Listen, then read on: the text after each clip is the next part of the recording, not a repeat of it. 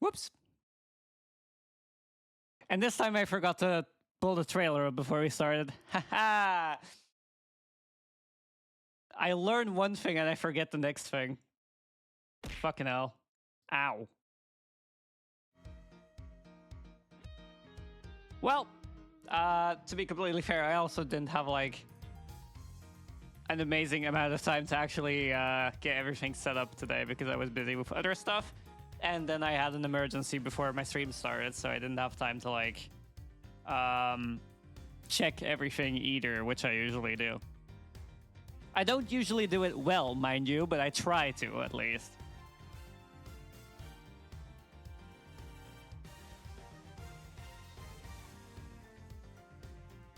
But yeah, I hope everyone is having a good evening.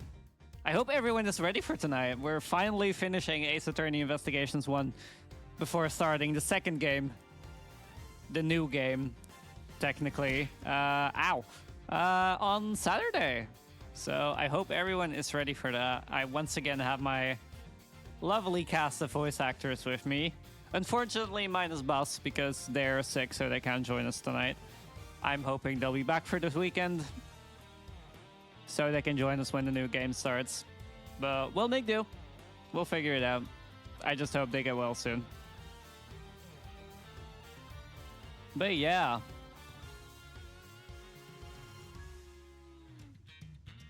We're going to be heading into Discord and into the game soon. I am going to be a petty little bitch and I am going to show you guys the trailer before we actually get started because I feel like it. And then we'll get started.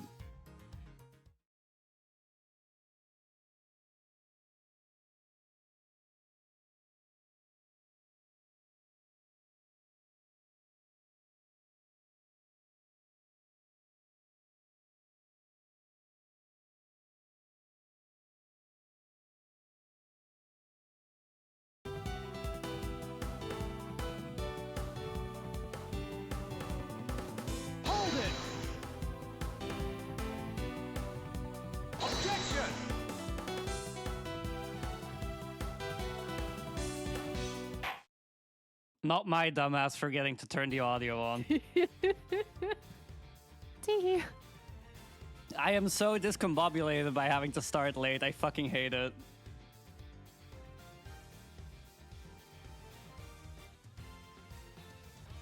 But hi, how's everyone doing? Hi. Hello. Hi.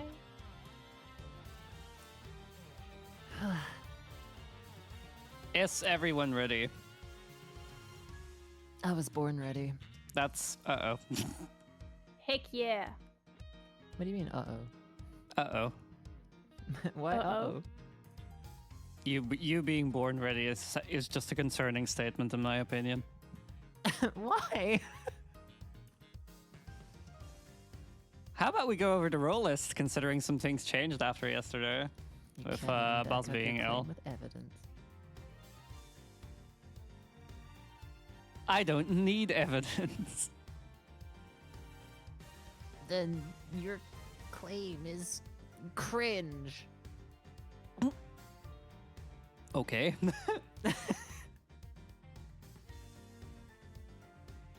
All right, let's go over the roll list before we get started. So, as usual, and unfortunately with Tyrell Bad once again added to my roll list, I'm doing Miles Edgeworth, Tyrell Bad, and Callias Palaeno tonight. Pray for my fucking vocal cords. Oh hey, I got Glebus. Glebus can voice someone today. Uh-huh.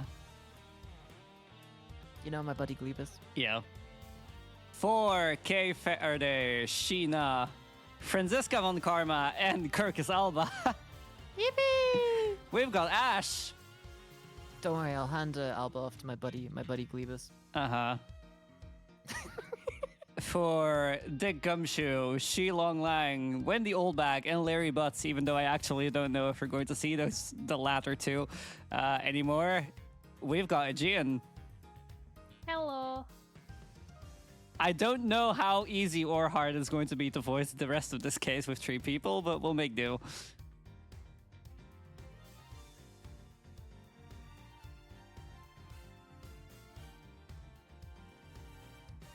Hello? Goodbye. Okay. Loving the no response to my sentence. Wait, what did I don't I don't- didn't think we needed to respond I don't know. to I it. don't know how to respond to that. Like, shit. I don't know. We die like Daichi, I don't know. Yeah. We. Fuck it. Right. Hi, Momo. Hi, Cat Snable. Hope you're having a good evening. I got high cat navel. How about we get started?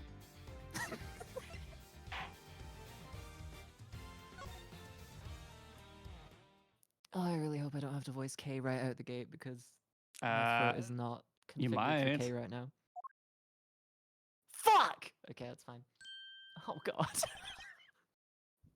Agent Lang. Langji says, little cubs never do they know the real fury of the elder wolves. These quotes are definitely becoming increasingly difficult to decipher. And what does that mean?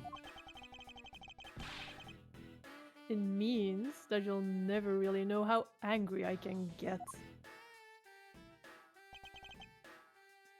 Mr. Prosecutor, the counterfeit bills made with Babali's ink. They were all of Zhang Fa denominations. Yes, so I heard from Miss Von Karma. But we don't know where the play money has gone. They must not have figured out how it was all burned yet. Ever since those things showed up in circulation, my country's economy has taken a big hit. Zhang Fa is in financial chaos as we speak.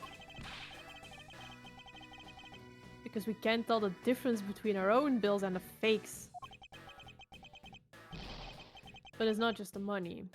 The citizens are also worried. I've staked the honor of House Lang onto this. And I've come to this land to capture the mastermind behind this whole mess. I investigated how the bills were made, and how the ink was smuggled into Zhang Fa. And I pursued the smuggling ring all the way here.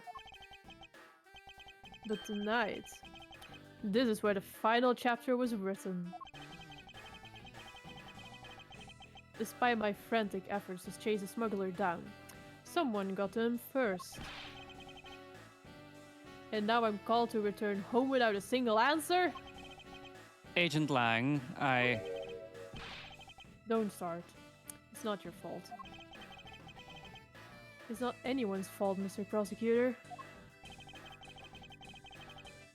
Ambassador Alba, I'm sorry for all the trouble tonight. Oh, no. It is I who should apologize. It was all because I was not strong enough. If only I was able to think of a better solution. Curse this, you fool! Curse your empty brain! You're being too hard on yourself, Ambassador. I take full responsibility for tonight.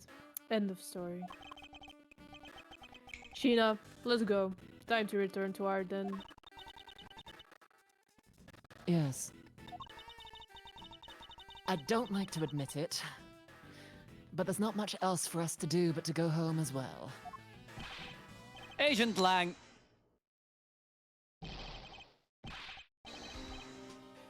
You, Wolfman, and the secretary lady. Hold it! Objection, pal!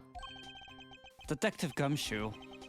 Have you got the results of the handwriting analysis already? Hi, Saber. Yup. And that note was definitely written by Mr. Koshin, sir. Just as I thought. Good work, Detective. Hey, Mr. Prosecutor. How long do you intend to hold us up for? Sorry to have made you wait, but I believe that now everyone is finally here. Agent Sheena, I'd like to ask you something, if you don't mind. Yes. How exactly did you fail to see the Adagarasu when you were in the neighboring room to where Mr. Koshin was killed? I'd like you to explain that to us. What? Hey, Mr. Prosecutor. What are you doing asking her about something she didn't see? Agent Lang hasn't touched the Babal investigation at all. So I suppose I will need to explain a few things to him first. Miles Edgeworth, I can't even begin to imagine what's going on in that head of yours.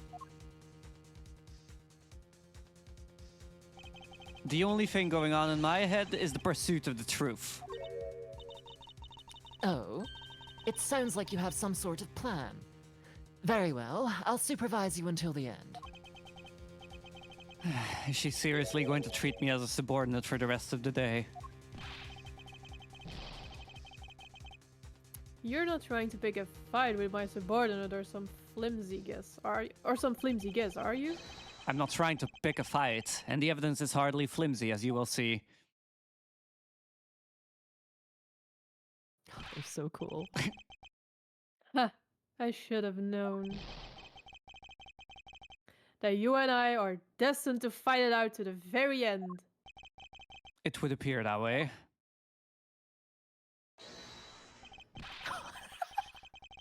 Well, I'll prove her innocence. So let's see what you've got, Prosecutor Edgeworth. With pleasure. For my opening argument, I'll discuss the Yatagarasu that appeared in Babal, and establish exactly who it was that Kay saw. Agent Lang, I assume you've been briefed on Kay's testimony. You mean the suspicious person in a coat that she saw? That's right. That person is one of the keys to solving this case. The person who pretended to be the Yatagarasu. Pretended? And what do you mean by that? I'll get to that in a second, but first I want to review what Kay's mystery person did. Kay, if you could please explain for us what the person you were chasing did. Oh, Jesus. Okay, you got it. I first spotted the suspicious person near the open-air stage on the Babalese side. I called out to the person, but as soon as I did, that person ran off. I thought it was rather suspicious, so I immediately gave chase. For the sake of argument, let's call the suspicious person the Yatagarasu. Now, please tell us what happened when you chased the Yatagarasu up to the 3rd floor. Can do.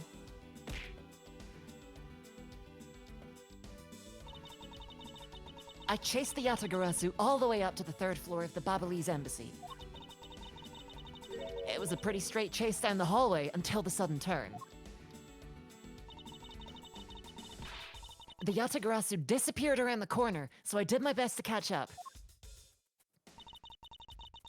When I turned the corner, I saw the Yatagarasu run into Mr. Cochin's office.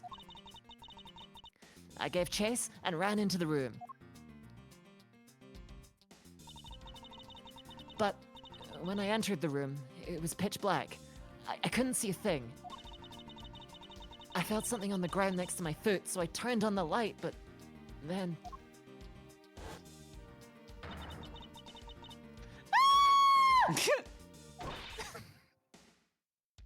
Who's there? By the time I had turned on the lights, the Yatagarasu had disappeared! When Kay entered the room, the person she was chasing was already gone. Why do you suppose that was, Agent Lang? What do you mean? Why do you suppose? Isn't it obvious?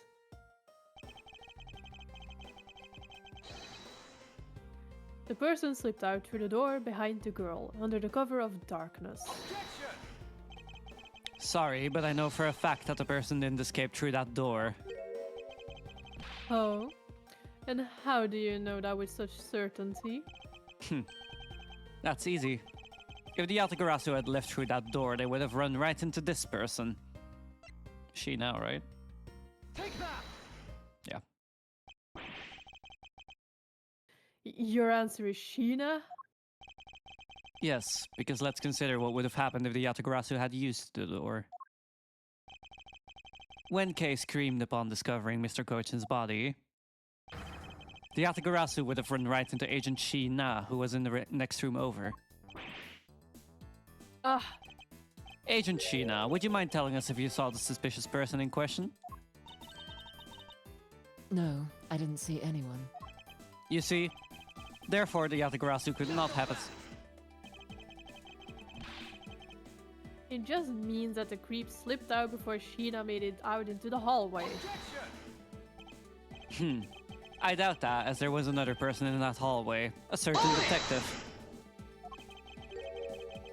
Chef Taku, thank you for the follow. Detective Gumshoe, where were you exactly at that time? Me, sir? Well, when I heard Kay scream... The interesting letter combo, KYS. Oh no.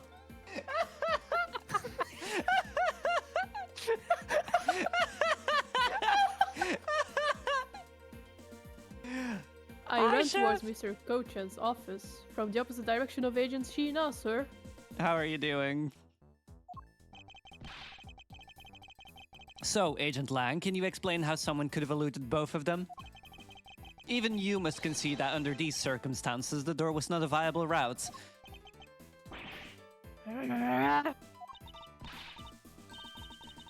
Way to go, Mr. Edgeworth. You nailed him with just an explanation of what happened. Yes, I've eliminated one of the possible escape routes from that room. But this is far from over. I need to make Agent Lang aware as well of yet another possible escape route the Yatagarasu could have taken.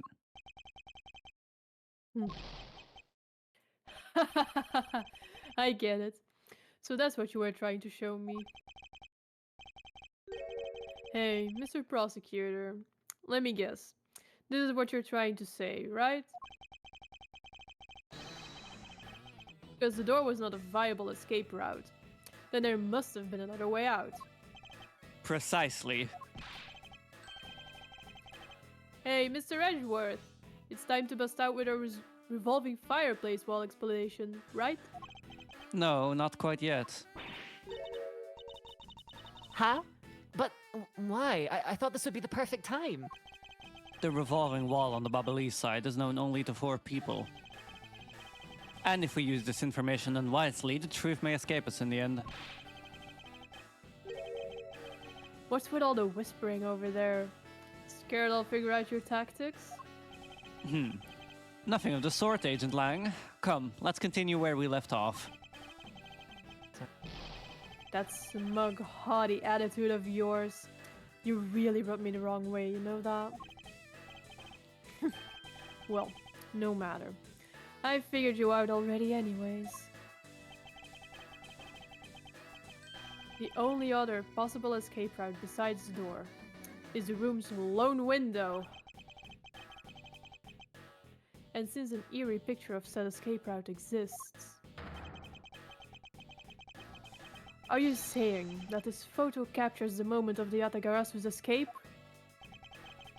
I guess Detective Bad must have filled him in on this photo. I have to admit that at first I thought the window was to be a possible escape route as well. However, I now know that to be impossible. Now, I realize you may not know this, but humans can't fly. Of course I know that. That's bloody common sense. Besides, I never said I thought that photo to be of the Yatagarasu's escape route. I suppose not. Alright then, explain yourself. The shadow in this photo is not the Yatagarasu that Kay was chasing after. You can say whatever you'd like in whatever language you want. But there's only one language I really understand. The language of evidence. Very well then. I present to you proof that the person Kay saw is not the same as the one in this photo. Huh?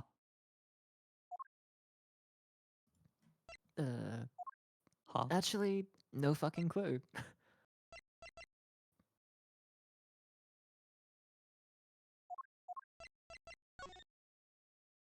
What room was this on? That was escaping from Mr. Kochan's office, wasn't it? But what room was the murder on? Because this was from the 4th and 5th floor. Or some... No, wait. Photo taken after first fire on the 4th and 5th. No, never mind.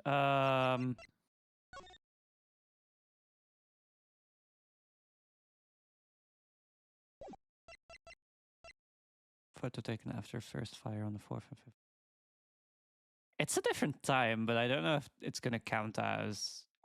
We can try.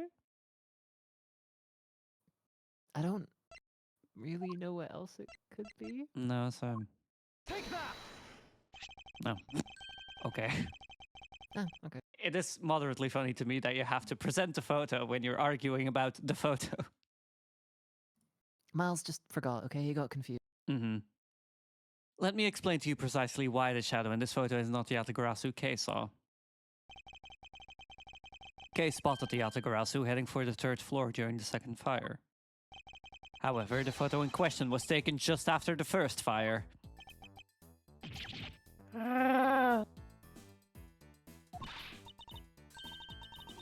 Yeah, way to go! That's twice you bitten him in the butt now. We're not done yet. You still have to explain what the shadow is. And how the Yatagarasu escaped. I don't suppose you can answer both, can you? Regarding the photo, I admit that we don't understand what it means quite yet. Ha, as I thought.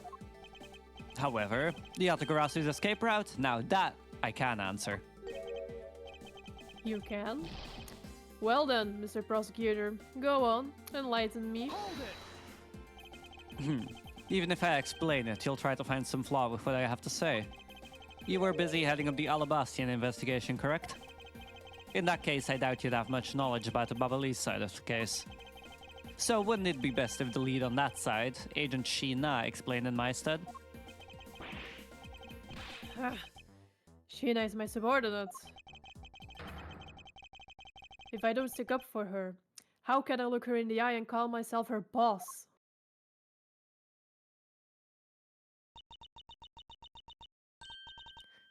Lang, it's alright. I can take care of him. Sheena, You've shielded me a lot as my boss. But it's time for me to prove my worth. alright. If you're okay with it, then you have my support. Finally, it's down to just Agent Sheena and myself. This is where the battle really begins. Now then, what is it you'd like to ask? Let's see. Why don't we start with your movements inside the Babalese embassy?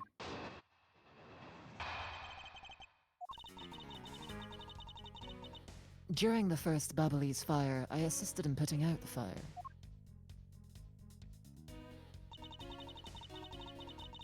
During the second fire, I was searching for the Yatagarasu that had appeared in Babal. Jesus, that's it.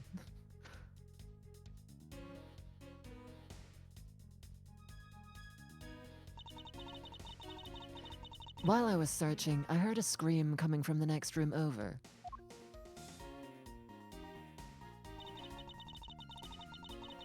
Although I was in the next room, I was unable to catch a glimpse of the Yatagarasu. To be honest, I'm actually very skeptical that the girl's Yatagarasu even exists. And that is all I have to say. But I'm not lying when I say I saw the suspicious person run into Mr. Kuchin's office. Like I said earlier, I have no intention of retracting my testimony. Good. Just to confirm, did you have a partner when you were on your investigation? No, I moved alone. In that case, you have no one to corroborate your alibi. Is that correct?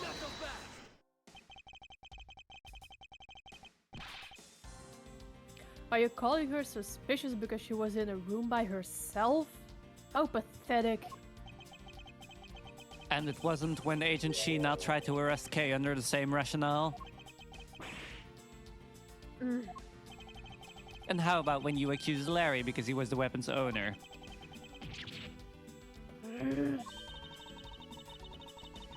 Not that it's unexpected for that useless lump to get into such a situation. Although, I suppose it's never a good idea to let mistakes go uncorrected. I will make no excuse for what I did in this situation. Then you should then you should apologize right now for making Kay out to be the killer, pal. I'm sorry. Sheena, apologize. I'm sorry. It's really okay. I mean, I'm not under suspicion anymore. Right, Mr. Edgeworth? Well, I never doubted you. Not for 1 second. And the same goes for me. I believe in Sheena. Now let's put that to the test and see if she really is worthy of your trust.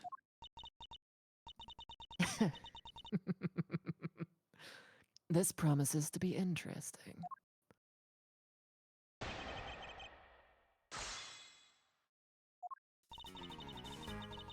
Okay. I don't actually see No, this any. is Sheena. Huh? Sorry, that was Oh funny. my god. I don't actually see any issues with her testimony yet, so.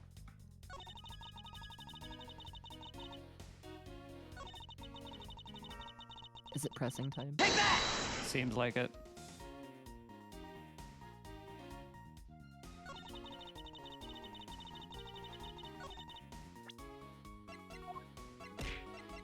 Ow.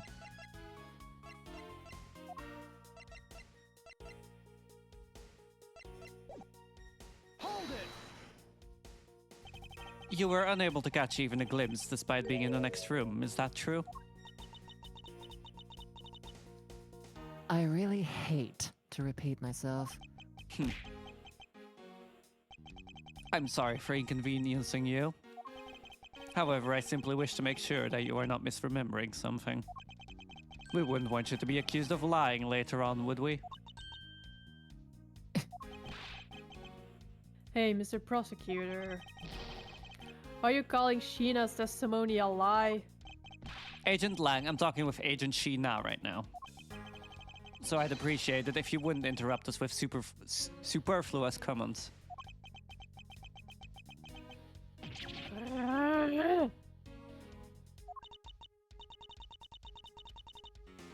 Aw.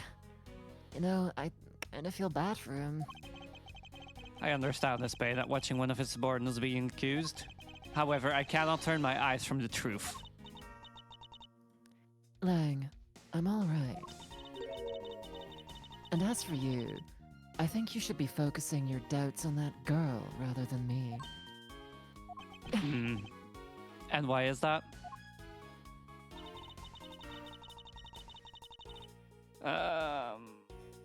Hold it!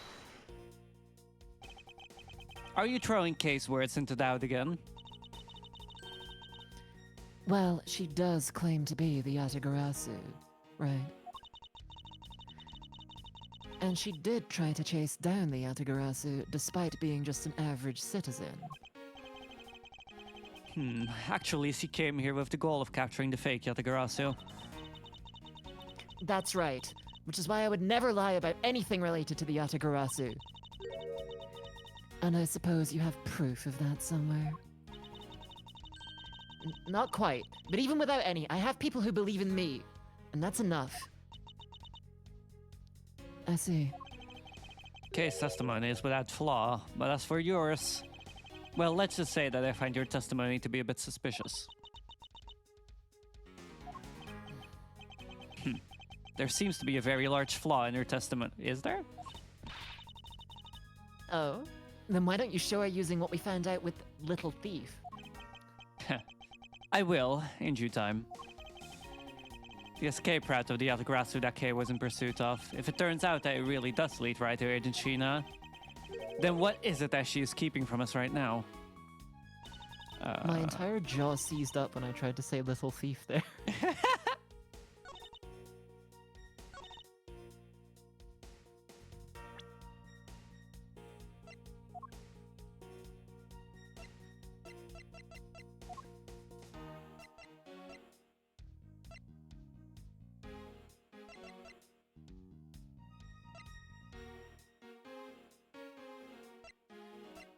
guess we're missing something, but I have no idea what.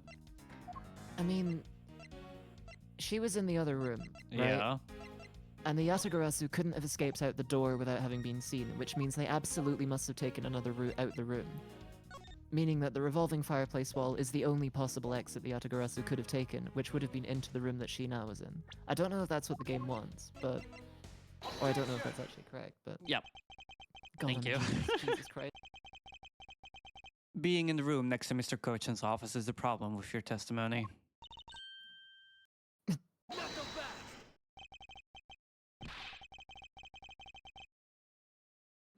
Mr. Prosecutor, I don't see what problem you're talking about at all. Agent Lang, do you recall the secret we discovered about the Alabastian office fireplace? Huh? Oh, you mean how it connects the office with the room next door? What about it? Well, Alabast isn't the only country with secret connecting fireplaces. Huh? The fireplace in Mr. Cochin's office holds the exact same secret. What? The Yatagarasu didn't escape through the door to the room or the window. The escape route was through the revolving fireplace wall and into the next room over. Yeah. Now do you see? If the Yatagarasu had escaped into the next room, then the thief would have run straight into Agent Sheena. Meaning that it's impossible for her to have missed the Yatagarasu. Yeah. What is the meaning of this, Miles? Well, would you care to explain, Agent Sheena, how you managed to completely miss the fleeing Yatagarasu, or shall I? Your claim that you were in the next room was a lie all along, wasn't it? The truth is you were the one Kay saw in the codes, pretending to be the Yatagarasu, and you were the one she chased after. As you tried to lose her, you ran into Mr. Cochin's office and headed for the fireplace. Then you shed your coat in the next room, leaving it there to emerge as Agent Sheena. After that, you came back around to place Kay under arrest. Does that sound about right? If not, then speak now or forever hold your peace.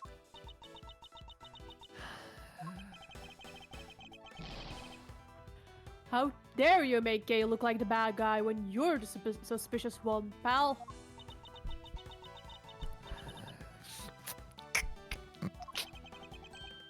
Hmm. Sheena?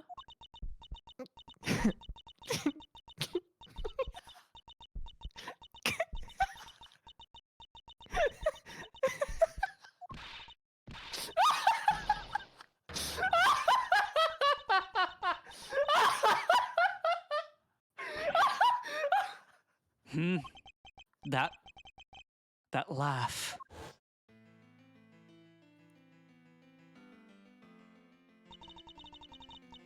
I remember this irritating laugh. Ugh, I'm getting chills down my spine. It can't be. But it has to be. Sheena, what's wrong with you? I'm sorry. It was so funny that I couldn't help but laugh. Funny, you say? Yes, that you would accuse me of being the Yatagarasu. The prosecutors of this country really are all so very strange.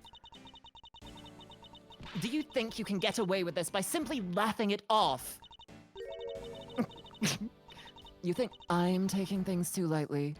I think not. It's that prosecutor who is. Look, everything you said earlier is nothing more than mere speculation. The Yatagarasu fled through the fireplace. Do you have any proof to back up your claim?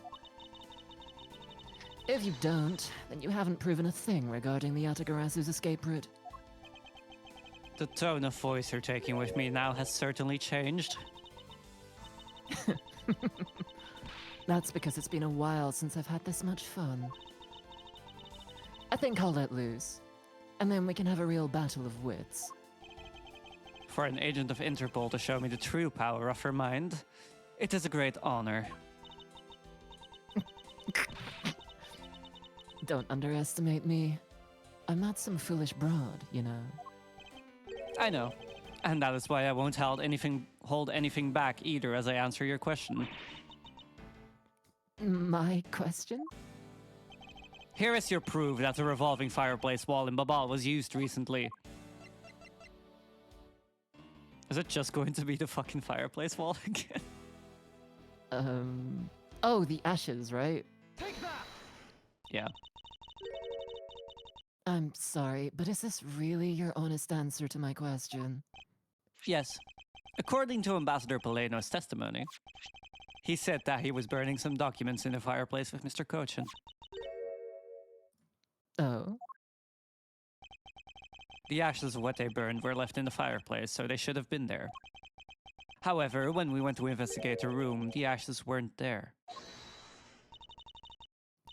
Why is that a problem? Maybe someone cleaned them up. Objection! Unfortunately for you, Ambassador Poleno said that he forgot to. And so the question remains, why were the ashes missing? The answer is simple. When the Yatagarasu went through the fireplace wall, the ashes were pushed into the next room by the wall as well. The movement of the ashes that were in Mr. Cochin's office is my proof.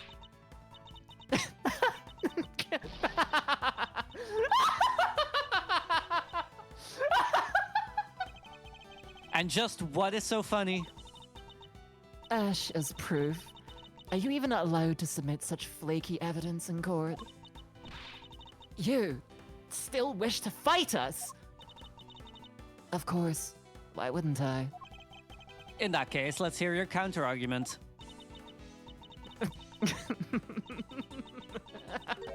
My counter-argument, huh? This really is just like being in court. Well, to me, we're simply continuing from where we left off all those years ago. I have no idea what you're talking about. It doesn't matter if we're at a crime scene or in court. Let's finish this here and now. I suppose. I've had a lot of fun today, but I grow weary of this game of cat and mouse. Let's make this the last testimony and wrap up this absurd case once and for all.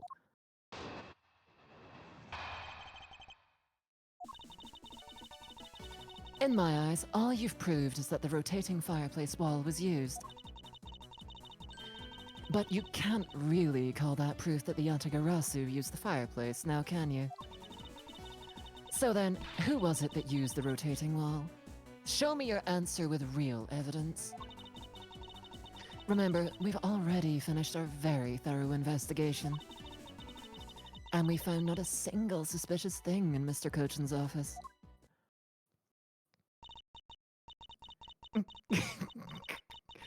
And there you have it. My counter-argument. That's very impressive. She has seen through to the fact that I have yet to gather that one piece of evidence.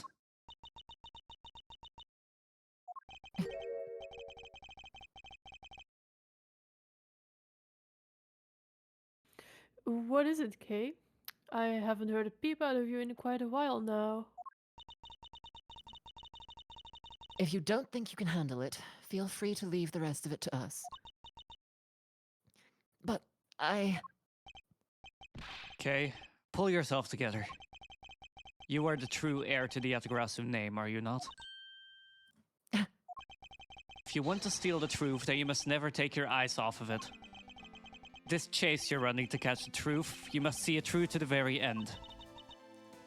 Mr. Edgeworth, you're right. I will see this through to the end. So, you go get her for me, Mr. Edgeworth. With pleasure. Looks like a lack of evidence has left you wide open, doesn't it? Sheena. Please, show me you're someone I can trust. Don't worry. This will be the deciding match. You'll see. I'm truly sorry, Agent Lang, but I simply can't allow her to escape me again. Very well then, Agent Sheena. Shall we begin? I'm ready whenever you are.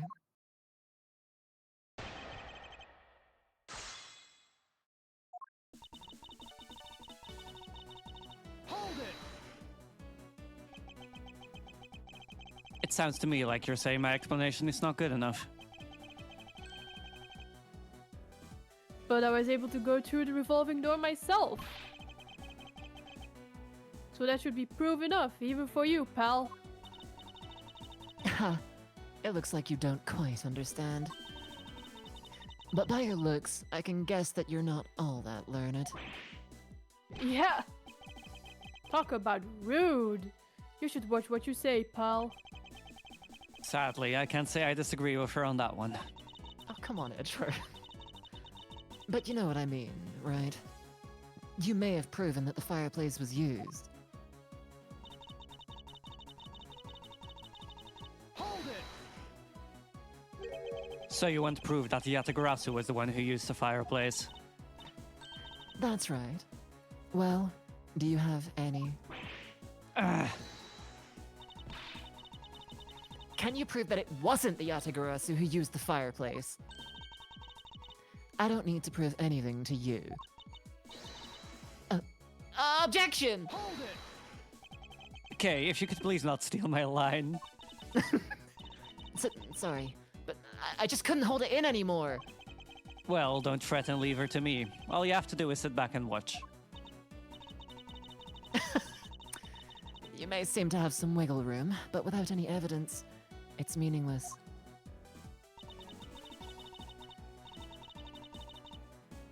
Hold it! It's possible that the Yatagarasu left fingerprints inside the fireplace. Sorry, but I had the forensics team check that already. All they found were prints belonging to Ambassador Poleno and Mr. Cochin. Curses. I should have known better than to think the Yatagarasu would have been so careless. But there must be some sort of evidence that we still have yet to find. I take it you have no further objections. Hold it! So, Interpol has finished examining the entire Babalese embassy. Yes, the investigators who weren't allowed into Alabast were incredibly helpful. They all put in great efforts to search for any sign of the Yatagarasu. And yet, despite all that effort, it appears that they failed to notice the lack of ash in the office fireplace. Furthermore, you were the one who inspected the room next to Mr. Cochin's, correct? I didn't notice the ash there in the fireplace of that room, and for that, I am sorry. You don't need to apologize, Sheena. As your boss, your mistakes are my mistakes. So, allow me to apologize for you. I'm sorry. You know, maybe this guy's not such a bad guy after all. He apologized for his subordinate and everything. What a great boss. Are you saying that I don't do anything for my own subordinates? Ah! No, nothing of the sort, sir. You're someone I really respect, sir. Even if you are a bit too strict sometimes. That is only a problem on your end.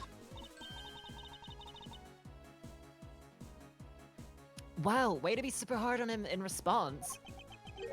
Am I really too strict on everyone? Anyway, Sheena. You didn't find anything in Mr. Cochin's office, right? That's right. We finished our investigation.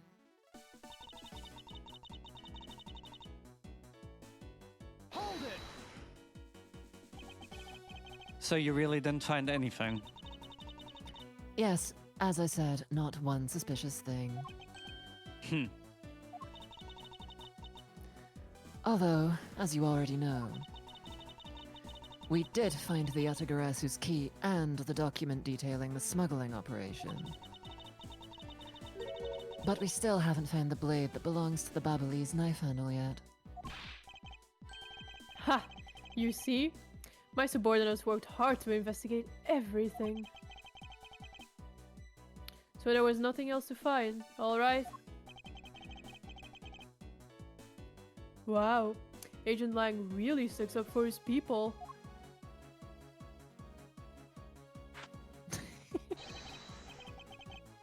Lang Ji says, all men are brothers, and friends become family.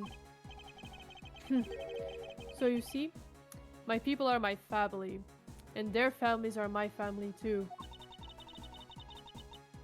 That's a rather large family you have there.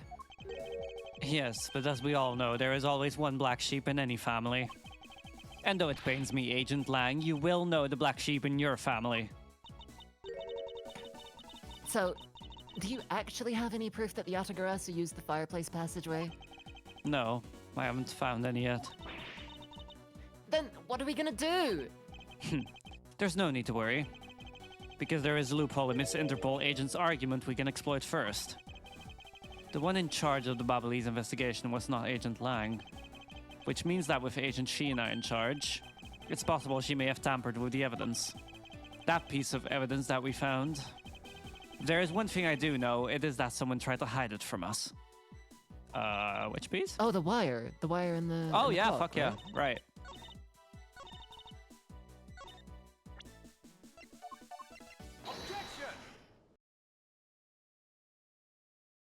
Objection! Well, you say that you and your agents have finished your thorough investigation. Are you absolutely certain that you didn't overlook anything? Well, aren't we full of ourselves, standing there insulting Interpol agents? You'd better not be insinuating that my men are incompetent, Mr. Prosecutor. I'd never do that. However, it doesn't change the fact that they did overlook something. I'd like for you to take a look at this length of wire. And what exactly is this supposed to mean? A length of wire? So what about it? I'll tell you what. We found this in the Ablaze embassy not long ago. What? And we found it wound up inside the grandfather clock in Mr. Cochin's office. You found that? At the scene of Mr. Cochin's murder? But this wire wasn't all we found. We found one other very important thing. There's more? In Mr. Cochin's office, there were signs that someone had burned counterfeit bills there. What in the... Yeah.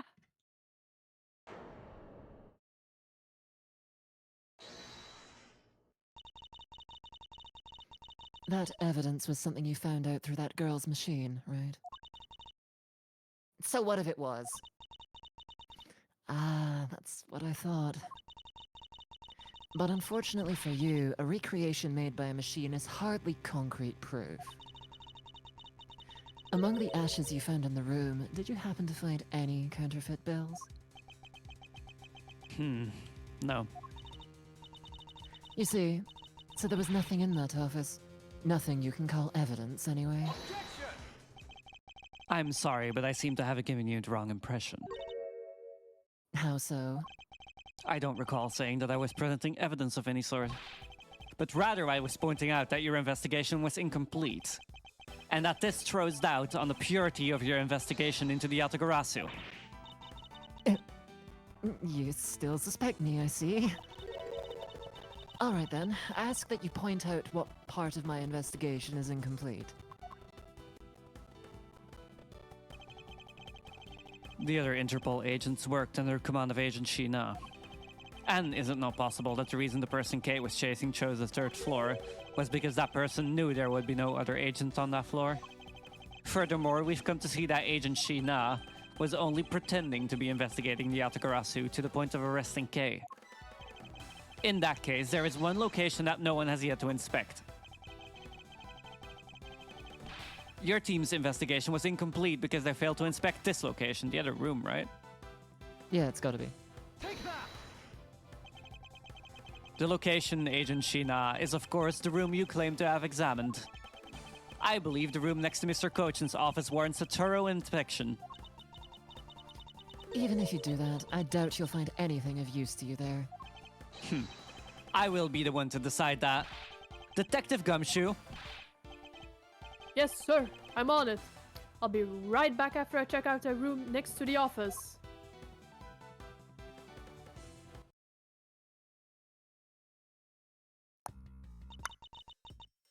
Hey, Mr. Edgeworth.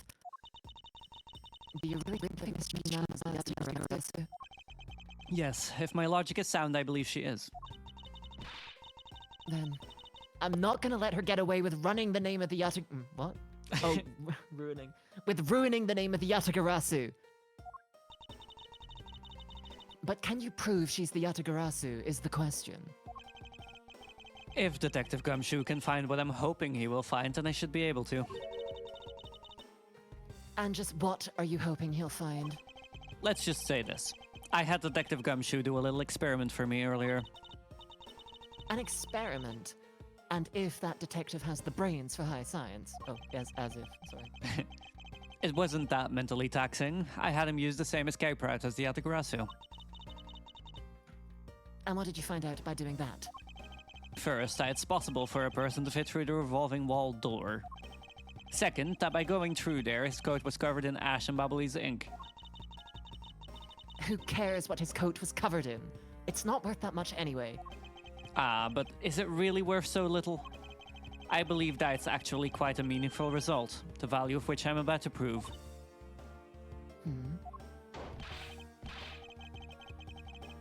Mr. Edgeworth, I found some things you really need to see, sir. Oh, so what are these things that you found? Some makeup, a coat, and a pair of shoes, sir. You found a coat! You hear that, Mr. Edgeworth? Maybe it's the one the person I was chasing was wearing. Yes, the possibility does exist. Agent Sheena, were these pieces of evidence not in that room when you examined it? Unfortunately for you, those aren't suspicious items of any sort.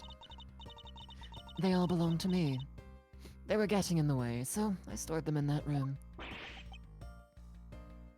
Aww. Thank you for bringing them to me. It saves me a trip. May I have them back now? Hold it! These items that the detective brought back are incredibly significant. I request that we be allowed to examine them.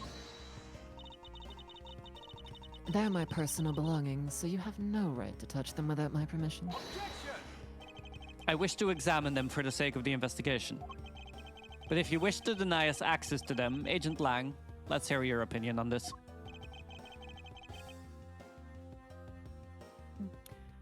I say, let them look at your stuff, Sheena. Lang? Sheena, let's put it all out in the open. If you're really innocent, then you have nothing to worry about, right? I guess so. Alright, go ahead and examine whatever you'd like. After all, I have nothing to hide. Good. Now let us begin. So which of Agent Sheena's belongings are you going to examine? Oh, Factus Gumshoe. Sorry. So which of Agent Sheena's belongings are you going to examine, sir? Teehee. Sorry. Tee. I'm not used to someone else talking on these moments. The coat, right? Yeah. Let's examine the coat. Yes, sir. It appears you managed to stain your coat rather badly. Agent Sheena, the Yatagarasu that Kay saw was wearing a coat. And I'm beginning to wonder if the stain wasn't created when you went through the fireplace. Haha. No, you have it wrong. That suit probably got on my coat when I was helping the police put out the fire. And what about this dark substance around the hem of your coat? Oh, I didn't realize that the hem was dirty. I'm sure it's just some water mixed with soot from when I was helping with the fire. I don't think so! You think you can get away with such a transparent lie? Yeah, don't lie to us, pal. This is the same pattern of dirt that got on my coat when I tried to go through the fireplace. Your words ring hollow in the absence of evidence, you know. So unless you can prove that the dirt on my coat is from the fireplace... Which I can. How? You did a great job, Detective Gumshoe. Huh? Me, sir? What did I do? This coat. This is exactly the piece of evidence I was searching for. I had been hoping to find the coat that the person Kay saw was wearing. Ow. And thanks to you, we proved that going through the fireplace would sully the coat. I don't quite get what you're saying, but I'm happy for the praise, sir. All that remains is for us to show what the dark substance on the coat hem is. Oh, and you think you can do that? Of course I can. This is the dark substance that sullied the hem of this coat. Take that! But Babaly's ink? Yes, this is what will prove that the coat went through that fireplace. According to Ambassador Poleno, he burned some files in the fireplace this morning. You told us about that already, so I don't really see the point in mentioning it again. My point is that he spilled some ink onto the back wall of the fireplace at that time. If the dark substance on this coat turns out to be Babaly's ink, it would prove that you and this coat went through the revolving fireplace wall.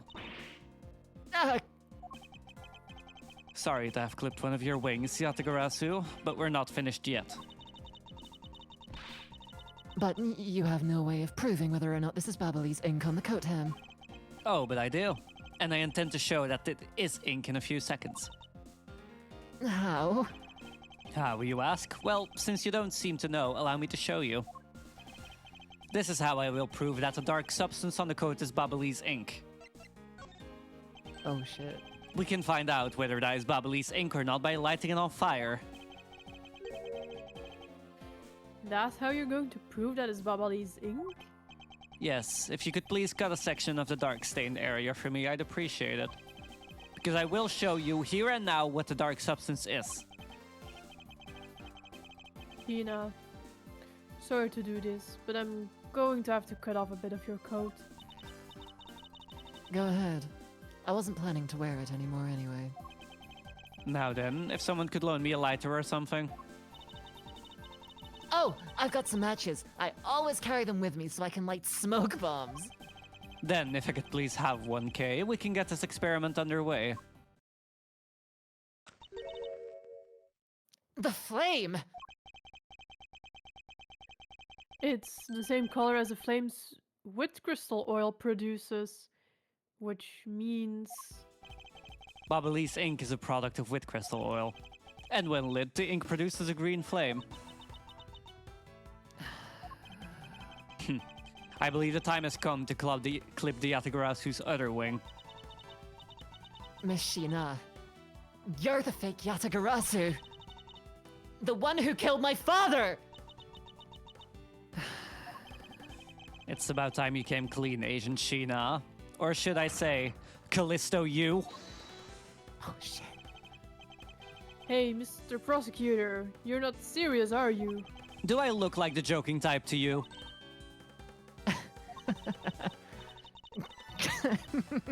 Callisto, you? I've never heard that name before in my life. That manner of speaking, and that attitude, haven't changed a bit in 7 years! You're the defense attorney that killed Mr. Faraday, and then tried to frame me for it. Oh, really? And you have proof? You insist that I am this Callisto you woman, but you can't prove it. If you have no proof, then I'm afraid you won't be able to lay a single finger on me. The raven is a very unique bird, one that flies by the darkness of night.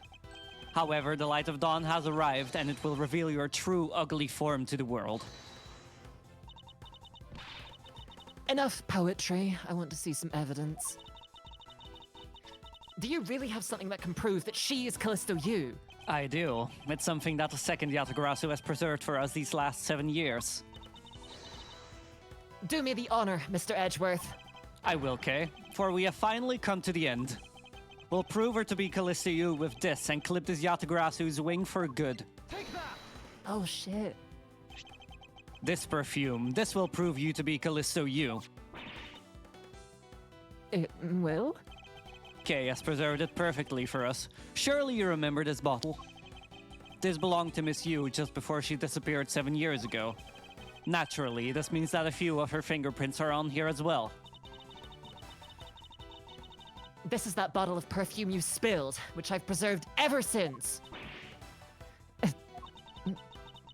I heard from my father, Baron Faraday,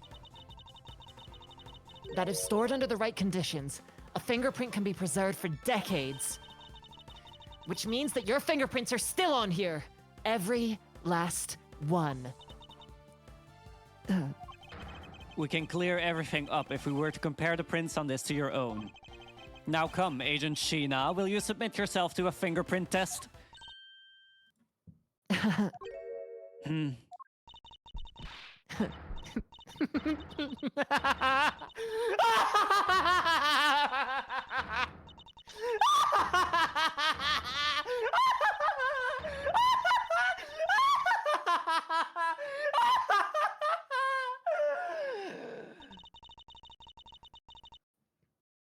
It looks like you've seen right through me yet again.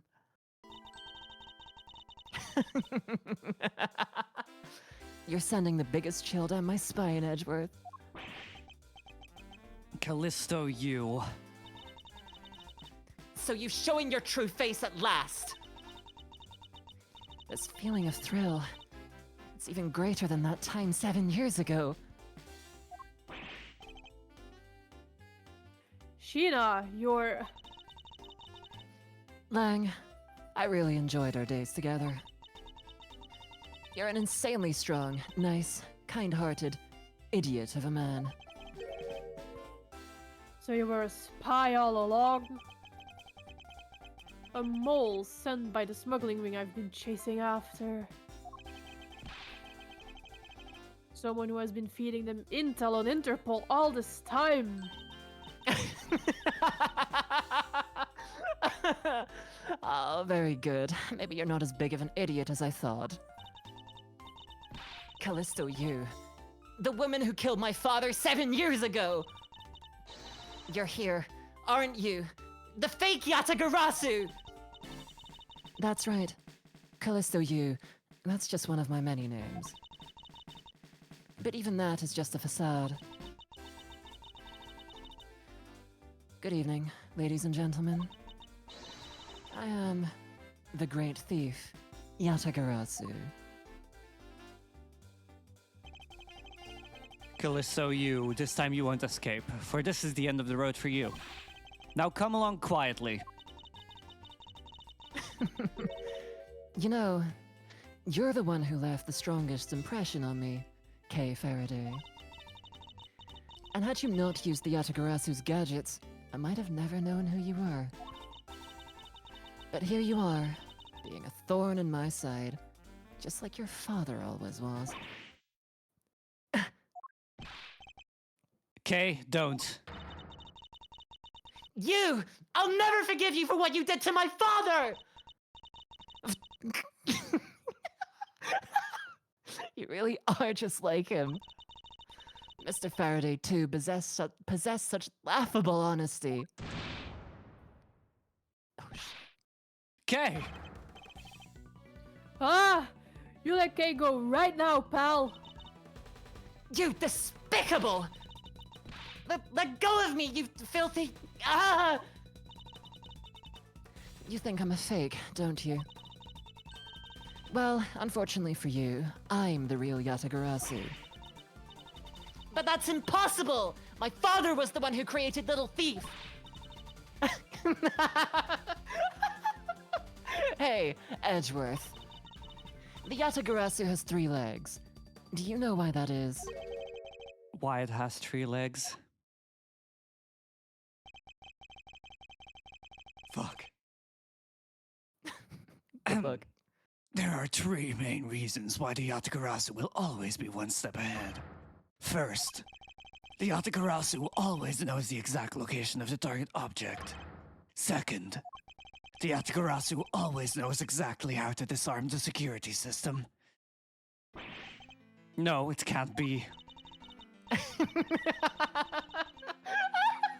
Did you finally figure it out? Do you finally know the real identity of the Yatagarasu? The real identity of the Yatagarasu is... Huh? Huh?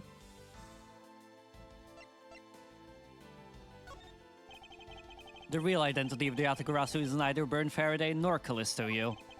But by the same token, they are also both the real Yatagarasu. How very perceptive of you. No way. The single person known as the Great Thief Yatagarasu never existed. Mr. Edgeworth! No, I refuse to believe this! The Yatagarasu is known to have 3 special skills. Skill number 1. The Yatagarasu always knows the exact location of the target object. And the lawyer would have the opportunity to learn the layout of client corporations. Skill number 2. The Yatagarasu always knows exactly how to disarm the security system. And a good prosecutor would be well versed in the ways of a criminal. And skill number 3. The Yatagarasu doesn't leave a single shred of evidence behind, ever.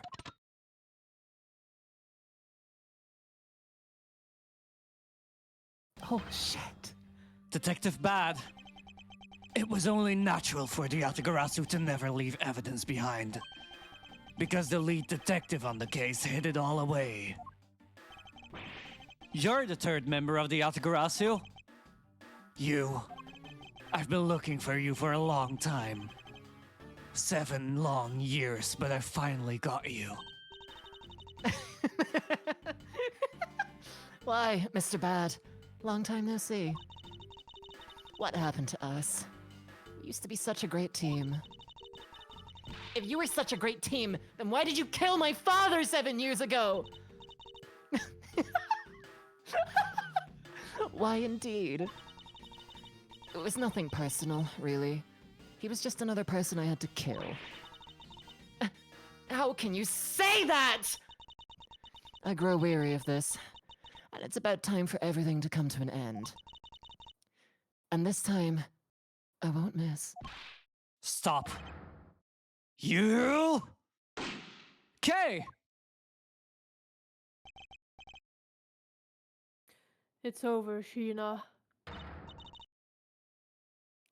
Your leg! Agent Lang! You idiot! What were you thinking, jumping in front of my gun like that? What are you risking your life for? I'm sorry, Detective Bad, but no matter what sort of past she may have had, or even if she is a spy, it doesn't change the fact that she is my subordinate. And as long as she is, I can't allow any harm to come to her, not even from you. You really are an idiot! You know that? That's fine with me. You should know by now that this is just how I am. Hey sis, Yes? I want you to conduct a full body search. Sheena might have another weapon on her. Alright. Detective Gumshoe, your assistance, please. Sir! Hey, I found something. What is this, sir? It looks like the blade of a knife, but it doesn't have a handle. This is a great find, Detective. Huh? It is, sir? Let's try pairing up this blade with this handle. That's the only one we have, right? Yeah. Take that! Yeah. I believe this blade actually belongs with the handle that was on the murder weapon. Hey, they fit together perfectly. This blade must have been taken from the crime scene when the knife handles were switched. I'm going to go return this to this Babbly's knife now. Detective Gumshoe, are you having a stroke? All right, I trust that you'll make sure that it is returned to Ambassador Poleno. Babbly's knife handle given to Detective Gumshoe. I believe this makes it perfectly clear who did it, Callisto, you. For the only time the handles could have been switched is just after Mr. Cochin's murder. Which means that you must be Mr. Cochin's killer. You killed Mr. Cochin with the Alabastian knife. Switched the handles and then took the original blade of the Babbly's knife with you. Later, you allowed yourself to be spotted by Kay near the open air stage. You used the fireplace to lose her, and then you went back to accuse her of the murder. Does that about sum it up? Objection!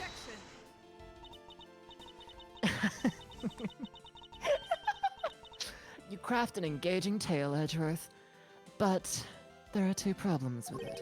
Problems in what respect? What do you think my real reason was in allowing her to chase after me?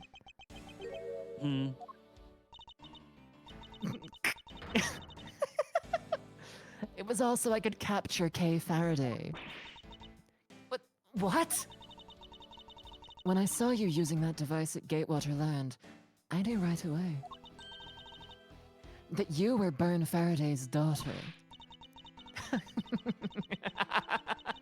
I became curious, so I researched a little into your background. That's how I found out that you were on the trail of the Yatagarasu. So that's why you tried to pin Mr. Cochin's murder on me. Yes, I knew you would show up at this embassy tonight. So I thought to use you. But pinning the murder on you wasn't my only goal. You had another? Yes. Once I had you under arrest, I had planned to search you. And take back the device that rightfully belongs to me. The true Yatagarasu. You were going to take little thief away from me! 7 years ago, it was thanks to that device that Faraday was able to infiltrate this place. Take that! But he stole more than he should have.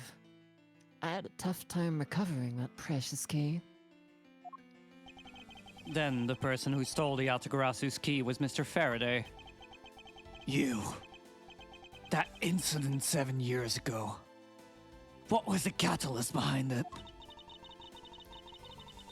In the eyes of the smuggling ring, the Yatagarasu was becoming a bit of a problem. It wasn't an especially pleasant assignment. Then why? Why did you become a member of the Yatagarasu? Why? There is no why. I was destined to betray everyone from the very beginning. From the beginning? What is that supposed to mean? The person I take orders from hasn't changed. Even now, to this day. Does this mean that the leader of the smuggling ring wasn't Mr. Cochin? Then the real ringleader is still out there pulling the strings. Are you done asking what you need to know? Because if so, we should probably get going. And you're going to tell me everything you did tonight.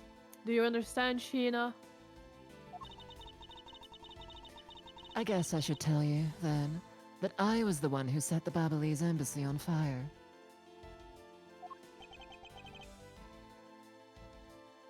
And why did you do that? I suppose it was to destroy all evidence of the counterfeit bills. That was what the smuggling ring was trying to do? But then, why start two fires? Sorry, but I can't tell you anything about the ring. It's your job to complete your investigation, after all. I've had my fun. Now, it's your turn to enjoy the ride. Wait! I mean, Machina! Yes? When I fell to the floor earlier, these were at my feet. What about them? They're such pretty hair sticks that I thought, well, that I should return them to you.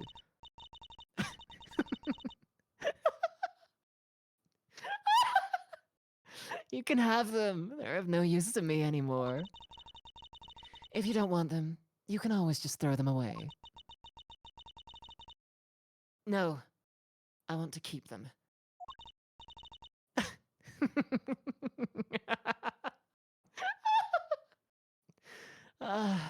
Suit yourself. Oh, that's right.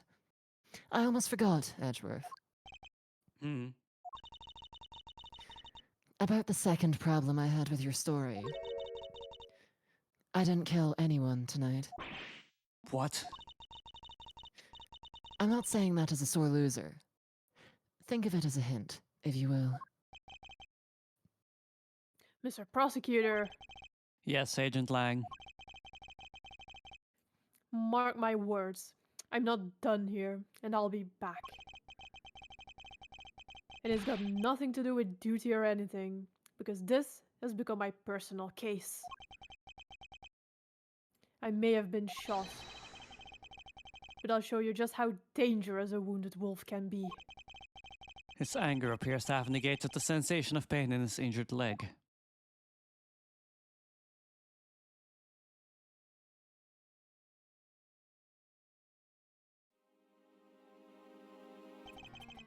It's finally over, Kay. I feel like I've peered into her heart a little, you know? And it's so cold and dark and incredibly lonely. The person who was giving her all these commands. The one who thought my father was a problem to be removed. That person is the real ringleader behind the smuggling ring. Mr. Edgeworth, I have a favor to ask you. Can you hold on to these hair sticks for me? They're really pretty, just like the ones they were selling for the Jammin' Ninja show. But until this case is over, I don't think I can look at them without being overcome. I understand. I'll take good care of them for you. There is a bit of soil stuck on the ends of these sticks. Oh, I guess it's that time already, huh?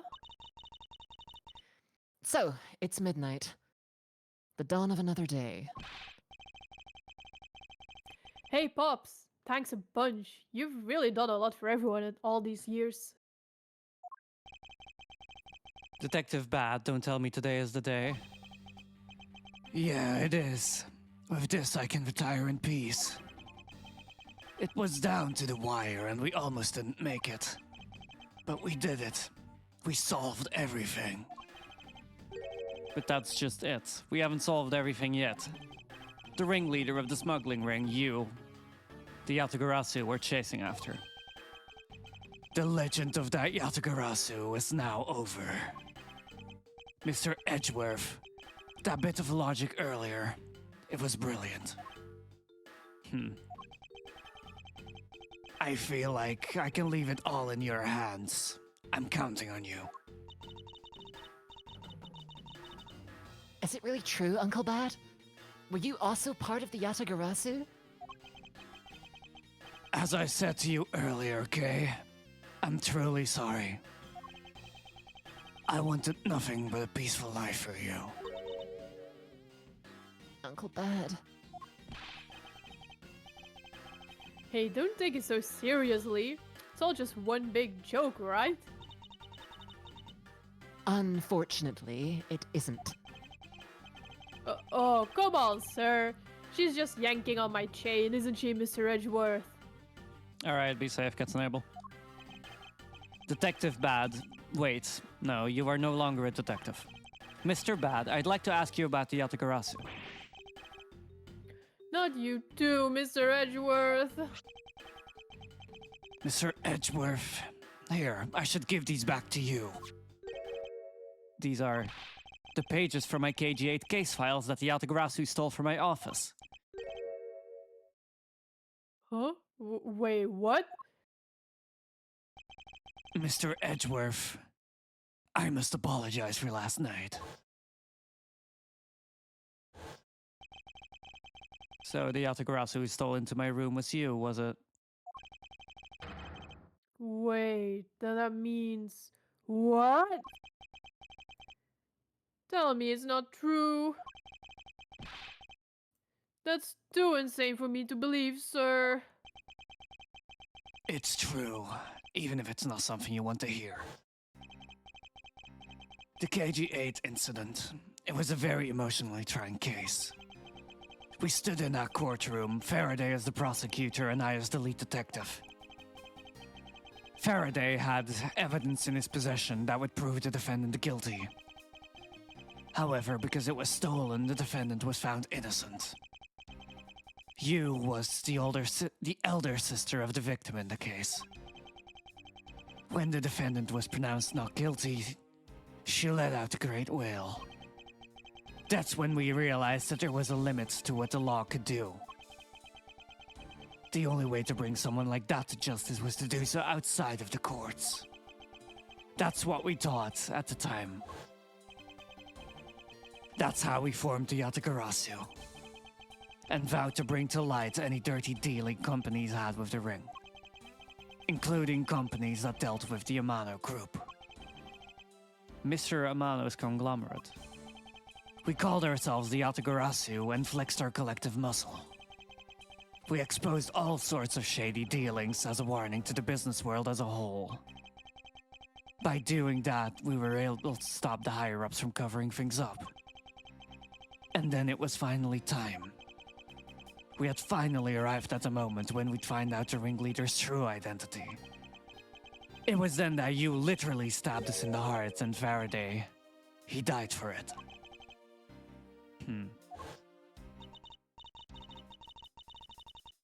But why? Wasn't she the sister of the victim in the KG8 incident? After Faraday's death, I looked into her past. And that's when I found out that she was a phony. The victim of the KG8 incident, CCU, she never had a sister. What? Then that means Sheena wasn't the only fake name she used. Callisto U was also another pseudonym. From the very beginning, that woman was a spy sent by the smuggling ring. She said it herself. I was destined to betray everyone from the very beginning. Anyway, let's return to the real topic at hand. Mr. Edgeworth, this trump card that we stuck onto this page of the case file. Please use it wisely. Trump card? That photo that we stuck on there. Try peeling it off. Behind it slumbers a piece of evidence that Faraday hid away all those years ago. It's the mark of the Yatagarasu. But why? This is a directives card from the big boss. Take a look at the back. This was something Kochan had on him at the time of the KG8 incident 10 years ago. That blood is from the victim of the incident, Miss CCU. But why is the card adorned with the mark of the Yatagarasu? The reason why we called ourselves the Yatagarasu was because of the three-legged raven mark that the smuggling ring's boss used. Apparently, orders from the boss would come on these cards without fail. The person who received the order was supposed to burn it immediately after reading it. And apparently, it burns a bright green flame when set ablaze. So you mean the cards were written in Ablaze ink? The fact that the card that Kochan was sent made it into Faraday's hand at all is nothing short of a miracle. We decided that whenever we stole anything, we would send a card along with it to the police. So that's what those white cards are. The great thief that used the mark that only those within the ring would know. It was our message to the ringleader that we were only a few steps behind.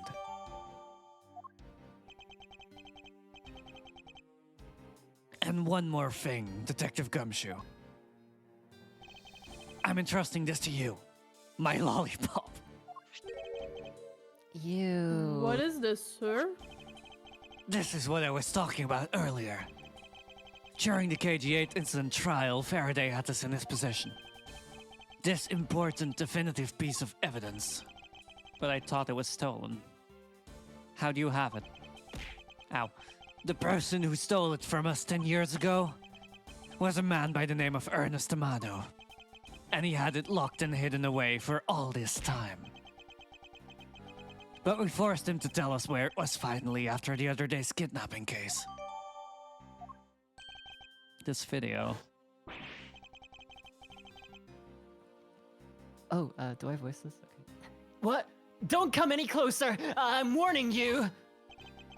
This is the same video as the one Mr. Portsman was trying to conceal from me.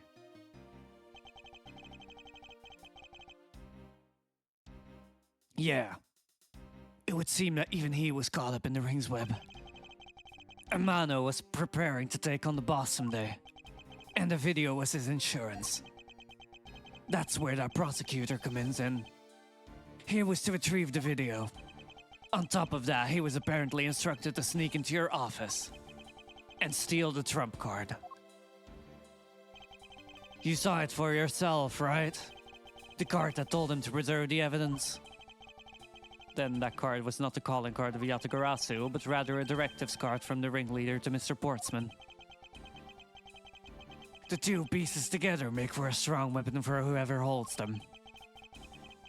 The evidence Mr. Portsman thought to withhold from me, and the one that you stole from my office last night. Both pieces are illegal, and for me to use either one is... whether you use them or not is up to you.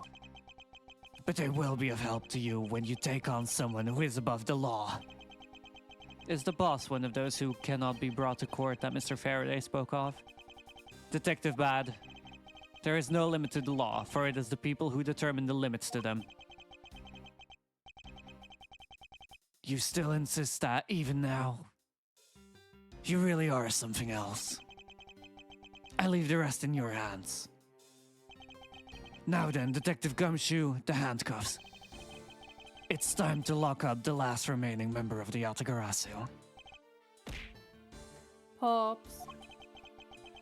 Don't ever lose your detective spirit. Pops. Why is this happening? This isn't justice. Like I always told you, do not get emotionally involved. Now let's go. Yes, sir.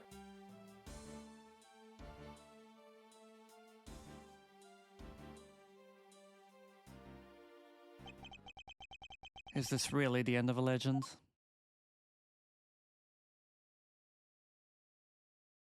Damn, okay. That's the middle Shit, portion that- then. That went hard, holy shit. Alright, I'm going to be throwing it to a quick ad break. And I need to grab some water. Me too. And now's the time for a snack break. Be back Yippee. in 5 minutes or so.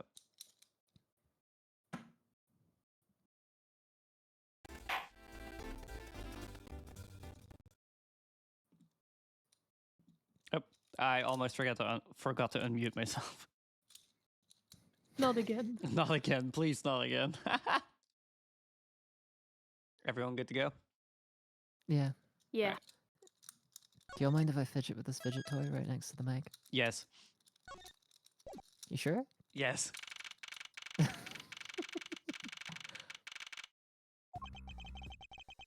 So now we know who the Yatagarasu really was. And yet there remains much to this case that needs to be resolved. Like how the weapons crossed country lines, for example. The two countries have incredibly strict security systems and entry procedures. Short of a miracle, it's impossible for someone to have smuggled them in. Smuggling them in, huh? We will need to open a new line of investigation on just this aspect alone. But before we do, I would like to go through my evidence once more. Unnecessary evidence has been removed, remaining evidence has been rearranged. Hey, there's a VCR here, sir. Now we can see what's on the tape Detective Bat gave us.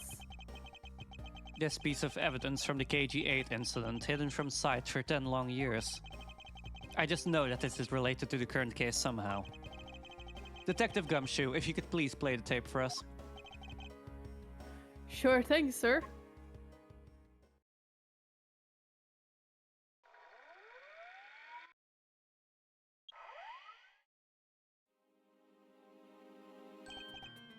This man, it's Manny Cochin. And he's holding a knife in his hand! This looks like footage from a security camera at the entrance of an apartment building. An apartment building? How do you figure that? Unlike you, I actually read the summary file on the read the summary file on the KG-8 incident. And the crime scene was the victim's own apartment. So this footage was shot at the entrance to the victim's own apartment building. At the trial, Mr. Faraday claimed that this piece of footage existed. However, no one could find it. Yes, somehow someone was able to steal it and hide it through Mr. Ernest Amano. I can see how this would have been a definitive piece. Whoa. I can see how this would have been a definitive piece, and why someone would want to hide it. But it's a piece of evidence from a 10-year-old case. There's no way it's related to this case we're working on now, sir. Actually, I believe it has everything to do with the case we're working on right now.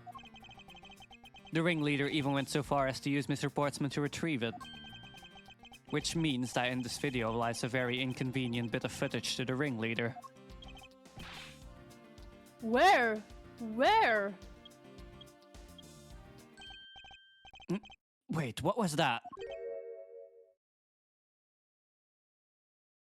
Huh? That bit you played just now. Please show it to me again.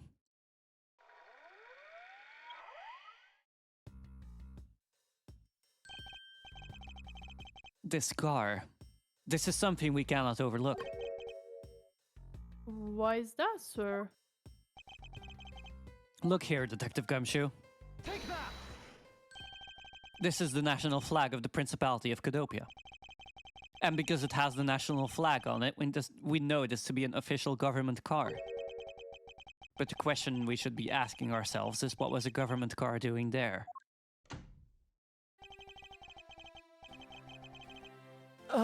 Miss Von Karma and Mr. Edgeworth. So you were here all this time.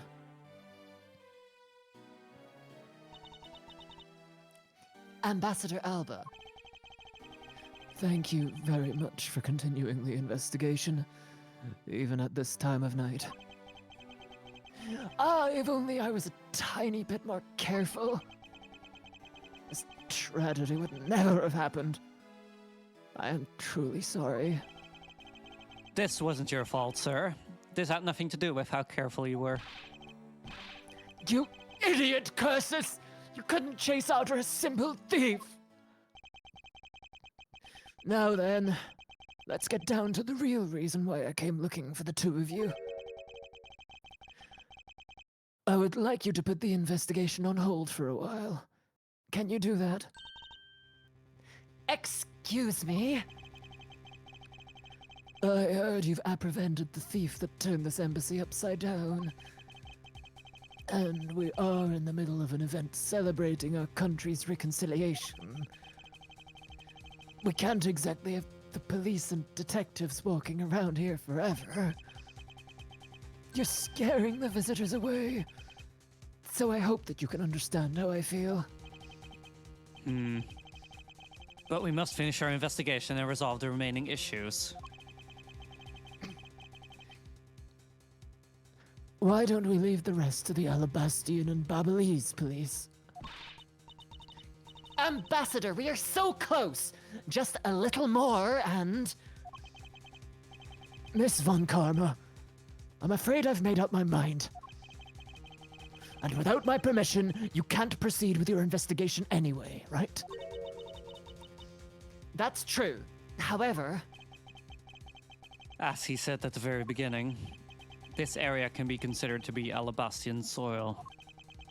In which case, we are nothing but foreigners in their land. Is this really where our investigation ends? Shifu, we found Mr. Edgeworth, sir.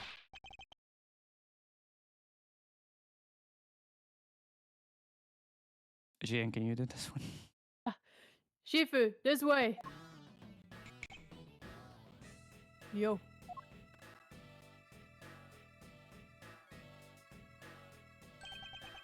Agent Lang, you're back on the scene rather quickly.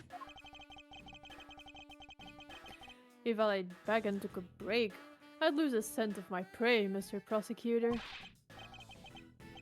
Agent Lang, why have you returned? Because I have to solve this case no matter what. Well, I'm sorry to inform you. Don't take this the wrong way. I don't suspect you personally. However, a member of Interpol was just found to be a thief. And so...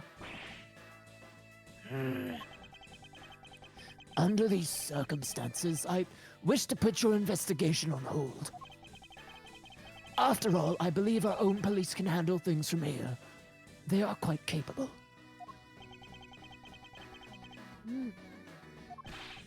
At this rate, our investigation really will come to a close.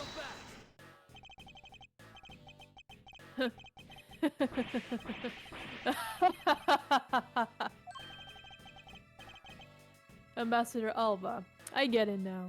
I really do. Oh, I'm very glad you understand how I feel. No, not that. What I was talking about is...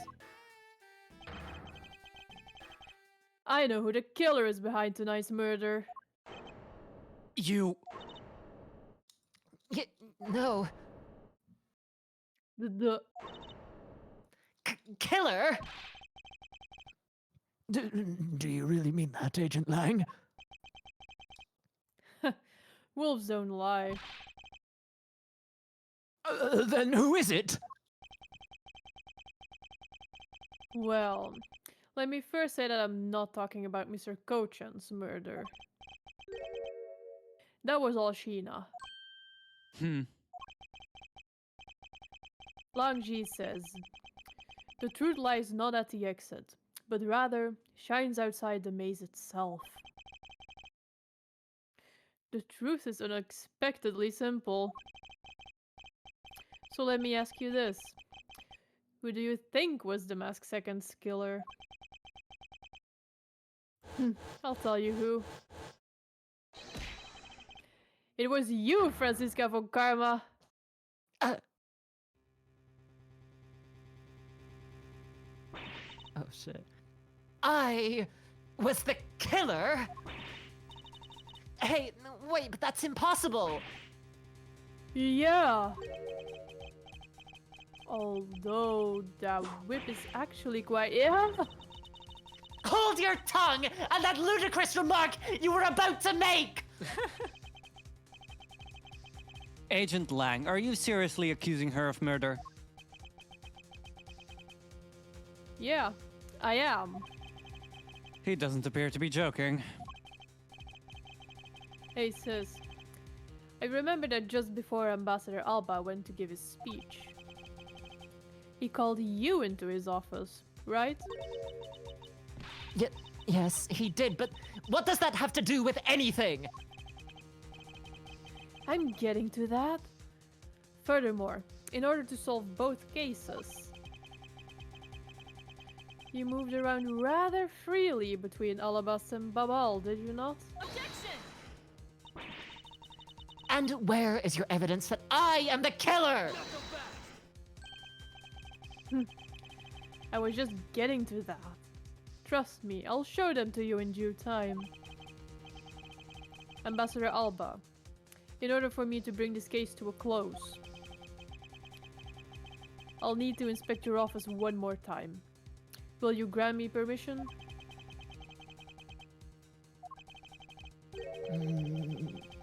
With things as they are, I suppose I don't have much of a choice, do I?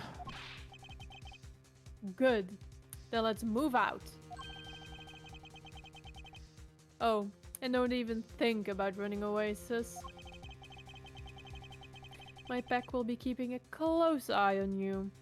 You can bet your bottom dollar on that. As if I would have any reason to flee! But just so we're clear, your logic had better be sound.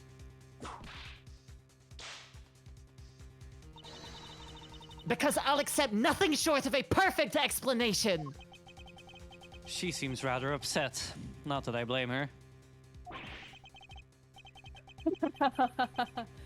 I expected that you'd accept no less. But we'll see how long you can keep the nose of yours stuck up in the air like that. Agent Lang, as someone related to tonight's case, I request that you allow me to take part. And so that I may clean up my superior's mess.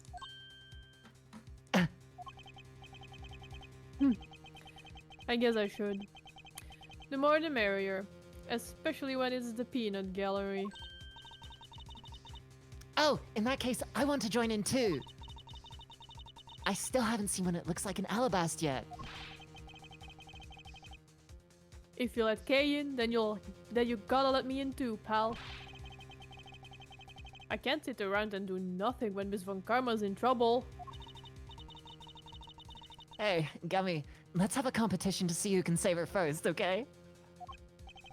Okay, I'll take you up on that.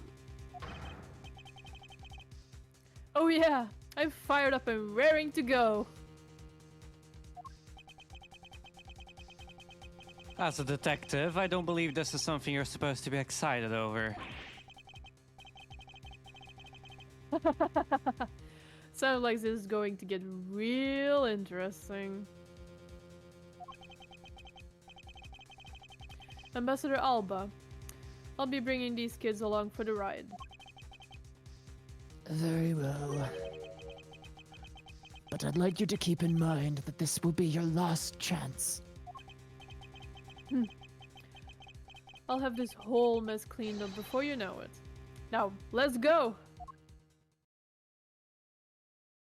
Oh man, that Alba voice has shredded my throat. I'm sorry. Damn, every woman gets accused this time, for real. Okay now, let's first go over the facts one more time. Manny Kochan's body was found over in the Secretariat's office in Babal. The weapon that took his life was one of Alabast's ornamental knives. And then, the body of Damask II, Mr. Kashi Nu, was found here in the Alabastian ambassador's office. Through our investigation, we found that the murder weapon was a Primidux statue. And that this is actually Babal's statue. This case, no matter how I look at it. Sis, if it wasn't you, then there's no one else who could have pulled this off. Agent Lang, do you understand the full implications of what you're saying? Of course I do, sis. And I'm serious. You were on the trial of the smuggling ring, and you wanted any evidence you could find. And so, while people were distracted by the Yatagrasu's appearance, you snuck in here. That's when you two ran into each other. You and that other thief who took advantage of the confusion from the fire. Objection! Even if all that were true, how do you explain the movement of the weapons? Don't worry. I plan to show that you're the culprit behind that too. You had permission to investigate both embassies at will. With that kind of free reign, you could have easily taken... Hey now! Look, sis. I thought I already told you. I'm not messing around here.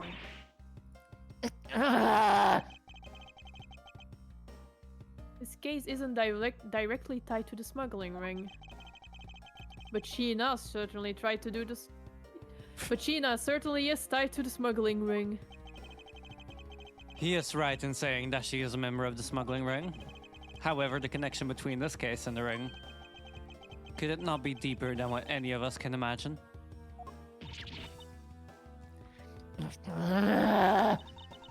Let's get this ridiculous circus over with already! Franziska, you need to calm down. Because you only know the facts of the Alabastian side of the case. I don't believe you can see the case as a whole, and therefore solve it. What? But don't worry, I am taking this seriously as well, and I will prove your innocence. I'm fucked. That's the only way to be, Mr. Prosecutor.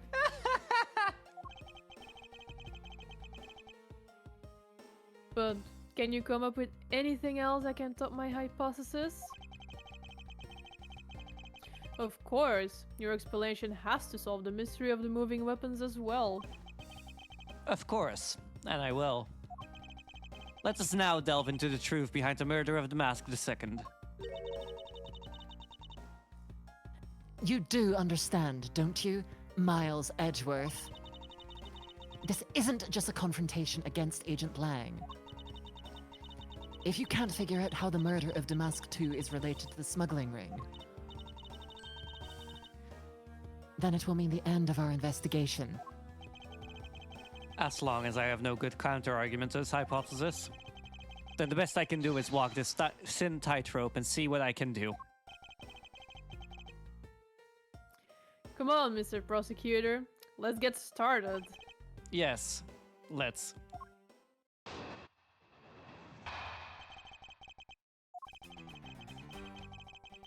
One of Alaba's knives was used in Babal to murder Mr. Kochan. And the murder weapon is in the killing of Damask II is Babal's Primidux statue.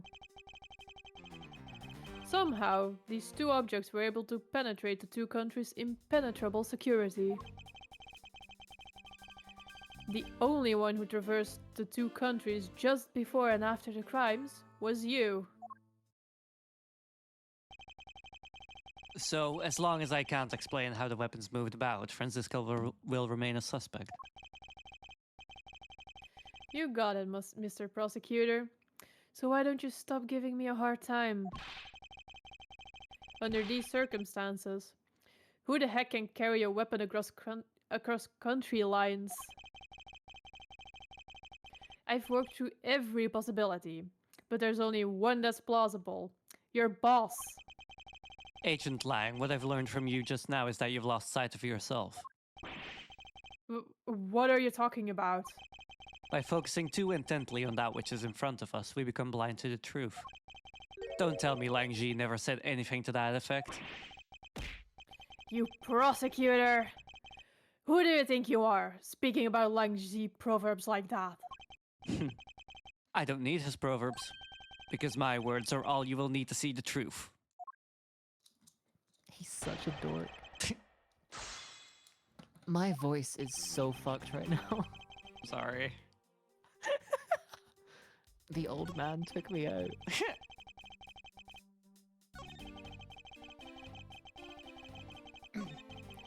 Oh, it was me, by the way. I killed Damascus second. Mm. The only things to cross the border are the Primiduck statue and the knife. I should hardly think that those are the only two items, Agent Lang. That crazy laughter probably didn't help either. Yeah. No, that nuked me as well, yeah. Mm.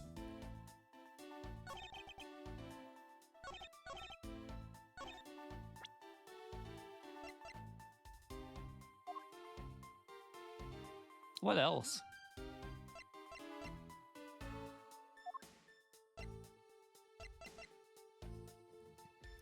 Is the pick related? Because it must belong to the Jammin' Ninja, right? We don't know that yet, I think. But the Jammin' Ninja plays guitar, so... I don't see who else it could belong to, right? Yeah, true, but considering it's not a part of the actual information yet, we might be running ahead with that one. Oh, okay.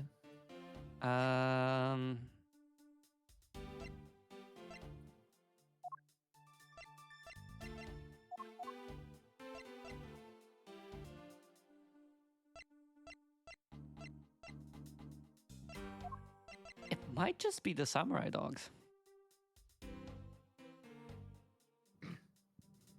Why? Because they were taken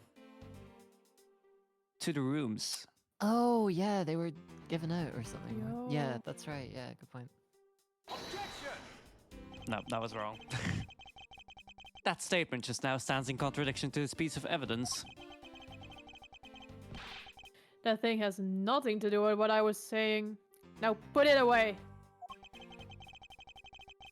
And your logic is so badly in need of repair that you might as well throw it out too.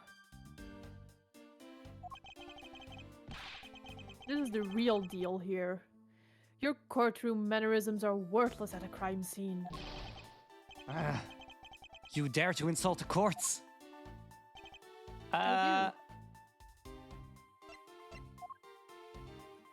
You dare mock the son of a shepherd. Oh no, that's a really old name, never mind.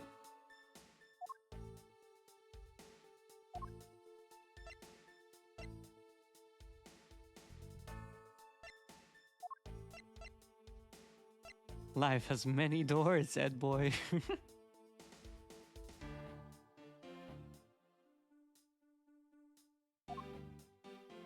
We do have two Primiduck statue. Oh yeah, because wait, both the statues had to be. The statues were swapped, right? Yeah, yeah. So technically there were three objects because the two statues had to be swapped. Oh, good point, good point. Mm-hmm.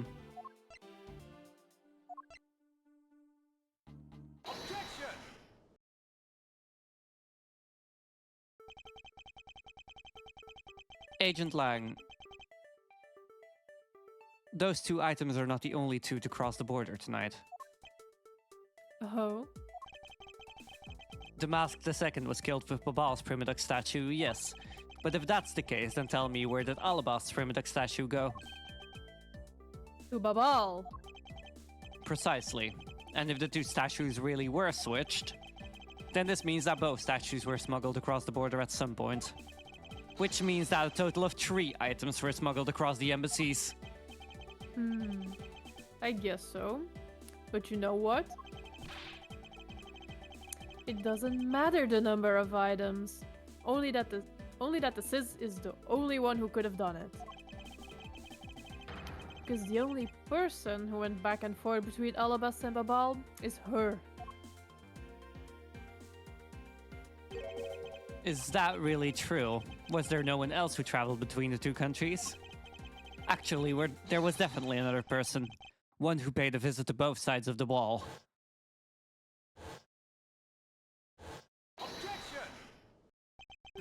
Is that really so, Agent Lang? What a lousy time to try and bluff your way out of this. I checked out what the guards said, along with the security cameras footage. You're not going to overturn my hypothesis that easily. But suppose there was some other way other than through the theater doors. What other way? The other entity that managed to cross the border unharmed. If I pointed out, it would open up a whole new possibility. And though I hesitate to bring this out, as long as this entity exists, the impossible road becomes a possibility. It looks like you've got some clever idea in mind. I do, and I can show it to you through a single piece of evidence. Fine then. Let's see this piece of evidence that will show me this other route. This piece of evidence will show us another way to move between the two countries. Take that! Agent Lang, I'm sure you are familiar with this unforgettable photo. That supernatural photo, like I said before. Humans can't fly. No, of course not. I understand that perfectly well. And don't start claiming that Sheena somehow grew wings either. If only. I wouldn't dream of claiming that. And I won't allow you to take back what you've said either. I'll say it again. It's not humanly possible to fly through the air without wings. So you'd better have a good explanation for this, Mr. Prosecutor. But how can I prove who it was that flew through the air in this photo? Wait, not humanly possible. Eureka! Very well, you will have your explanation. It sounds like you have a good idea simmering inside that head of yours. Let's hear it! The face hidden within this photo's blurry, trailed shadow is...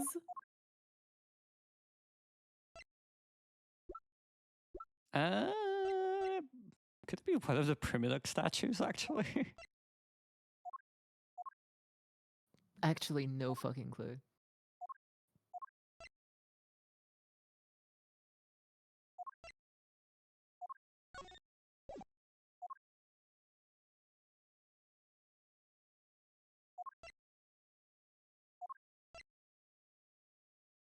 Take that!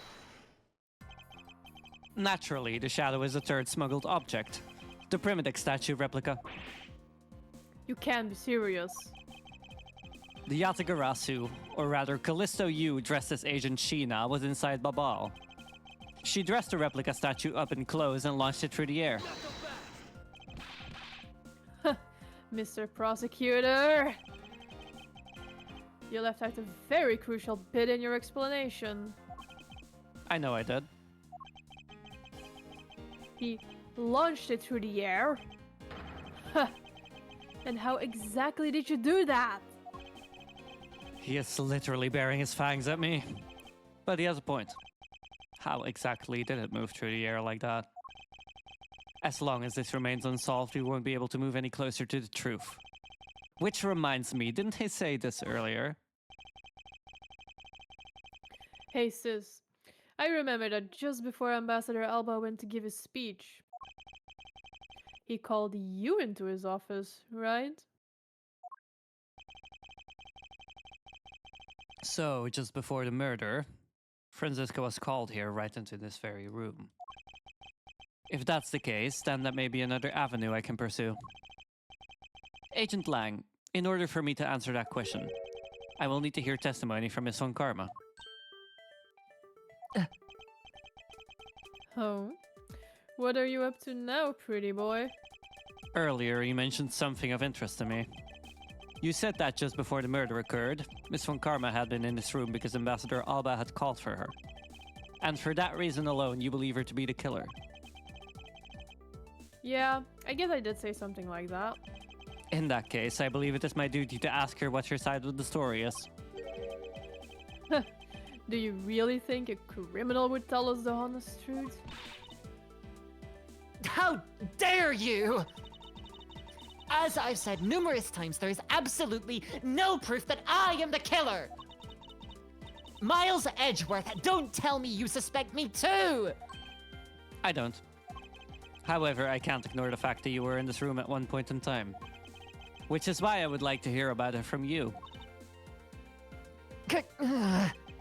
Franziska, I feel that I still don't have enough information, which is why your testimony is incredibly important to the outcome of this case. All right. So, what would you like me to talk about? I'd like you to please testify to your movements up until you came into this room. Alright, let's try this your way for a change. But if what she has to say turns out to be a waste of time, I'll place her under arrest faster than you can howl no! As you wish.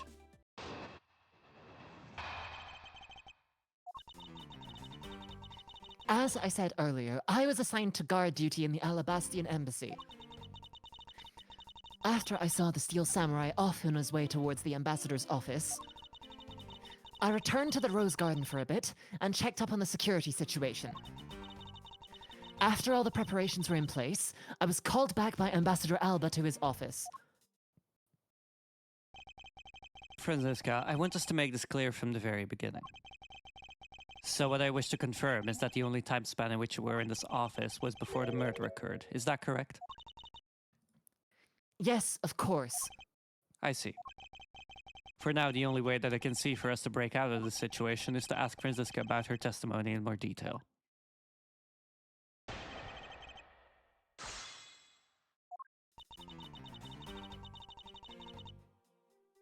Hold it! I thought your duty was to fact-find anything you could about the smuggling ring. Yes, that was my job. But upon hearing that the Yatagarasu had sent a calling card to the embassy, Ambassador Alba called upon us to protect the embassy instead. That incident 7 years ago. Or have you forgotten what happened here back then? Anything related to that case we were involved in appears to be rather painful for her. It's not exactly one I can readily forget myself.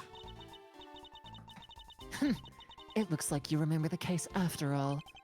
Of course I do. I inspected every location, every possible escape route, and every aspect of the police's security detail. I did all that, then after that...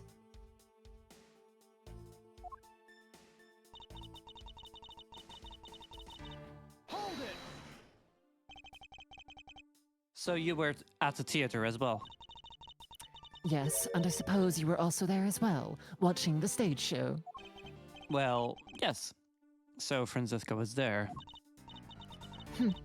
Well, after the show was over and I saw the Steel Samurai off...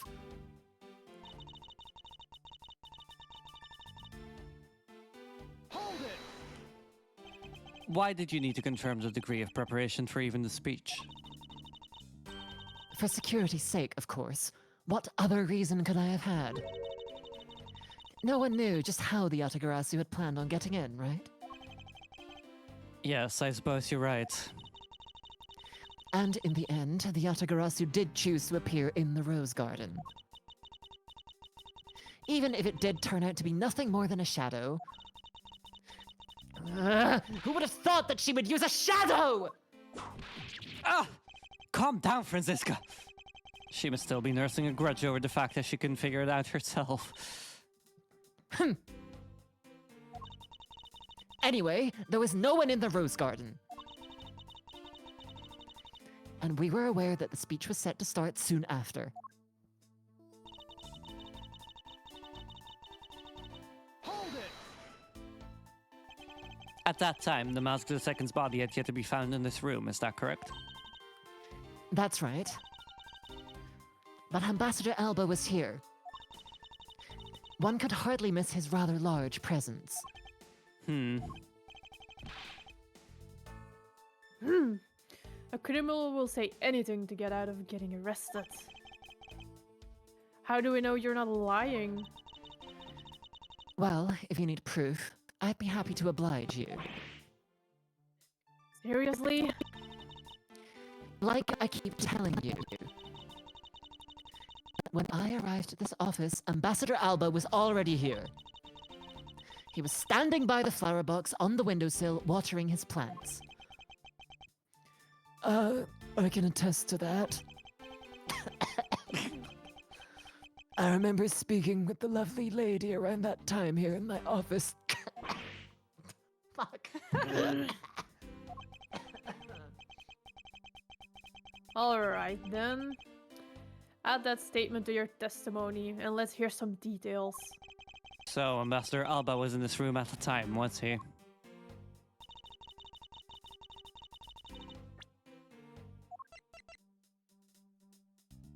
Hmm.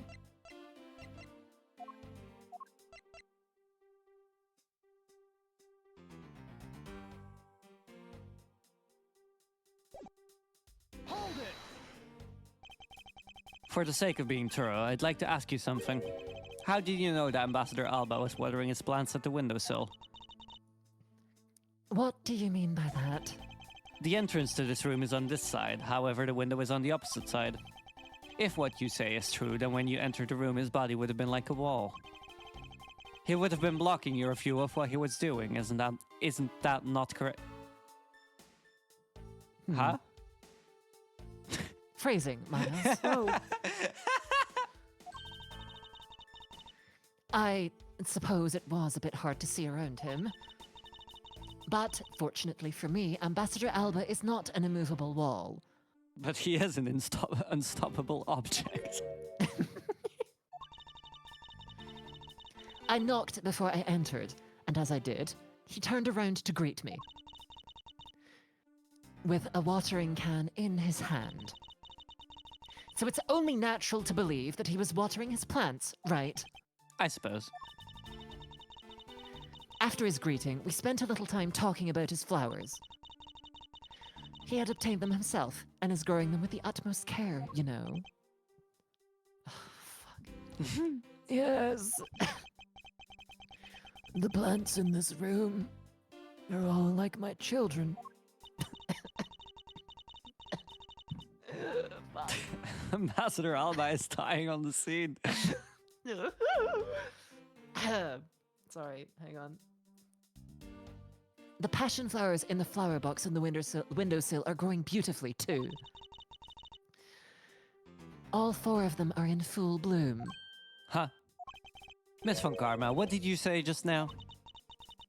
I said that the flowers are growing beautifully. In a way, the coughing adds to the voice. Yeah, right, exactly. What about that statement do you not understand? What do I not understand? I do not understand why a certain thing is the way it is. I'd like for you to append that statement to your testimony. Very well.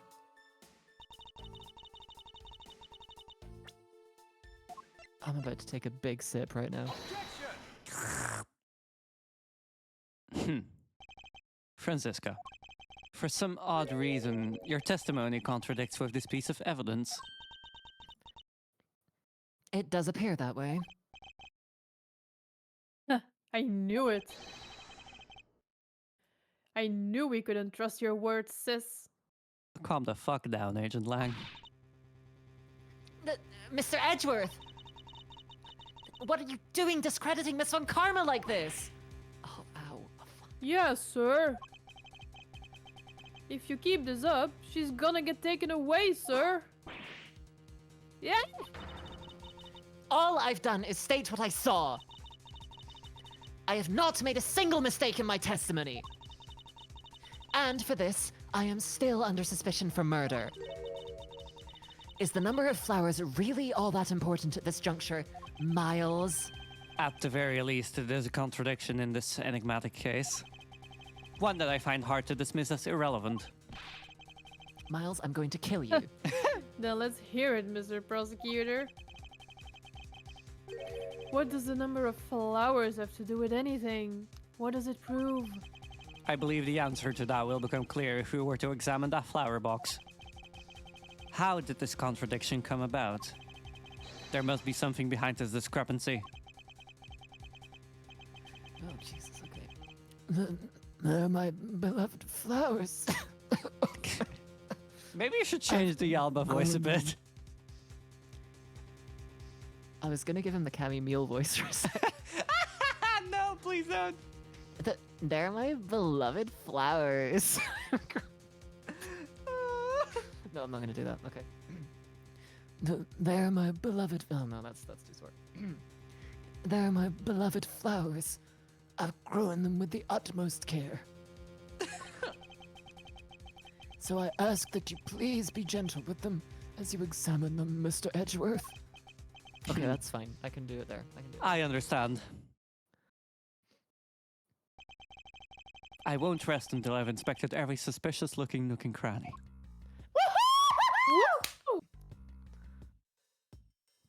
Nook and cranny posting. This patch of soil looks as though it has had something removed from it.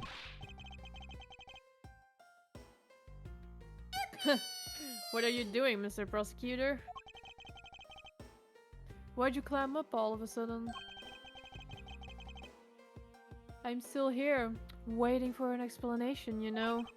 Did you know, Agent Lang? Flowers are best appreciated in silence.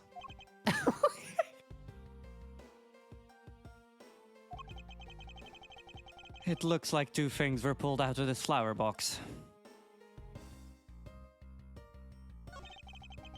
The name of these flowers, I believe they're called passion flowers. Despite being called flowers, they are actually a species of vine. They appear to be growing well, and are well supported by these plant supports.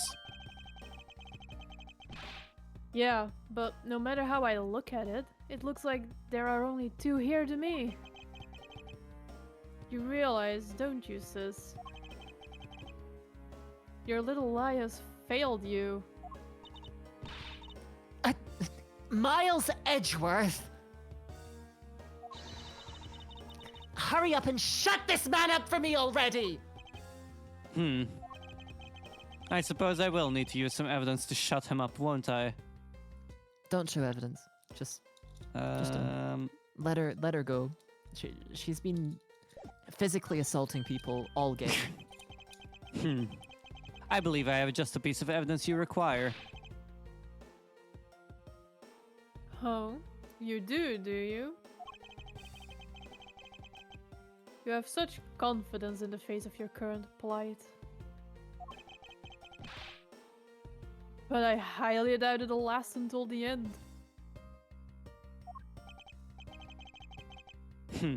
You howl like a wolf, Agent Lang. But we'll see if you have any bite to back up that bark after you see the evidence. The truth the passion flowers reveal can be seen in this piece of evidence. Take that! Sheena, who was supposedly in Babal the entire time, had these hair sticks on her. That look exactly like the plant supports in this flower box. Why is it so funny?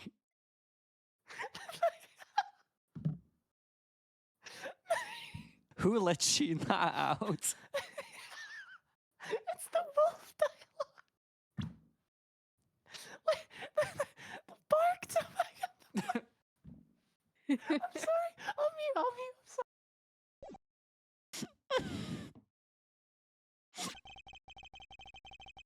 In other words, I believe it can be said that these hair sticks are in actuality support sticks for the passion flowers. Huh? And so what?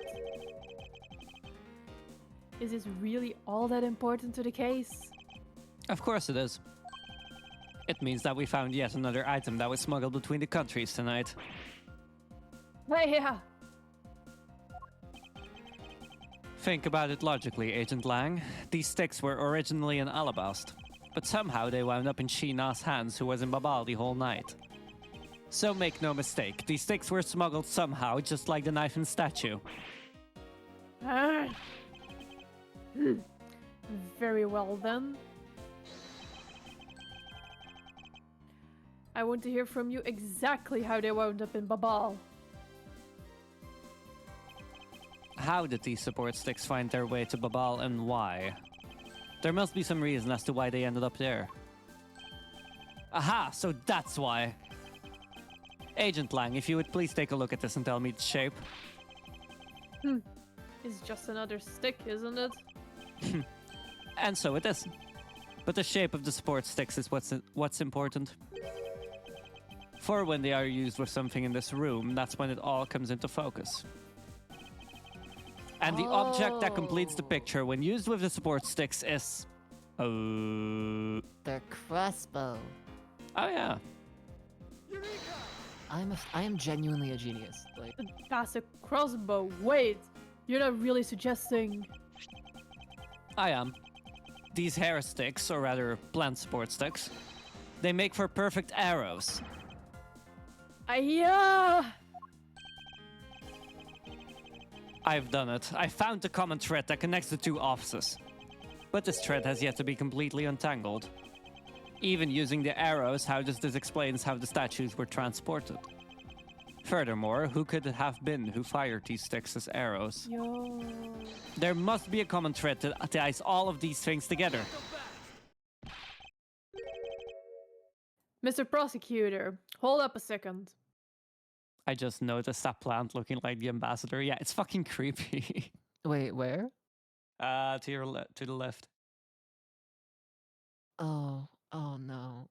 Oh no, no, no, no, no, no.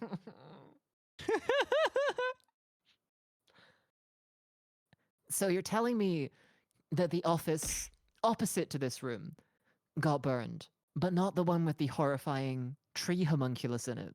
Yeah. Okay. You do realize what happens when you tie a statue to an arrow, right? They don't fly at all. That's a pretty good point. So Babal's statue was draped in the Yatagarasu's clothes, and then shot over here. Even if you fired the arrows from this side, they wouldn't go far with a statue tied to them. I don't think I need to tell you that the primitive statues didn't sprout wings. You're a realist after all, aren't you? The primitive statues didn't sprout wings? Of course they didn't. Glad you understand. I feel much better already. I was afraid for a second that you were unaware of that crucial fact. It's only crucial because you're under the belief that wings are necessary to this equation. What?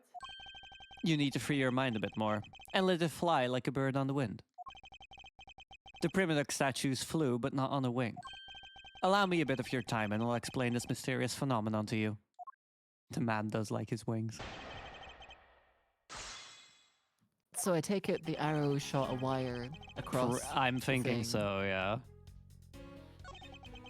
I imagine you're not going to be able to actually present that though without first having pressed lying for 4 years. I don't know. Mr. Edgeworth! I think I understand what went sailing through the air. I suppose that's because you're an expert at things that fly through the air. What did you expect from the second Yatagarasu?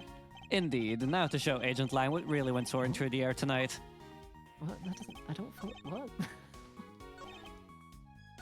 That's- Where do I... Let's just try this, I guess. Fuck.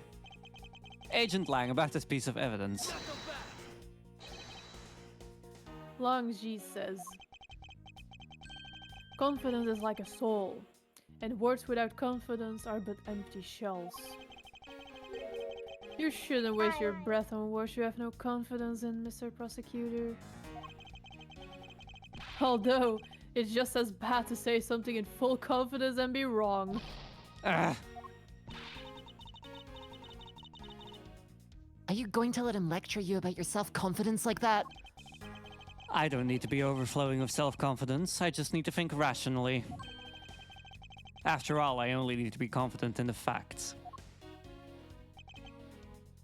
We had that conversation in the kidnapped turnabout. But we are in agreement that an arrow by itself would reach the other side, correct? But just the arrow by itself is pretty meaningless, don't you think, Mr. Prosecutor? Because the things they wanted to smuggle were a lot bigger than nothing. No, that's not necessarily true. What? What I need right now is not further discussion of my conclusions, it's the launching of my conclusions. What the shooter wanted to launch with the crossbow was not the statues themselves, but rather something a crossbow can launch that can be used to move the statues.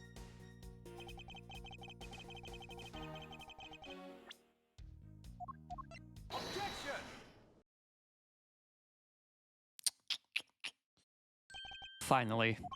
Finally we have reached this point in our discussion. For I present to you that which was carried by the arrow from the crossbow. I get it now, Mr. Prosecutor. I can see exactly what you are trying to say. You're saying that the wire was tied to an arrow and then shot into Mr. Kochan's office. All the way from the 5th floor of the Alabastian embassy. Down to the 3rd floor of the Babalese embassy. If what you're claiming is really what happened, I can see how Alabast's Primidok statue could be moved. Gravity could be used to move the statue down the wire from the 5th to the 3rd floor. But then, what about Babal's Primidok statue? The dark shadow in this photo is clearly flying away from Babal.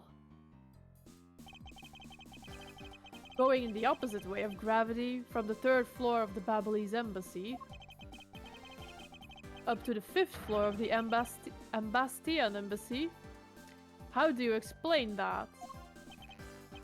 Aha, I think I finally see how the gears behind this whole trick work. Agent Lang, the motion used behind this trick. I wonder if perhaps you have yet to envision how it works in your head. Motion? What motion? This is the motion that was employed to smuggle Babal's Primidok statue.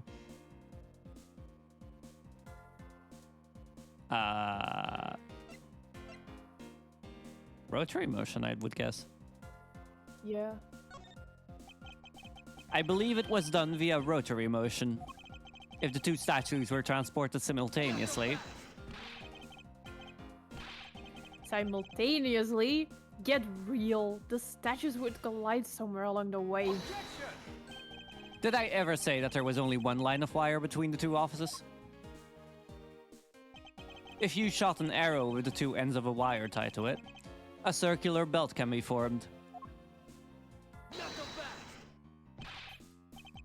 Langji says, don't object and call a success what is beyond reasonability.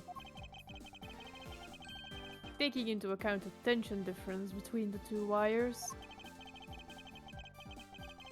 top one would sag too much to the point where the statues would collide anyway. Agent Lang, as you know, the Primidok statue is a one-of-a-kind national treasure. And the fact that Babal's statue is a hollow replica of the real statue, it would naturally be lighter than the real one, meaning that my idea is very possible. Langji says, huh? Here is what I believe happened. Miss Yu and her mystery co-conspirators set themselves up into two different rooms. The co-conspirator bridged the rooms by shooting two ends of the wire down on one arrow. Then the two of them covered the statues and proceeded to transport the statues. After the switch was complete, another arrow was fired, carrying the other end of the wire down to Babal, where it was to be disposed of. And to do that, Miss Yu hid it inside the grandfather clock, QED.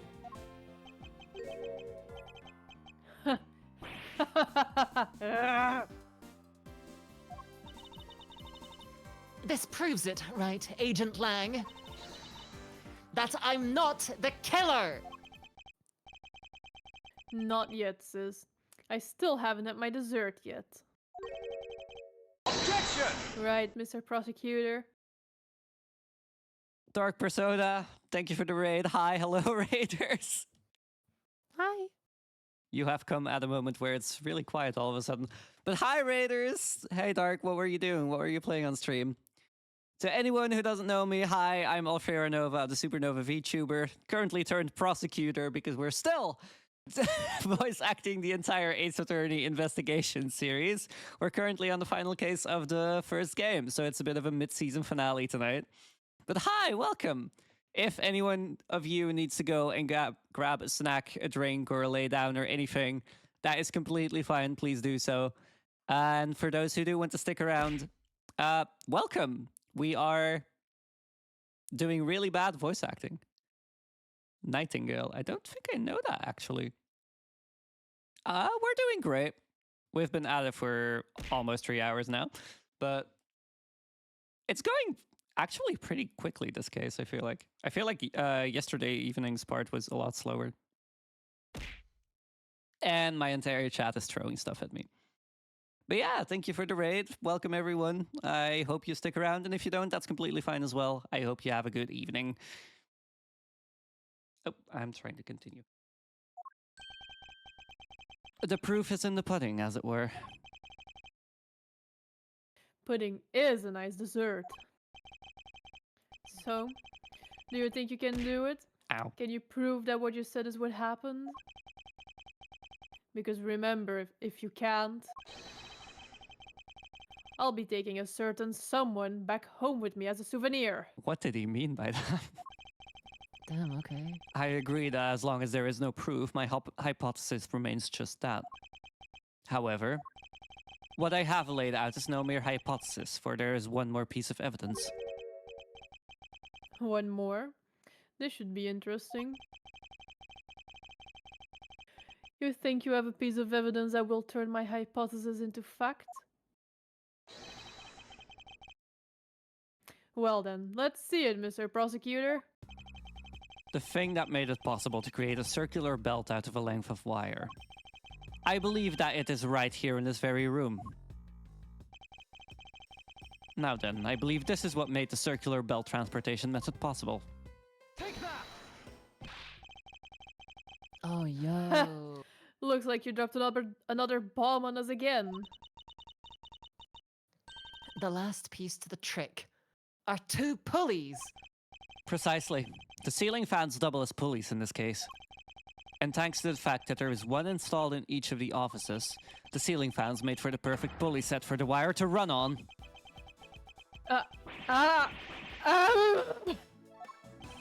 This must be it. This is how the smugglers bypass the impenetrable security.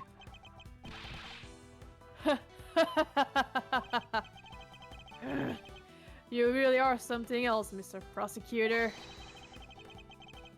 I bet you figured it all out already, haven't you? You know who the big hotshot that set up this real-life stage show is, don't you?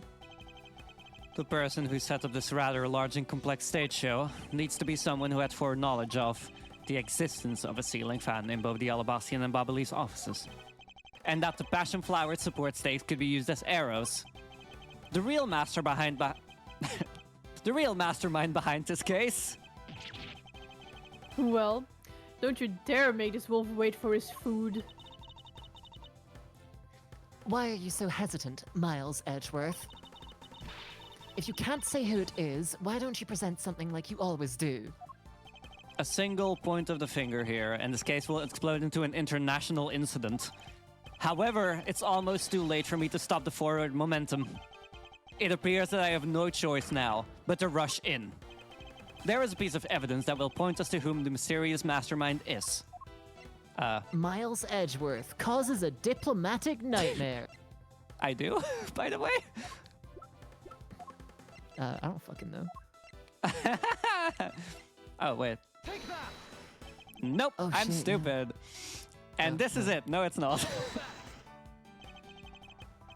Where's my real dessert?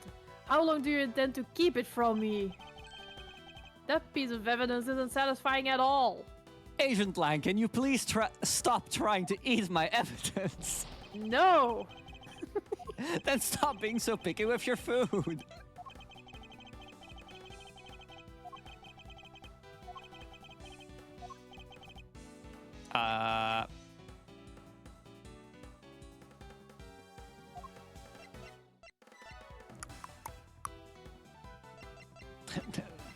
What?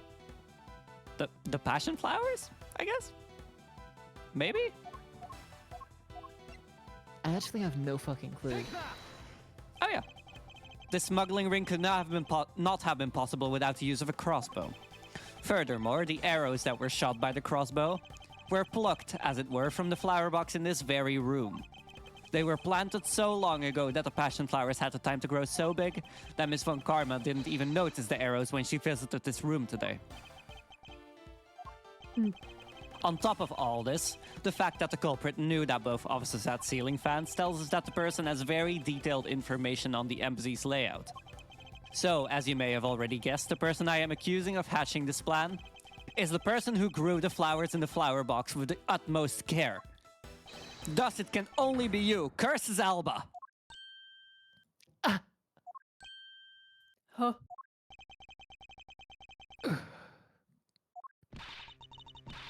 Are you out of your mind, Miles Edgeworth? I'm certain of what I am saying, and I am sure that he is the culprit.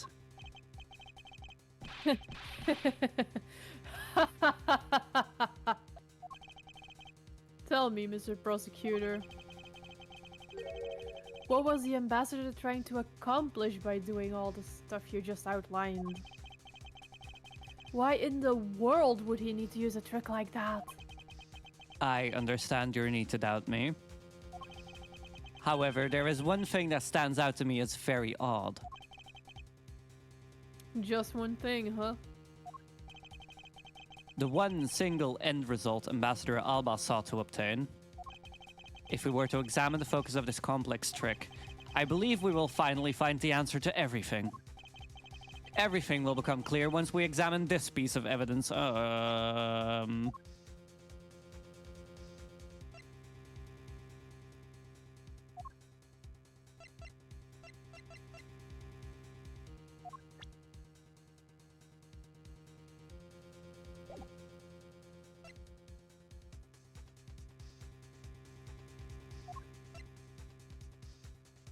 Primidoc statues? Because one was a fake. Oh, And did they they want to make were- it look like both were real? No, because one was a fake and... No, wait, that doesn't make sense. I remember someone mentioning that they were going to fudge the results to make it look Yeah, like they but were that both was the real that statues. was Babal. Yeah. So why would Alba want to do that? A laugh? I don't know. The real one allows them to rule. Yeah, but Alabast already had... Oh no, it was a fake, but swapped to the real one. It's originally from Alabast. Yeah, no, Babal already had the fake one. So why would they want... Huh?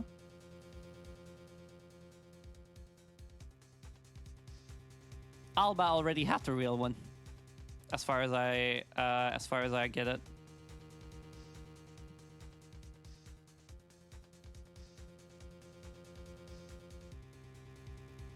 Unless I'm confused about something.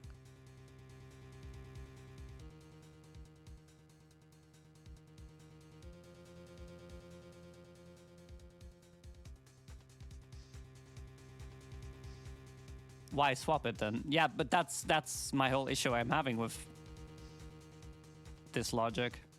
Why would you swap it if you already have the real one?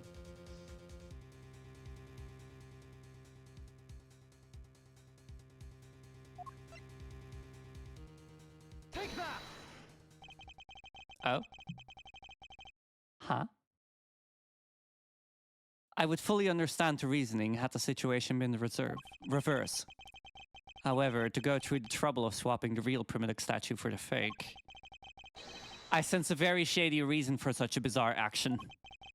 And who better to ask for that reason than King Primidox himself? I see.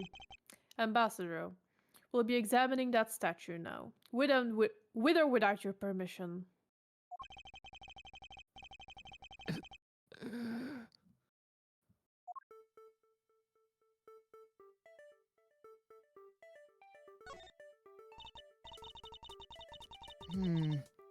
This guy kinda looks like the Steel Samurai, don't you think?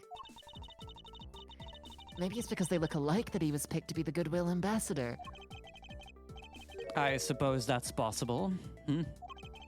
Take a look at this area around the base of his neck. It looks like a gape. Gap. What the fuck? Hey, Edgeworth, what did you just say back there? That was kind of weird. Good fucking evening. Hey, you're right. Maybe it's meant to be some kind of secret. Perhaps it's possible to open the statue. Fucking hell. Uh-huh. From this gap in its construction. Okay. What? Hurry up and open it, Miles. Alright, here goes. Oh. Huh? Whoa, it really did open up. Hey, what's this thing that fell out?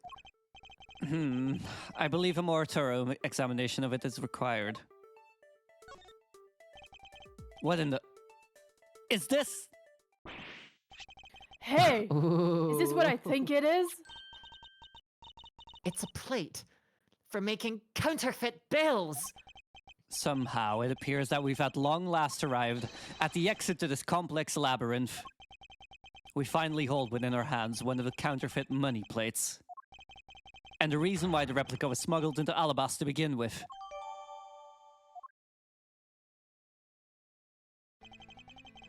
The Primadux statue can only be handled by the ambassador of the Secretariat. And the replica is nothing more than a hollow shell covered in gold. These two circumstances make the statue the ideal object in which to hide contraband. After receiving the statue containing the counterfeit plate from Sheena, the ambassador had the misfortune of accidentally running into Damask II. Surprised by the thief, the ambassador raised the replica statue at Damask II. And then, in order to frame the steel samurai of the murder, he covered the samurai sword in blood. Well, Ambassador Alba?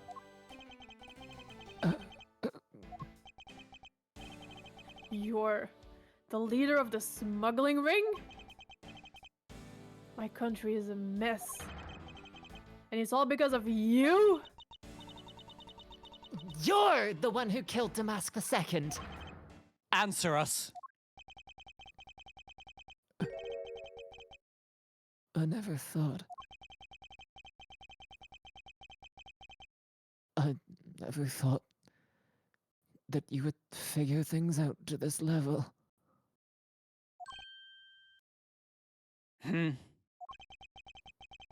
However, there is one point I disagree with you on.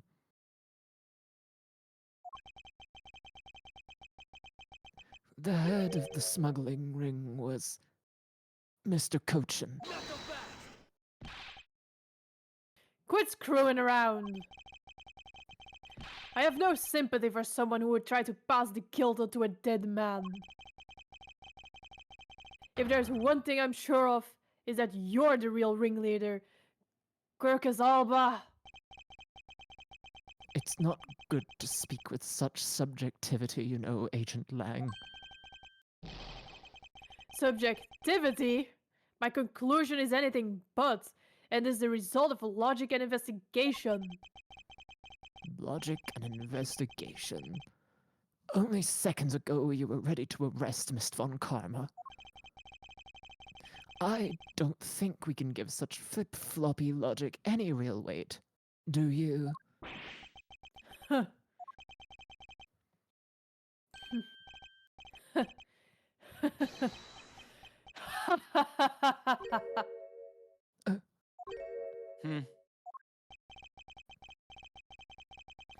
It looks like you still don't get why I came back. Excuse me? You see, the reason I came back is so that I could sink my fangs into your wrinkly old neck. Huh? From the very beginning, my real target has been you. What? Agent Lang, I demand an explanation! Sorry, sis. I didn't mean to put you through all that. I knew you were innocent from the very beginning. You did? I knew that this whole incident had been meticulously planned and prepared for. So naturally, the occupant of this room, Ambassador Alba, seemed the most suspicious. But without the ambassador's permission, we couldn't get in to take another look around. Ah, so that's why you put on this big show to accuse Francisca of the murder. Using Francisca as the bait, you were able to gain us entry and investigative rights. Yeah, if I hadn't done that, I doubt the ambassador would have given the okay to poke around.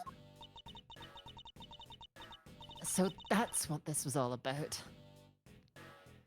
Very well, I will forgive you. But in exchange for using me as bait, you will take some responsibility and help us find the truth. Agent Lang, for giving me such a great opening, thank you.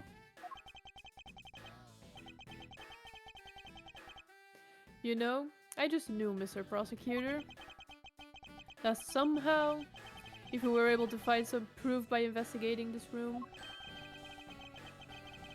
that you would be able to figure out the real culprit with your special brand of logic. The evidence detectives collect combined with the logic of a prosecutor. That's just as it should be in a prosecutor-detective team, right? I don't know about all that. But one thing I do know is that I'm itching to see that old man get what's coming to him. You're quite scary when you want to be, aren't you? Hey, you were the one who was planning to use me to push all the guilt onto the sis. But unfortunately for you, you misjudged me. Agent Lang, I wish for you to stop trying to intimidate me. What we need right now is evidence and proof.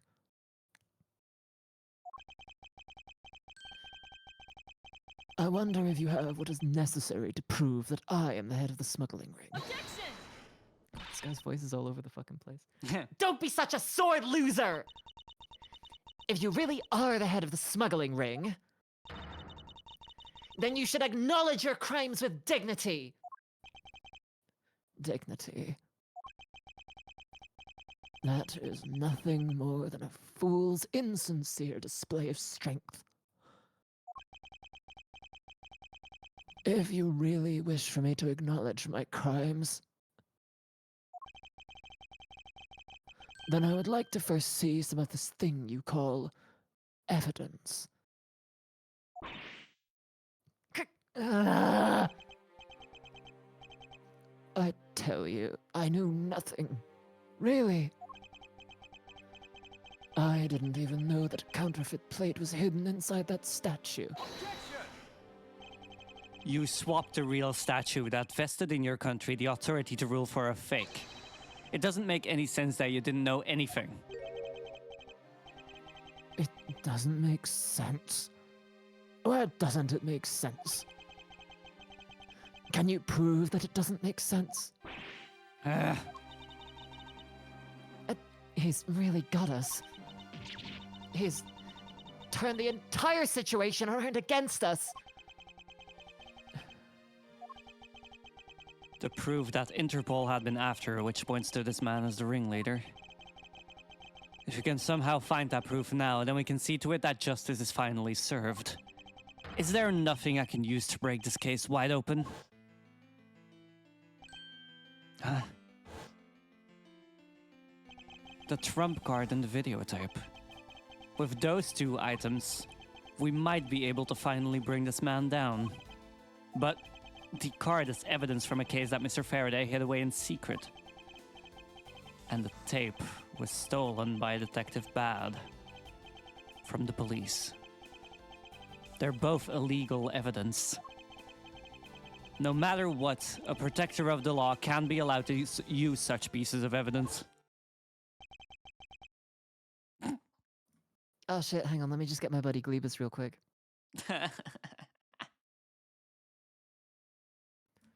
Needless to say,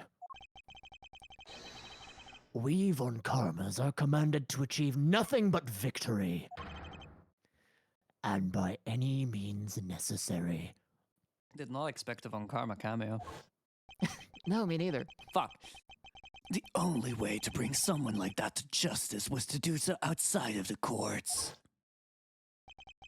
That's what we thought at the time. I no longer follow the path of Manfred von Karma. And I won't follow the path of the Yatagarasu. This leaves me with what? What creed will I believe in? If I want to pursue the truth, then I will sully my hands in illegality. Holy shit. And if I want to pursue justice, then I will lose the truth. What is the law and what is justice? And which path is a prosecutor supposed to follow? That choice is one I must make by my own hand here and now. Oh shit. Let me save just to be certain.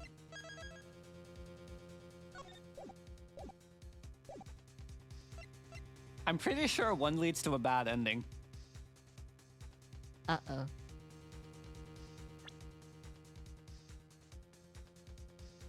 We might want to wait with the trump card.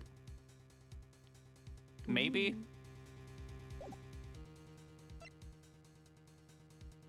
I feel like busting out illegal evidence is possibly not a good idea in front of a guy you're trying to pin a crime on. I am a prosecutor, and I can't allow myself to use evidence such as these. Mr. Edgeworth, if you don't do something, Ambassador Alba is gonna get away with it! I know, but... What are you holding back for? The only thing a Von Karma should pursue is the perfect proof. If you really do have what it takes to complete our argument, then there is absolutely no reason not to use it.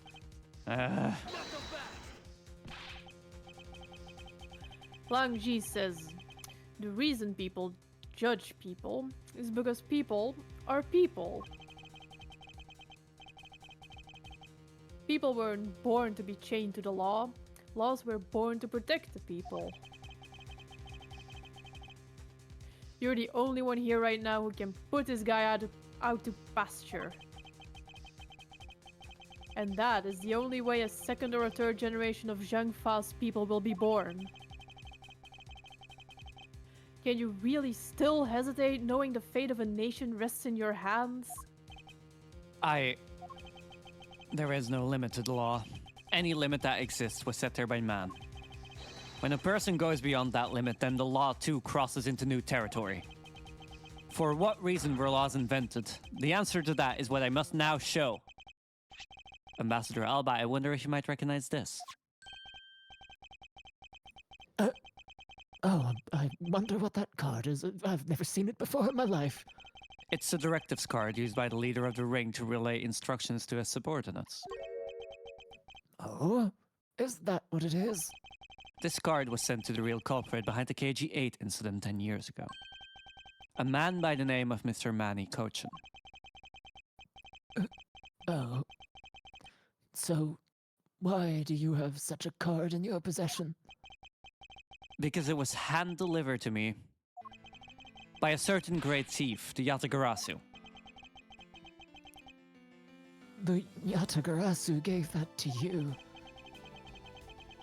Don't talk nonsense and let's be serious, Mr. Edgeworth. Do you have any proof that the card contains directions from the ringleader?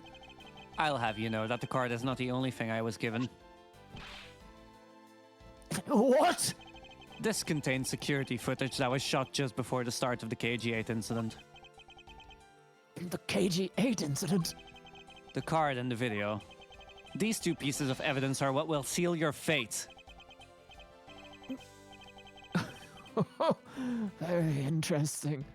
I must admit that I am very curious now. Very curious indeed in these case-deciding pieces of evidence you've presented. The prey the Yatagarasu has been chasing all this time now stands before me.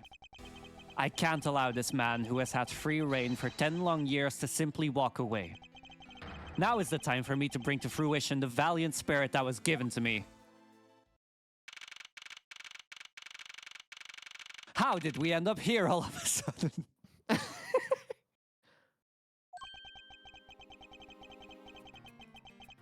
So, what is this interesting thing that you wanted to show me?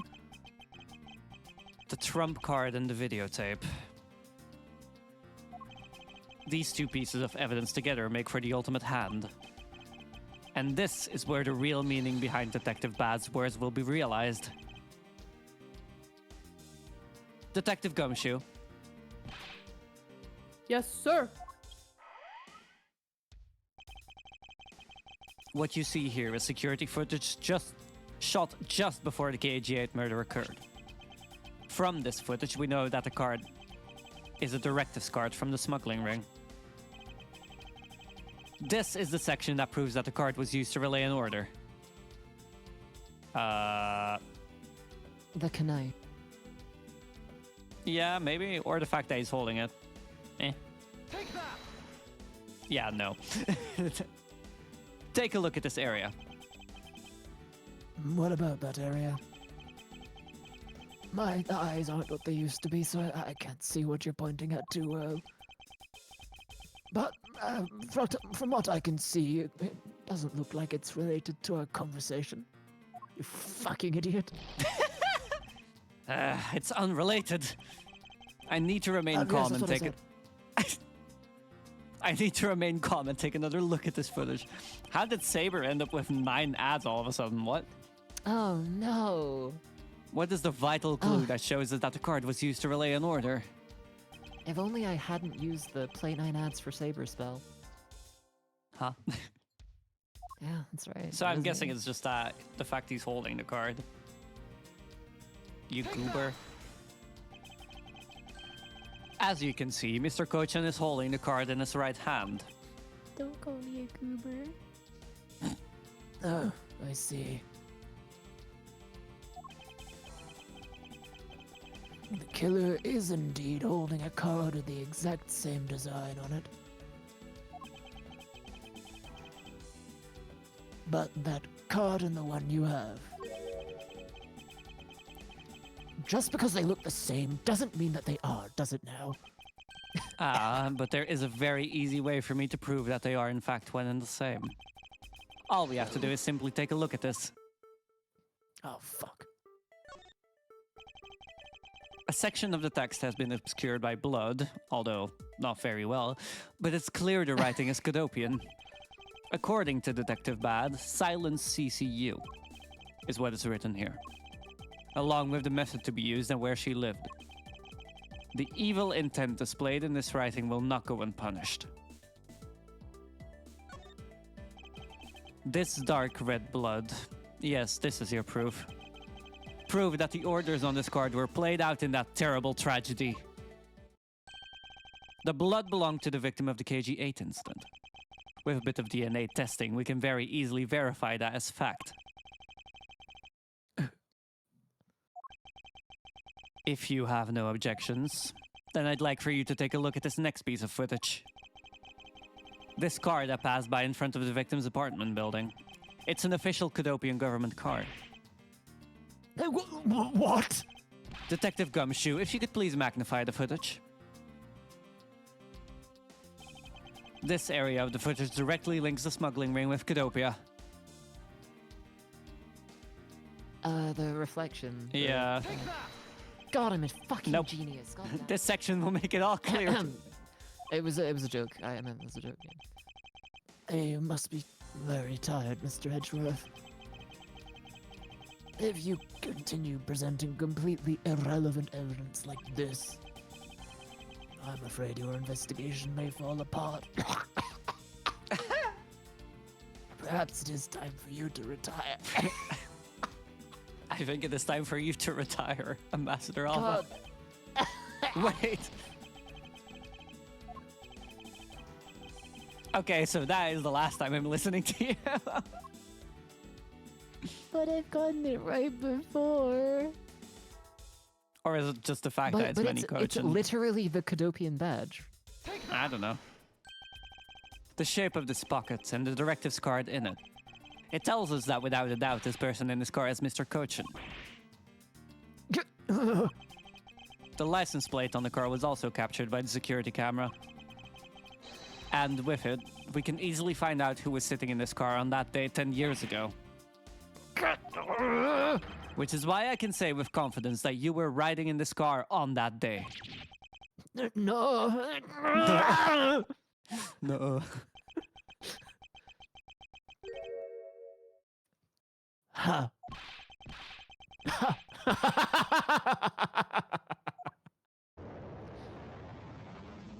Wait, what? You've done well, boy, to make it this far. However, about your claim that I was riding in the car at that time. That's going to be mighty difficult to prove. No, we just did already, except we didn't realize it. How so?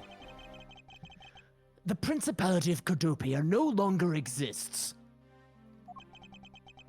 So naturally, all records from that time period also no longer exist.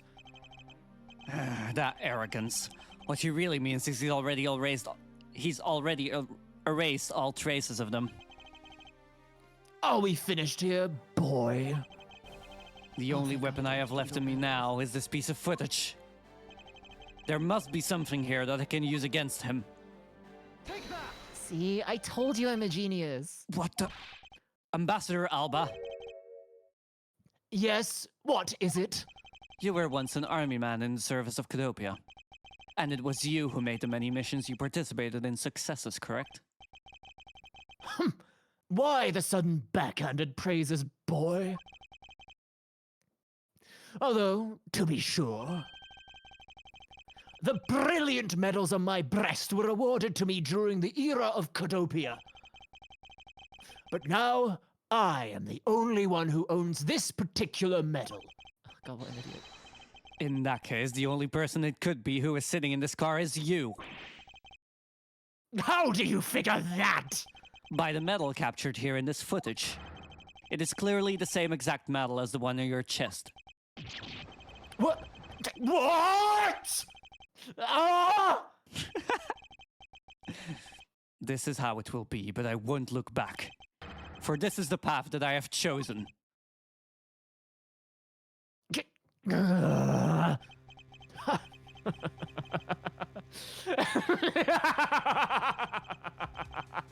You've moved me with your devotion to this case, Mr. Edgeworth. Why is he taking such an arrogant stance with me? It's almost looking possible, isn't it? For the lot of you to have come this far. It looks like I might lose our little game this time. You might lose the game this time. You don't get another round, Mr. Ambassador. Is that a fact? Very well. I've decided to confess and admit my guilt. You're going to confess? And I will accept whatever punishment that may come as a result. What the? Regarding the Damask II murder, I admit it. I did it out of self-defense.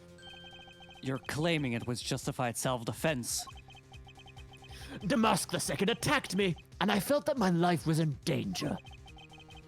If I hadn't done what I did, I might be the one you found dead instead of him.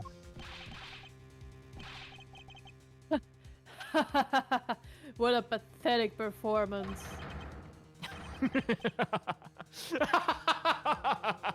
I'm not giving you one! Well, you two really know how to laugh at inappropriate times. You really know how to show up at the worst time, Kate. Jesus Christ, I'm fighting for my life. If you wish to claim it was justified self-defense, then we will need some evidence. It's always the evidence with you, isn't it? But if that's what you require, I'll provide it. That man left a mark on me when he attacked. What? I don't particularly want to show it off, but this is proof that it was in self-defense. I'm an old man, and sometimes I don't pay enough attention when I should. But Damask II didn't have a single weapon on his body! Hold on. It's nothing to get worked up over, because I hid the weapon. You hid it? I'm sorry, but as you know, a murder is a murder, even if it's in self-defense. And I couldn't let it become public, seeing as how I am an ambassador. This is the weapon you seek, my special bonsai trimming shears. It's covered in blood. He was trembling quite badly during our struggle. But that's when he grabbed the shears that were sitting in my office and attacked. So you see, it was an act of self-defense. Is he right, Mr. Edgeworth? Since he has both a wound and the weapon that caused it, it's enough to declare it so. No way. Oh, which reminds me. I guess there is still one more accusation I need to resolve. Smuggling and counterfeiting. Unfortunately, all of that is my secretary's doing. I had no knowledge it was going on. Stop spewing nonsense. You're trying to throw my investigation under the bus in your desperation. If you want to get real honest, everything in this case can be connected to you. The murder of Damask II was done in self-defense.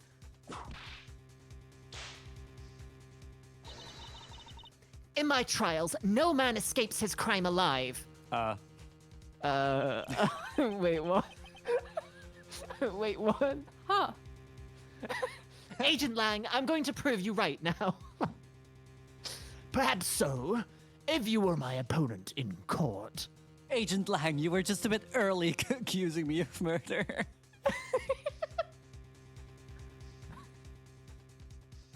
Speeding, death. A speeding ticket? The death penalty right now.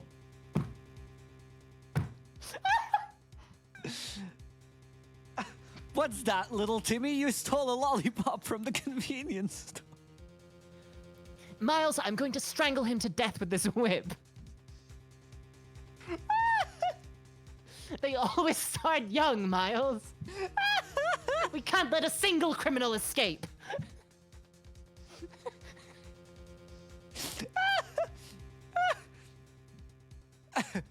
Side note, the fact that she says only men is probably one of the most lesbian things Franziska has ever said. Real, though. Real.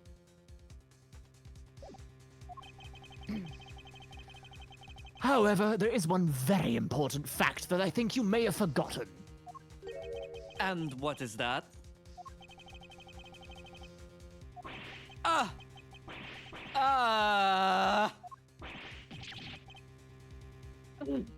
That's what you mean. Extraterritoriality. That's right. This embassy sits on what is effectively Alabastian soil. So any trial that is to be held will be held in Alabast.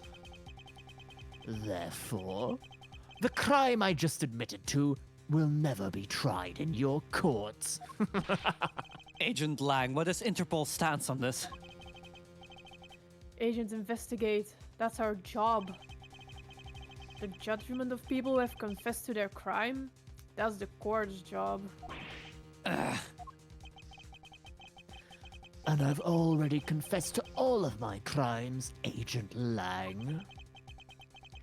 Furthermore, by the very nature of my position, I have full extraterritorial rights.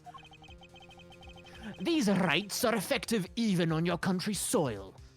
Therefore, no matter where a crime may take place, I will never stand trial in one of your courts. That arrogance and your expression. There's nothing like the face of someone who is ready to accept the consequences. Don't tell me.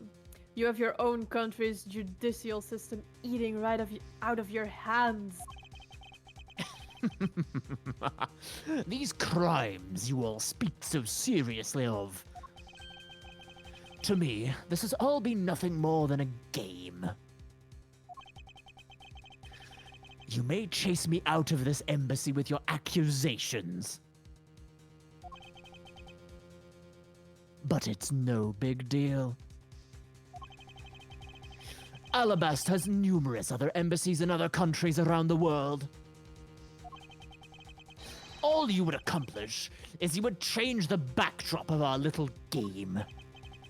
These 2 layers of protection that extraterritoriality provides him. This is why he's one of those who cannot be brought to court. You see now, don't you?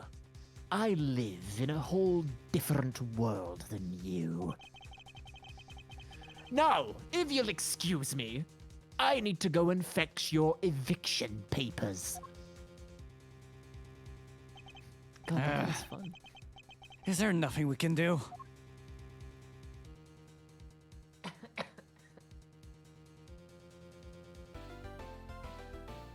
I reckon we should take a water break.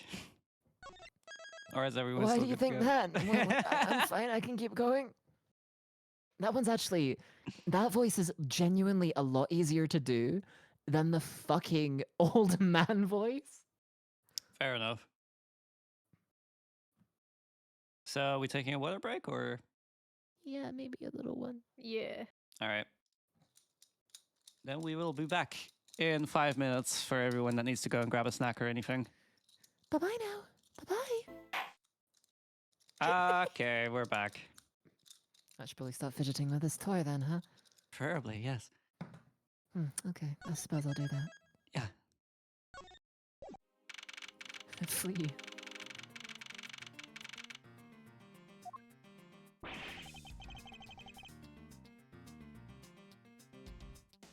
I can't believe it, sir. Extraterritoriality? Yes, and there is nothing we can really do about that. In the end, we didn't have enough authority to bring him to justice. I can't believe that even though we know he's the boss, we can't lay a finger on him! I know.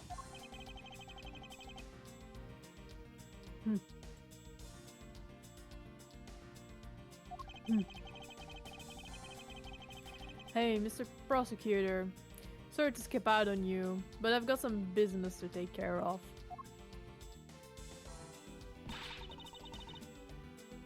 If we can't even give an evil guy like him a slap on the wrist, then what the heck were laws created for?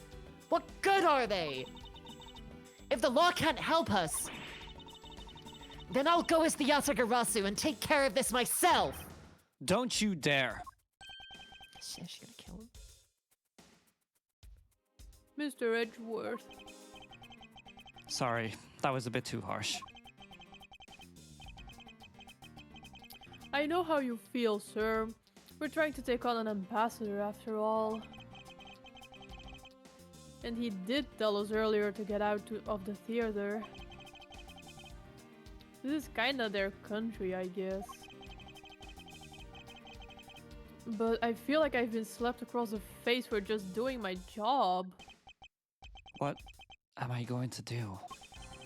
Should I retreat for now and formulate a better plan of attack?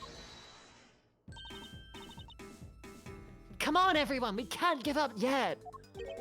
Okay. I want you to think about something for a sec. We've never let up for even a second, and as long as we don't stop investigating, We might find the rotten treasure hidden here.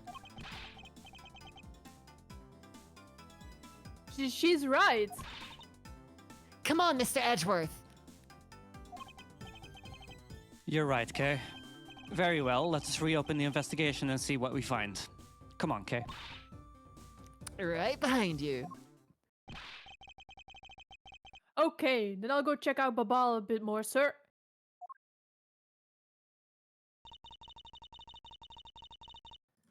And I have something that I need to investigate further in Alabast.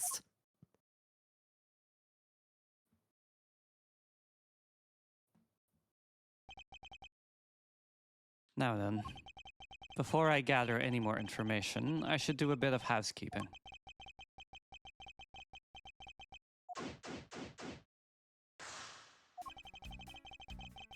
Ambassador Alba seemed agitated over something. I wonder why. There are two special circumstances that surround the ambassador. First, the embassy itself has extraterritorial rights. If something happens on Alabastian soil, we are unable to legally prosecute him. Cool. It sounds like embassies are the perfect place to steal whatever you want. And murder the masked second, run a smuggling operation and make counterfeit bills, apparently. But I thought all the counterfeiting was done by Mr. Cochin and Babal. Yes, he apparently used the embassy's coupon printing press to do it. But it's the same story over there anyway. Babal also has extraterritorial rights. Which brings me to my next point, the ambassador's extraterritorial rights. Those rights are effective even in our own country. Really? Oh, sorry. No matter what happens, he can never be tried in our courts. He retains some very special rights indeed. Basically, no matter what wrongs he may commit, we can't bring him to trial here. So, I guess we really don't stand a chance, do we? We might stand a chance if we can somehow nullify either one of his special rights. How long would this last chapter be? We still have an whole investigation, so I'm guessing it'll be like at least another 2 hours.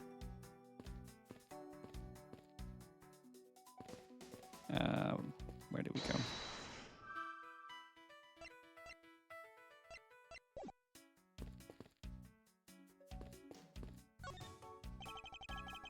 This was taken just before the two ambassadors gave their bouquets to the Steel Samurai. Wait, is it just my imagination? Or is there something in this picture that I've seen before? I won't rest until I've inspected every suspicious-looking nook and cranny. It appears to be a bouquet of Persian cyclamens and roses. Whoa, you even know the exact species? I never would have figured you for an expert on flowers. It's all because of those flowers that old lady sends me every month. Just look at me, I sound like some sort of botanist. So, what exactly is this yellow flower here? That one, I'm not sure. What? You don't know? As far as I can recall, I've never seen a flower like this before. But I feel as though I've seen this shape somewhere before. Is this spot somehow connected to any of the evidence I hold? I mean, it has to be, but... The embassy guide, I guess? It's the Alabastian flower, isn't it? Yeah.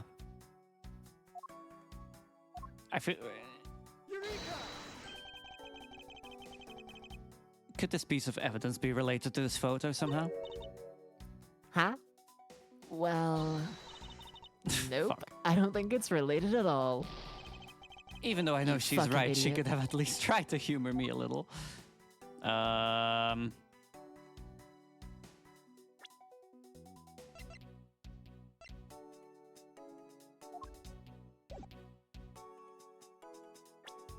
might also, I guess, It's just... the guitar pick. It's a guitar pick. It's a guitar pick. Huh? Yeah, look. In the center. Oh, it's you like might... there's yeah. one of them missing. Oh. God, I'm Could this so piece of- fucking clever! No, you're wrong. Yeah, I knew that, obviously. But I'm not, though, look. Huh?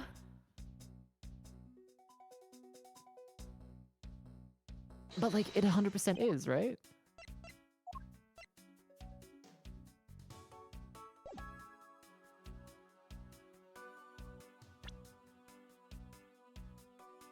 I guess not, no.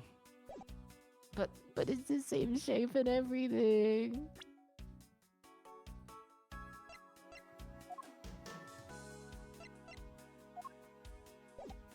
I'll come back to this. I'm gonna cry. I'm gonna mute my mic and cry. No more Caleb. Flowers were sent by a variety of people and businesses to celebrate the Goodwill event.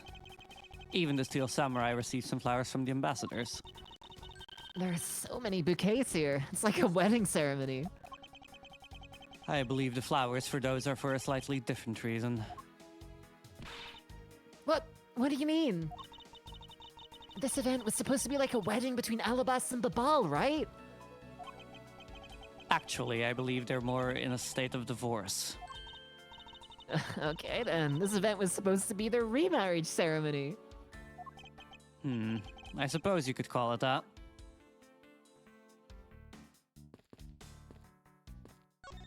That's the fucking...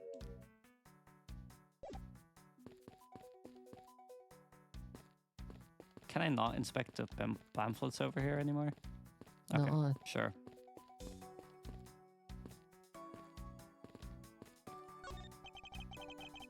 These flowers were sent by Global Studios.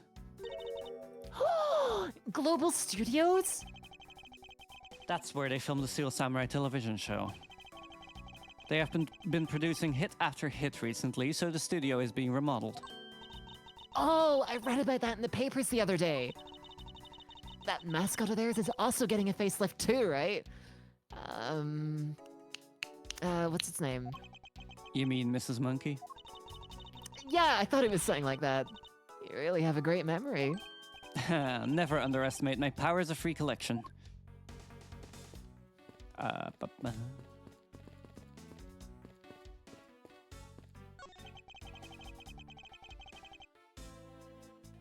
G, and you have no roles currently. On the orders of Ambassador Alba, no one is allowed into Alabast.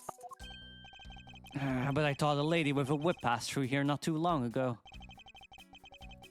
She is from Interpol and had the proper paperwork.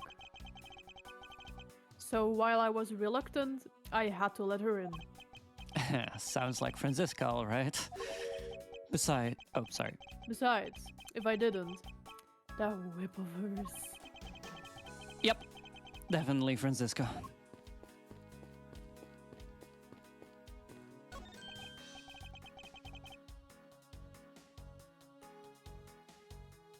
Hello, and welcome to the Embassy of Babal. I'm sorry, but I don't really need to enter your country at this time. Right now, for a limited time here at the Babalese Embassy, we're offering the very special Experience the Terrifying Fire's Ashes tour. So, how about it? Shall I sign you up? We're fine, thanks. We have an investigation to run. There's literally nothing else to investigate here, I guess.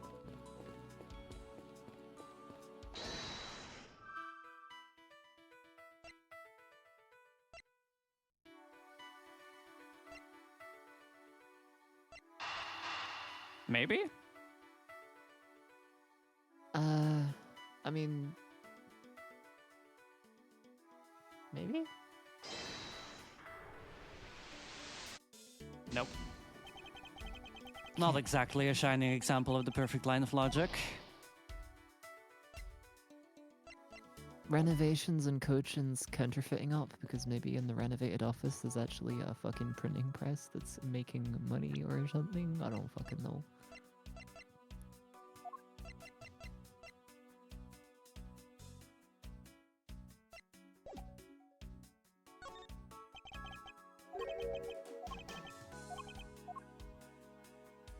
Wait, let me try that. I don't think so, though. Oh, what the fuck? I am so fucking smart! We know that the counterfeit bills were printed using the embassy's press. but the necessary materials, such as the Babyliss ink and paper, must have been hidden in a secure location. But what do you think would have happened if the renovation had begun? Well, he probably would have had to find a better hiding place or get rid of it all. Right, so we can assume that the renovation was the cause of the plate and bills disposal. And the reason Mr. Cochin was killed as the ringleader of the smuggling operation. Based on what we know, who do you think was the one with the most to gain?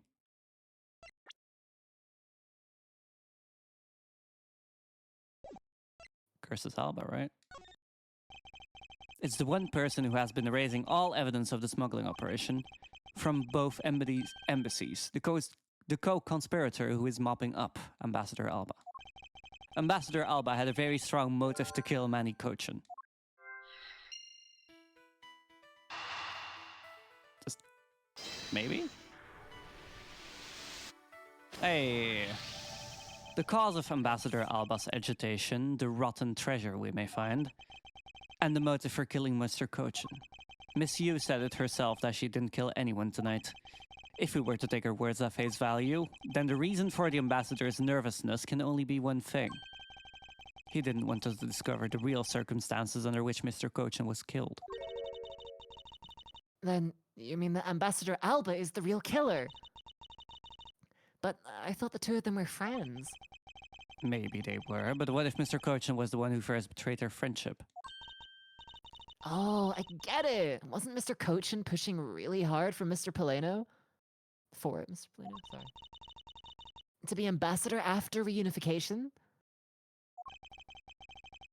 Yes, and that was the real reason why he wanted to steal Alabast's Primidox statue. So, Mr. Cochin hired Damask II to go steal it for him. But when Ambassador Alba found out what he was up to, he killed Mr. Cochin. It is definitely a possibility at this point. Those two really were thinking of no one but themselves. But the question now is, how did he do it? Ambassador Alba was in Alabast. But Mr. Cochin's body was discovered in Babal, right? Right, and that is what we must solve next. I figured it out. Yeah? I've connected the dots. Yeah? That guitar pick thing Mm-hmm. fell into the water in the garden, right? Yeah. And we know that the pulley line was above the garden where the ambassador was going to make the speech, right? Yeah. So what if he had that guitar pick on his possession and used the pulley ropes to get across between the two places? Huh? Okay, anyways. It's... See if that's actually the explanation, by the way. I'm going to set myself on fire. It seems that lilies are at the center of this bouquet with an accent of chamomile. Whoa.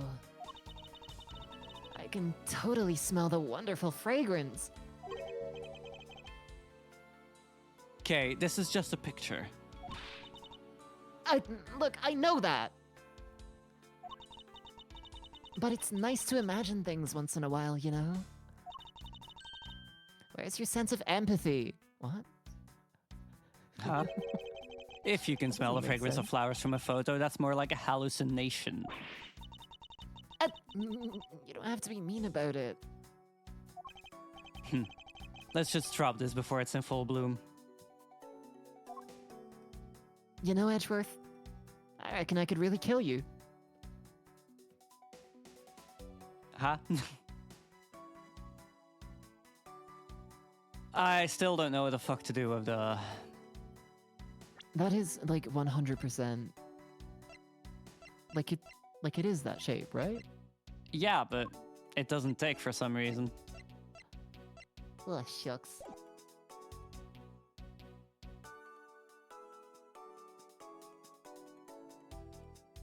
Is this the part where you hope chat has an answer for us?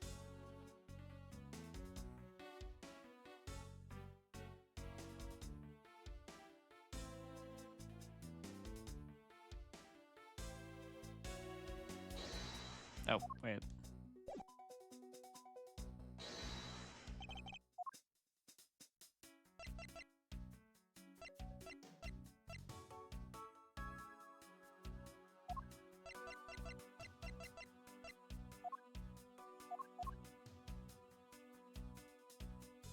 If it's not the pig, then what is it? The knife? Oh, That is incredibly Oh. misleading, no. Oh. That's... I'm gonna scream. Babal's national symbol is the butterfly, and Alabas is the flower. It would appear that someone is employing the old hide a tree in a forest trick. What are you mumbling to yourself about? Wait, what? The handle on this knife. Yes, it's the handle that was supposed to be on the blade that killed Mr. Cochin. The weapon that killed him was carried through the Theatrum Neutralis. In the very bouquet Ambassador Alba was carrying. The flower motif. It looks like one of the flower petals is missing. Oh, and take a look at the weapon itself. It's missing the exact same petal. Then the knife in this photo is most definitely the same as this murder weapon. Thank you, Gatsnable. Thanks, Cat Snavel. I believe we now understand why Ambassador Alba was so nervous and agitated. It must have something to do with where Mr. Cochin was killed.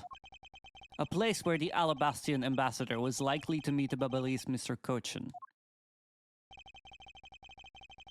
The place where Ambassador Alba happened to have committed murder is... Theatrum Neutralis? It's the garden, right?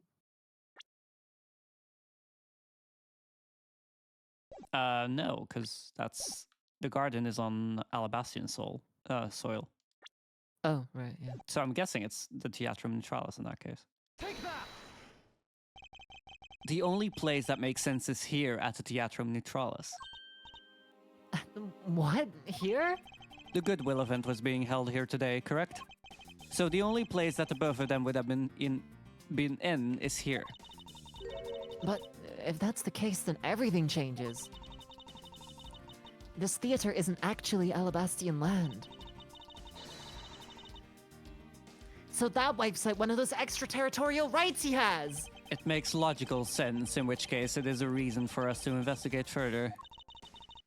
So, what should we check out? Let's see. I believe we should check out the immigration records for both Alabast and Babal post-haste. Babal's record should be easy to obtain, however. The problem will be Alabast. I wonder if they would allow us to see their records despite the order to vacate. Objection! Oh? I'm already one step ahead of you, Miles Edgeworth. Franziska? I have here the security footage from both Alabast and Babal. You would do well to take a look at its contents. You move fast. Avon Karma strives to be perfect in every way. It's not in my nature to keep on retreating like this. I took the liberty of looking over the Babal investigation reports as well. From now on, you will make no excuse to back down or say that we can't solve this case. I'm sorry about earlier. We won't be beaten. Because my cute little subordinate is going to try his very best, isn't he? Yes, Mommy. Hasn't she patronized me enough already for a lifetime? So this video contains footage from Alabast's immigration screening area. I really hope there's something in here that we can use.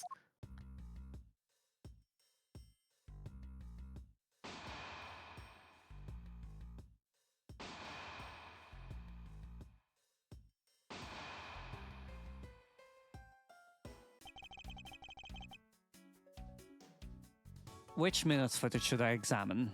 22, I guess. Yeah. Well, I can't believe how completely fooled I was by the way he carried himself. He had me fooled too. According to the files I had sent for earlier, Ambassador Alba was a Cadopian hero. He saved the royal family from danger countless times. So what bothers me is why would a man like that create a smuggling ring? Even with all the authority I have, I still haven't been able to figure out why. It sounds like the ambassador was a hero who was corrupted by evil. Same. But no matter what happened in the past, we can't let the man he is now escape justice.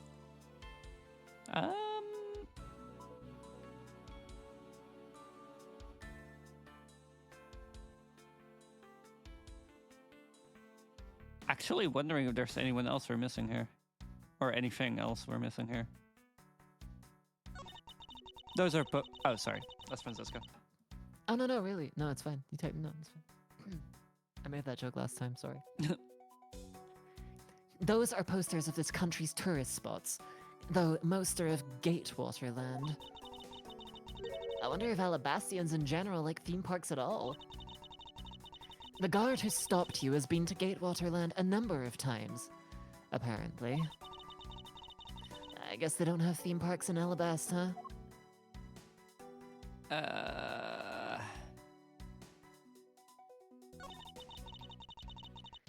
This man is the immigration officer who was on duty. That was so aggressive, sorry. He's making the exact same scary face that he was making a minute ago. Wait, is it just me or is he blushing? Huh? It appears that he gets flustered around the ambassador. Huh? I guess the ambassador is well respected inside Alabast too. Huh? You could say that. The guard doesn't appear to be capable of looking at the ambassador. That's everything here, I guess. Oh, hey, the Iron Infant, right? No, it's Steel Infant. Iron Infant, Went yeah. missing. Oh, Iron Infant. Went missing, right? Doesn't something about this lump shape strike you as odd? Huh? Isn't it supposed to be the shape? No, there is clearly something odd about the bulge. If only we had the pushcart itself, we could compare and confirm my hunch. Next, let us check the footage from Babal's security camera. I hope it shows us something good.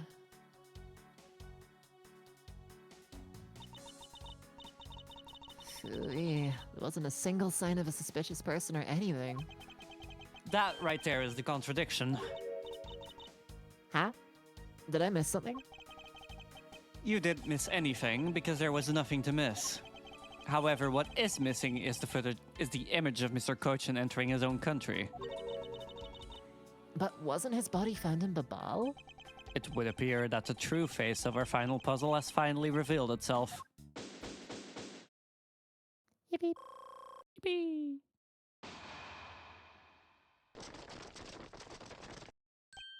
Fuck. Ambassador Alba. I thought I had asked you and your group to vacate the premises, Mr. Edgeworth. Actually, I thought I should let you know that this theater sits on my country's soil. You've had your fun, and I've enjoyed our little game. I dare say that you've even achieved a new high score. However, once you've recorded a score, that same game can never be replayed again. Huh? Do you understand what I'm saying to you? Your game is done, and it's game over. No. Where do you think you're going at this time of night? After admitting to my crime, I was overcome with regret. So I am heading to the airport now to return home. I'm afraid I can't let you do that. There are still too many issues we need to discuss with you. You can't stop me, Mr. Edgeworth, and you know it.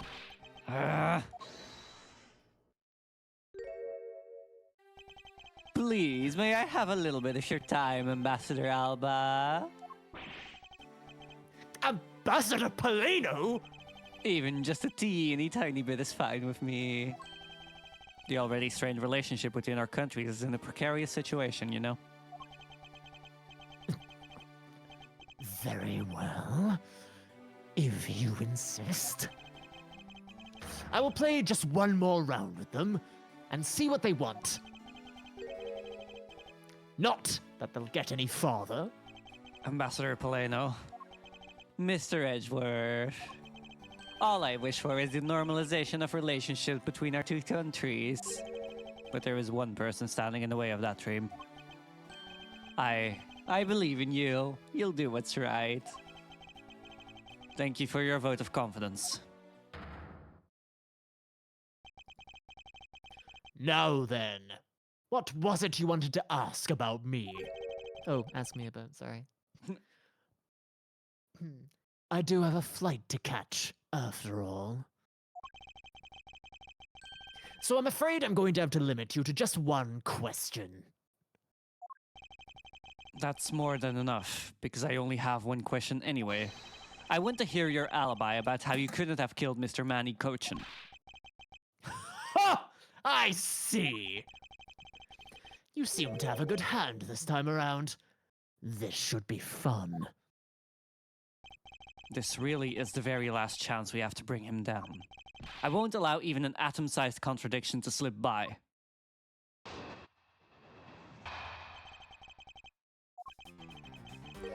Frankly, I still don't understand why I'm being placed under suspicion here. Under your hypothetical scenario, Mr. Cochin and I were fellow smugglers. But to get to the point, I was in Alabas the whole time. So it's simply not possible for me to have killed him in Babal. That is my alibi. Hey, Glebus, isn't that the voice you gave to Manfred? So that is your alibi. That is correct. It's simply not possible for me to have committed a crime in Babal. Now that we've cleared that up, I'd appreciate it if you could move out of my way. I said hold it. What is it this time? I thought I told you I'd only allow one question. You did. But you still have yet to really answer my one question. What? Until you tell us the truth, I will refuse to budge an inch from where I'm standing. Very well. I'll play with you for just a little longer. Miles Edgeworth as my subordinate and representative of this country's prosecutors.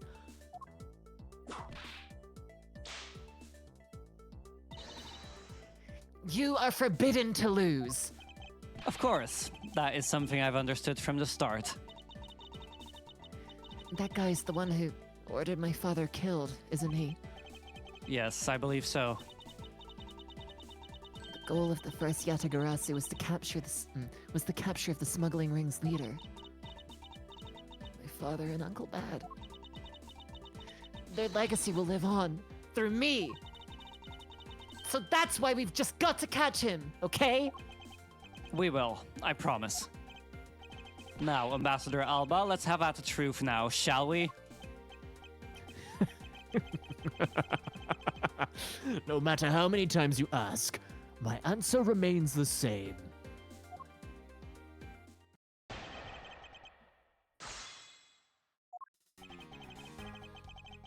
must have a sippy of water.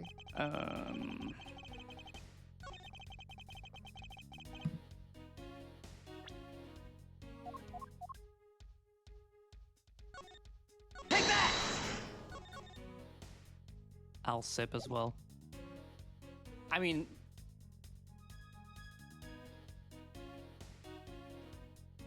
we see him leaving, right? We see him going into Alabast. Going back into Alabast.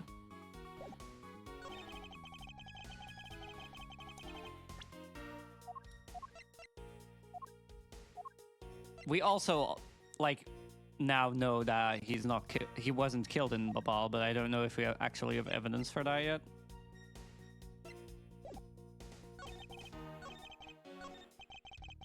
So, Mr. Cochin was a friend of Ambassador Alba. If that's true, then why did the ambassador kill him?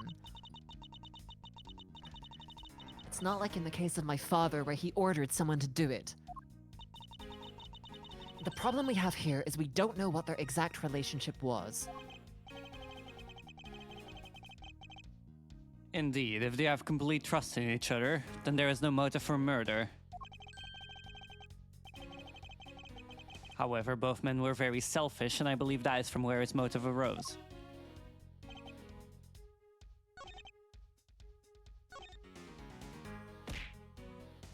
Ow.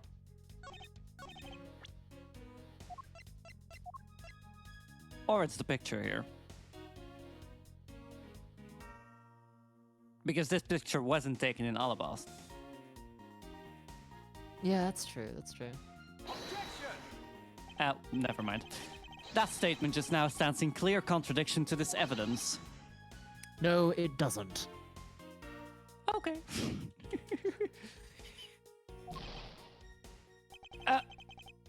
But that's impossible.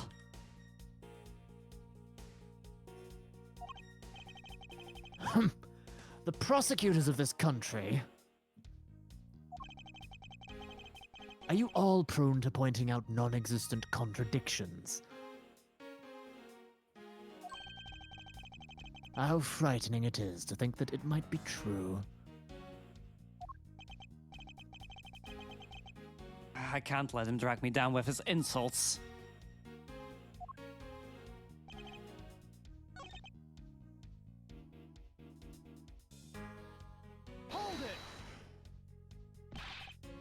It's not a hypothesis. Earlier we proved it to be what happened.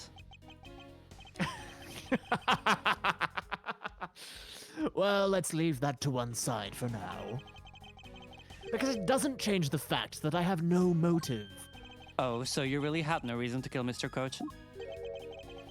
If you want to suppose I had one, then why not? I'll indulge you. After all, this is nothing more than a silly game to me. Even if that's how you see things, I'd appreciate it if you would take me seriously.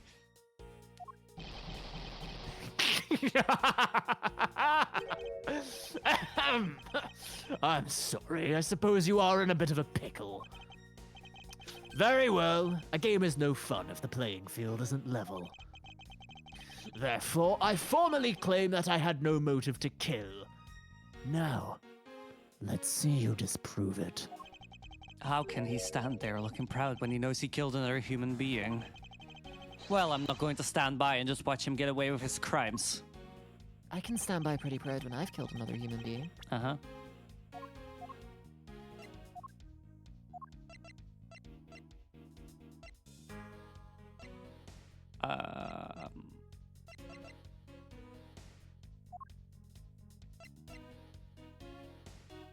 Oh yeah, right, because Cochin was the one that wanted the Primidex statue stolen. Ah.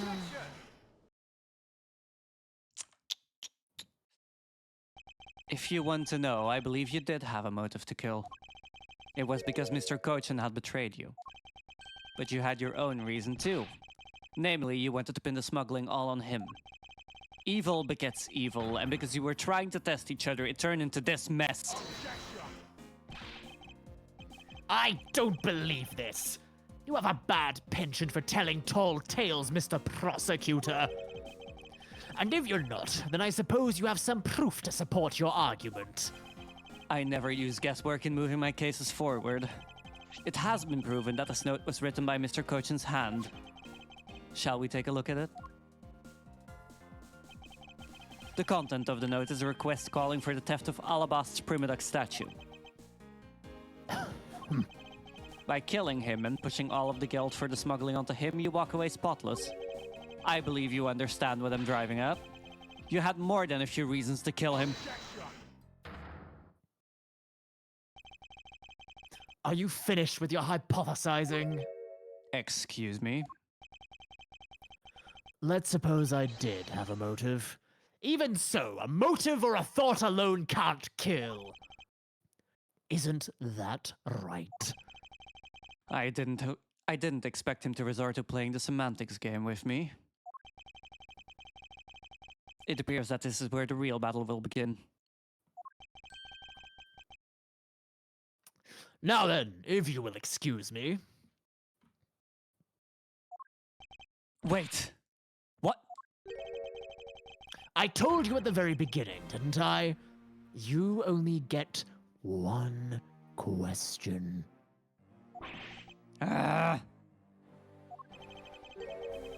Ambassador Alba, if you could please give us just a little bit more of your time. It doesn't matter what kind of man Manny was, he was my subordinate. Which is why I would like for us to figure out the real cause of his death. That is something for Babal to figure out, and something to which I have no relation to. Ah! Now he's even turning down a request from Ambassador Poleno.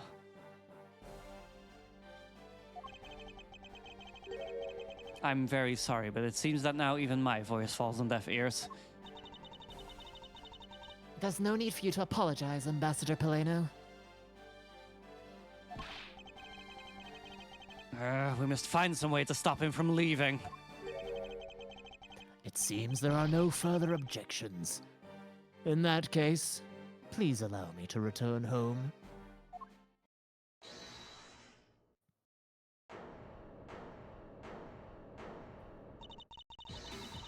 Hold it right there, Ambassador Alba! Okay. Like I said, Mr. Edgeworth, the Yatagarasu's legacy will live on through me. Yes, but how do you suggest we stop him from leaving? You just leave that to me. Ambassador Alba, do you recognize this? No, and why should I recognize that tattered old organizer? Wait, where have I seen that before? This is the clue my father, Baron Faraday, left for us. Did you say Burn Faraday? Mr. Faraday's organizer! Don't tell me that this is the one from the second KG-8 incident. The one in which he wrote about the Yatagarasu's key. Yes. This organizer belonged to the prosecutor you had Miss Yu kill 7 years ago. I have no idea what you're talking about. You say that like it was related to me. Inside this organizer, you wrote up every detail of every... He wrote up every detail of every evil thing you did. What an amusing little girl you are. But that sort of trickery won't work on me. If you won't believe me, then take a look at this. And what is that toy there?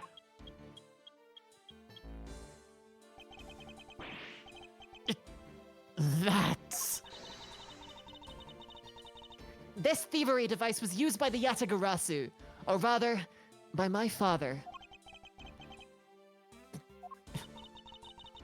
7 years ago, he used this when he snuck into this embassy. What? These two pieces of evidence that hold information the Yatagarasu dug up on you. If you go home now, I won't hesitate to send it all to Alabast, right behind you.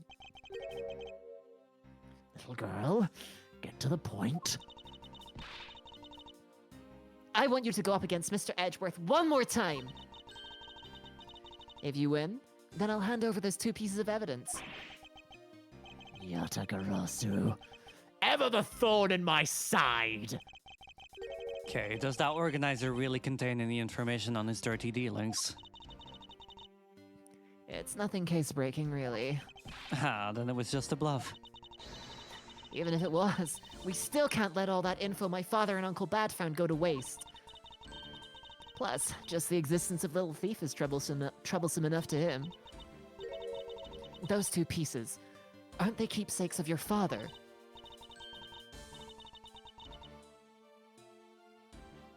Oh, sorry. It's okay. I believe in Mr. Edgeworth. He'll come out on top in the end. Okay. When the going gets tough, someone's got to be there to put the wind back in your sails. After all this time, you're still quite the feisty one. I applaud your powerful nature.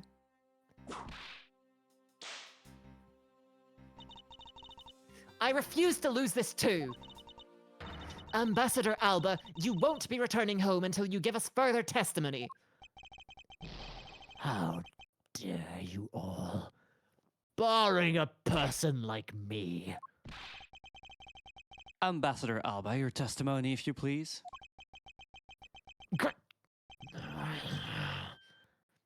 All right. But this is the absolute last.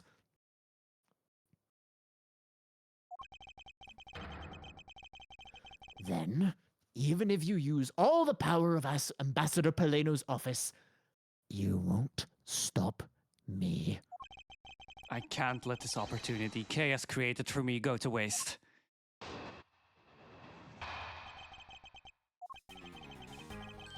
The last time I met with Mr. Colchin was here at the Theatrum Neutralis. After that, I was in Alabas the rest of the time, as I stated earlier. In any case, I did not see Mr. Colchin again after that. So you see, there is no time span in which I could have killed him. Wouldn't you agree? Now, since you people were practically begging, I'll allow you to question me. What an arrogant old man. Yes, but no matter, we can't allow this chance to escape us. I will warn you, though. You've reached the end of my patience. Fuck. Waste my time with any inane questions, and you will be punished. So, any needless pressing or presenting will hurt our case? In that case, the only thing you can do is to present the correct evidence. Understood? Of course, I don't intend to let him intimidate me. I know Mr. Kochan was killed before he returned to Babal. In which case, there is only one statement to which I need to present the evidence. Oh no. Uh-oh. Uh-oh.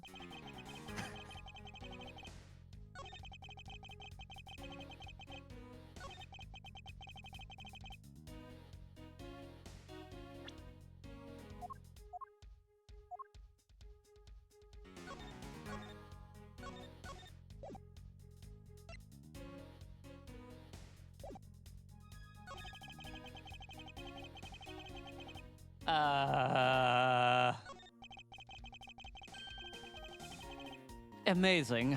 Diplomats really do know how to craft answers that don't answer anything. So if the only place he met the victim was at this theater, then when was he killed?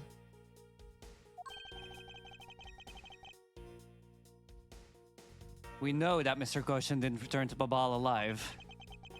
Which means that the only time he could have been killed is when they were both here. And that means he was planning to kill Mr. Kochan from the start.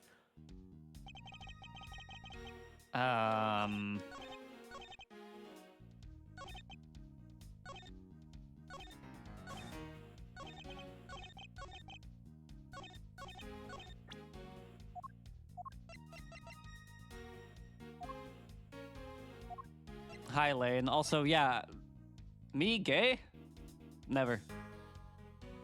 Do you have evidence of those allegations? I do. You do?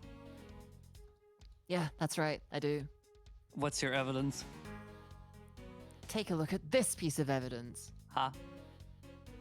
Just imagine there's some there, I don't know. I feel like you wouldn't love it if I posted our DMs, please. I beg your pardon.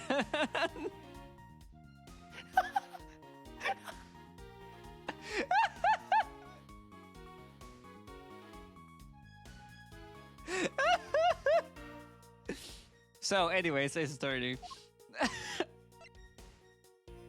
I'm just really scared of making any mistakes, considering he does double damage as well if you present the wrong thing. From bully to straight up blackmail, for fuck's sake, for real. I could post evidence though. Yeah, you make a valid argument. You win this one. I could call it Photoshop though.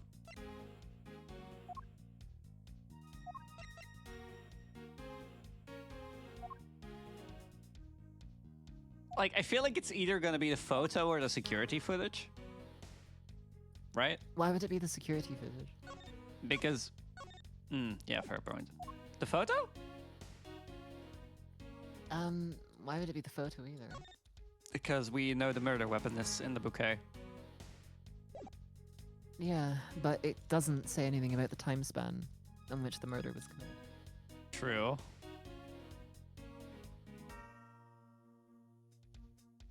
I have evidence that would be corroborated by posts that you've posted on one of your Twitters. Listen here, we don't mention my NSFW at Twitter on this stream, except that we did, and I'm a fucking liar. You literally promoted it yesterday. Shut. Objection, as they say. Overruled. Aww. I still think it's the photo, though.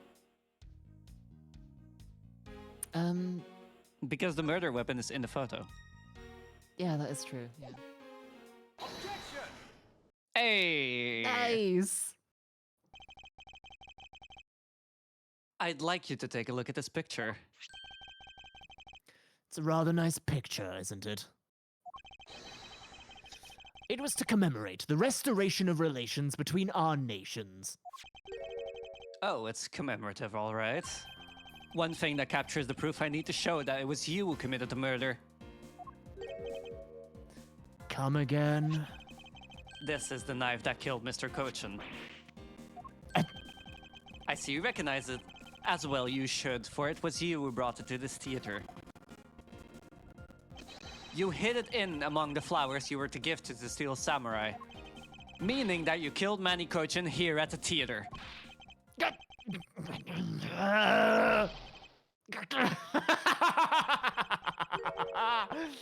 It's time for me to catch my flight. We're not through yet. It's game over for you, Mr. Edgeworth. But I thank you for the entertainment. No matter how passionately you orate, the end result will still be the same. I won't be returning to this country ever again. That's right. This man is an ambassador. And he has extraterritorial rights. No matter how hard we chase after him, we won't be able to have him tried in court. Yes, that's exactly the face you should be making. The face of a worthless cur.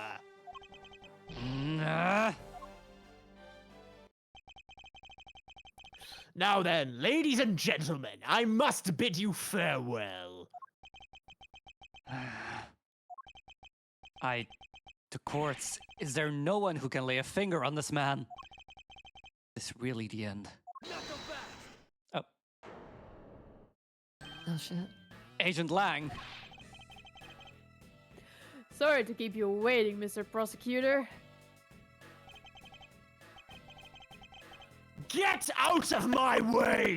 My plane is scheduled to take off soon. Sorry, but you're not going anywhere, Mr. Alba. I'm through playing games with you people. You can't touch me. If you do, it would spark an international incident, Agent Lang.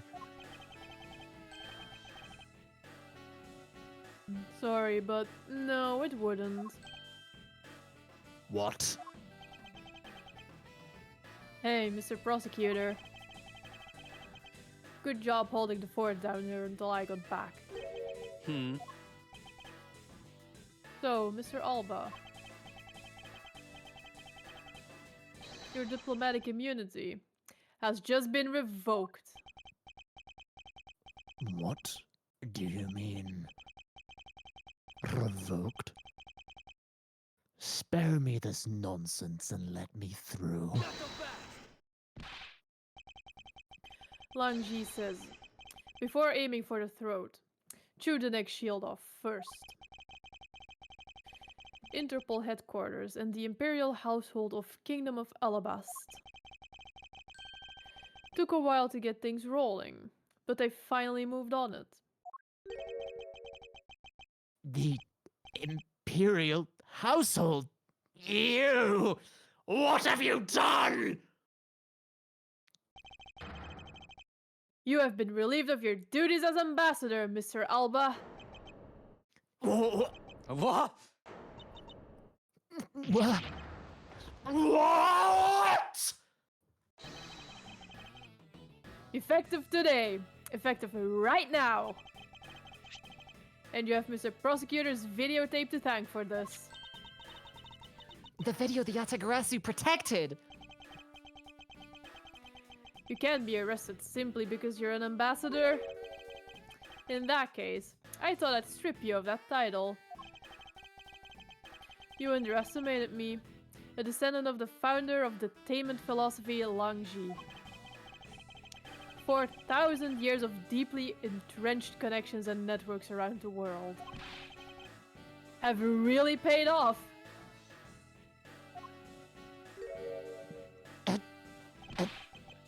It can't be. I don't believe this. My ambassadorship has been revoked. Looks like you're finally coming to grips with your new standing. Woohoo! Looks like he's turned docile again! He's probably in shock from the loss of his shield. What a shame. I had so wanted to use my whip on him. Why is this happening to me? I'm just a hard-working, honest ambassador. Do you really think you can still pull that on us now? We've already ripped away the mask and seen you for who you really are, Mr. Alba.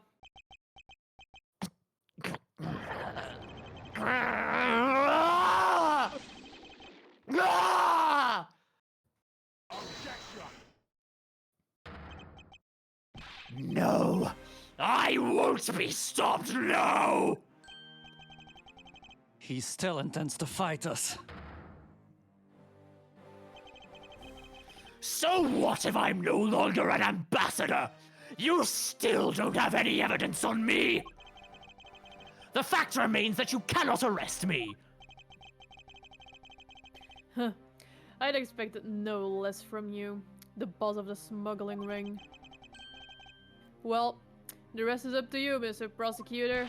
Understood.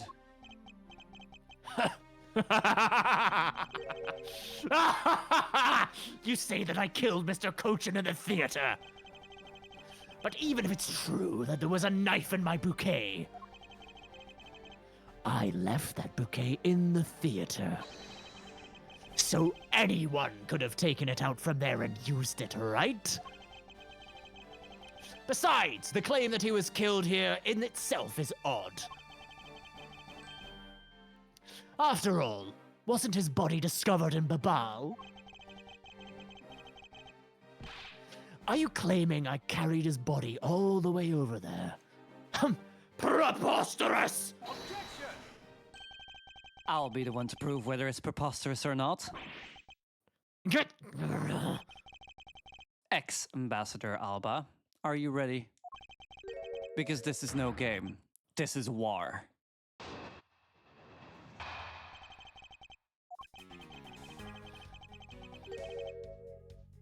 I killed Mr. Cochin in this theater using a knife that was stuck in my bouquet. I left that bouquet in the theater. Anyone could have taken the knife from there. Besides, Mr. Cochin's body was discovered in Babal, right? There is no way for me to have transported his body from the theater to Babal. Look, don't you think you've had enough fun with me? You've already stolen my ambassadorship from me. Would you have me surrender too? You have no plans to ever return to this country, isn't that right?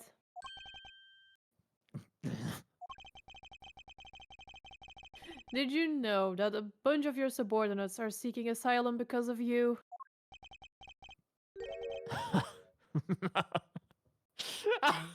As if I care. Hey, Mr. Prosecutor. Put this guy out of the embassy and we can finally end everything. I know, and I will give it my all to see that he leaves in handcuffs. Without the title of ambassador, he is just another witness. Yes, just another witness. All right, what are we waiting for? Let's get this guy! And get him good. I wonder if they understand that all I can do is present evidence to the testimony. Let's kill him, Mr. Edgeworth.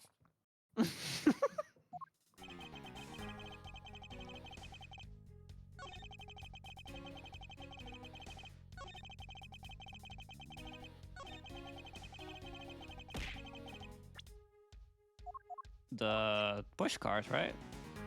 Yeah, it's gotta be. Oh, fuck yeah. Fuck yeah.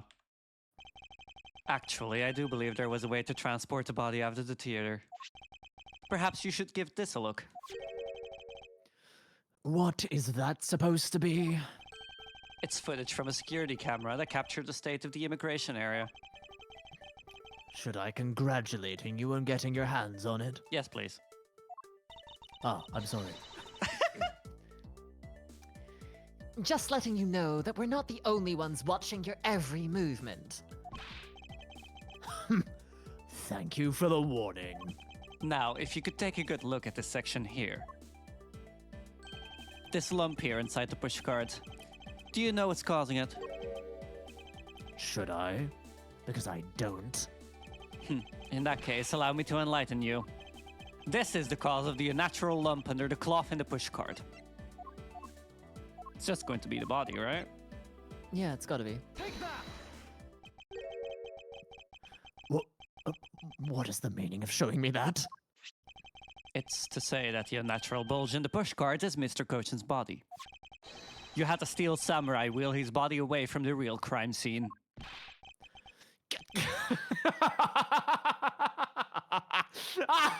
What a guess! But I wonder if you have any evidence to support it. I admit that for now it is but a hypothesis. However, if you can't prove it, then I'm afraid I must be on my way. I don't have any more time to play with you people. motherfucker, where are you going? You're literally not an ambassador anymore. He's fleeing the law.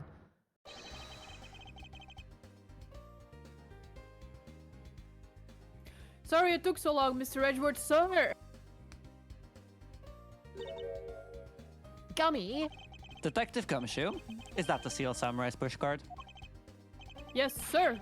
I found it in the open air stage area. So that's where you went. The detective spirit that Pops left with me. I thought I'd follow my gut and go with it, sir. So, Mr. Edgeworth, is this worth anything to the case? Yes, it just might play a major role in solving this case, Detective. But somehow isn't right. Something isn't right. I thought that the entire samurai family was in Alabast. Where exactly in the open air stage area did you find this pushcart? I found it just lying there at the edge of the stage, sir. Oh. Well, let's leave that for now and examine the inside, Detective. Yes, sir.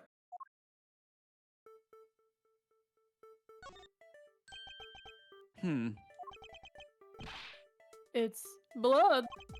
This must be Mr. Kochen's blood. Which only goes to prove that Mr. Kochen's body was indeed transported by this pushcart.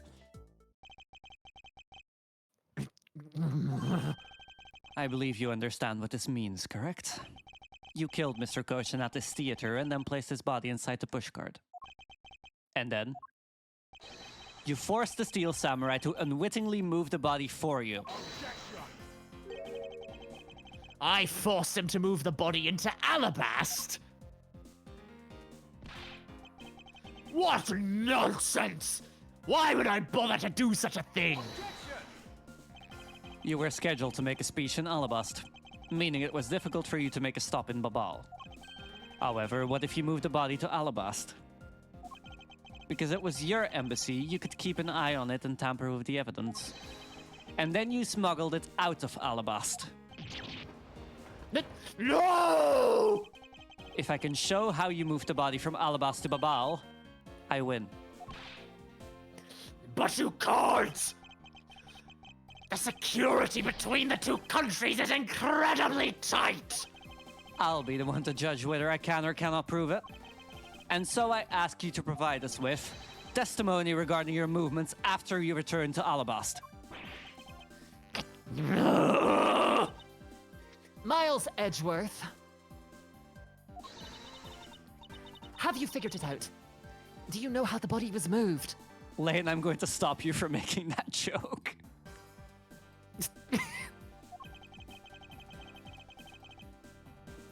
To be honest, I have nothing to support my hypothesis at this time. I've been murdered. However, I don't believe I made a mistake in my logic up to this point. Which means... There is no question that can't be answered, right? the Primidoc statue was smuggled successfully through a brief flight through the air. So why shouldn't there be an answer as to how the body was moved? Which means that there must be a logic flaw somewhere I can exploit.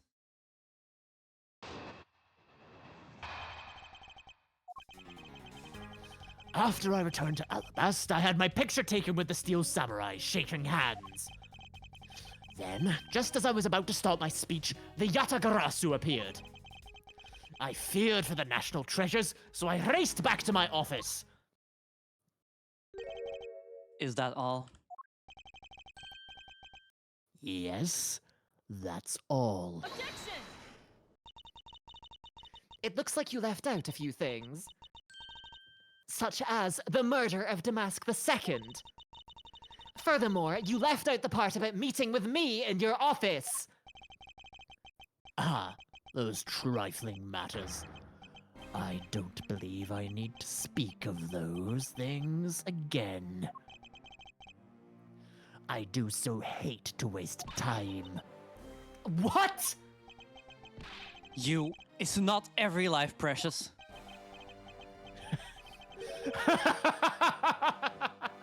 Do you really need me to answer that for you? People like you cannot be allowed to wander freely through society. Then you'd better try hard, because I doubt you'll find a single contradiction. He's really full of himself, isn't he? Yes, he is. How can he be so confident at a time like this?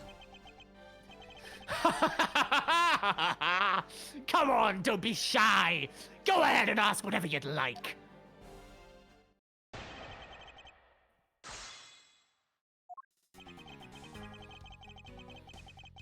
I actually have to think for a second. One. Okay. Wait, we already know that...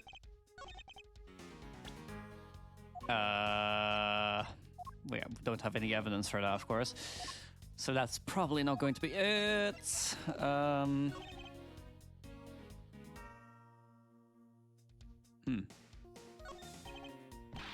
I can't find a single contradiction. Mr. Edgeworth. He's totally dead on the inside, just like a hollow tree.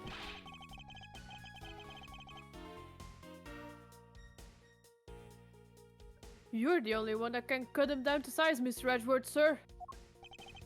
At this point in time, we lack the information required to fight back properly.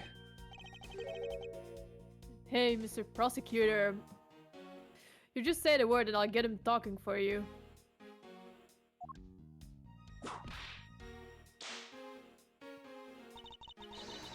Don't forget that we have plenty of ways to get him to talk. Uh... I like where that's going. We've got some real scary people on our side. Okay. Well, I'm all ready to help out, Gummy. How about you? I can't believe even you're getting into this. In that case, I'm ready too, sir. Everyone, please calm down. I'll think of something. Like pressing his balls. But he's from Wow, Alabasta, it stable. doesn't You're work. so funny.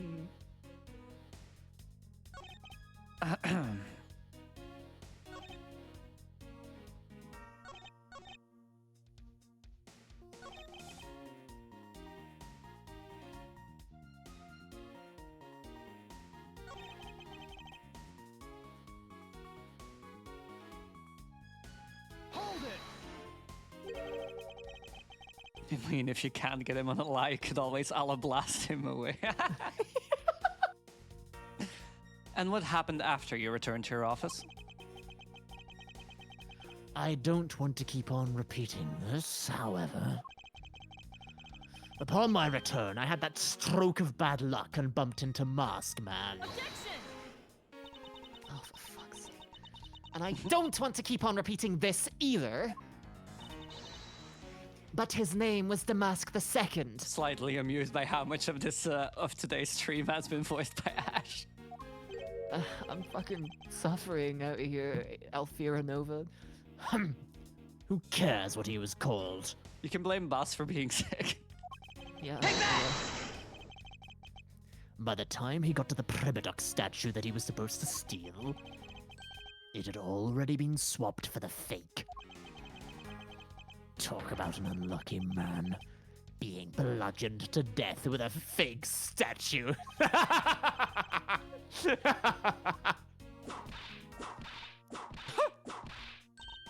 Oh shit. Miss Von Karma is really letting her whip fly now. Yeah!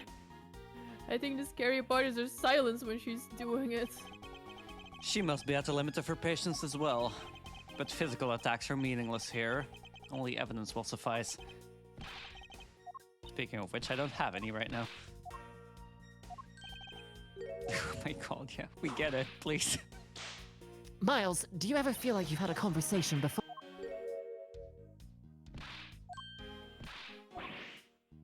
Do you ever get that feeling of deja vu? Is it gonna make you sit through the whole thing? Jesus, okay.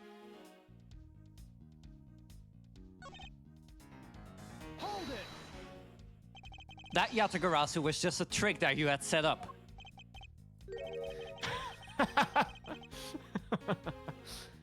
most amusing joke. Now do you propose that I set it up?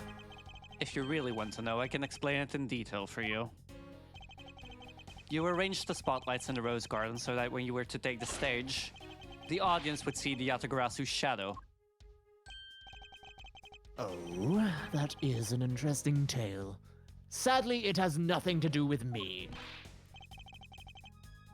You! What's it going to take for you to fess up to anything? Very well then, let's move on to a different question. After the Yatagarasu appeared, what was the state of the Rose Garden?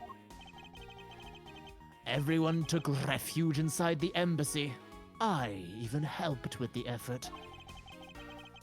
Then, once everyone was inside, well... Hold it! So why was it only with the Steel Samurai? I thought the Pink Princess was also around. The Pink Princess was suffering from a bad hip at the time. And the doctors recommended that she rest. Wow, so you do have a soft side after all. The pain of a bad hip.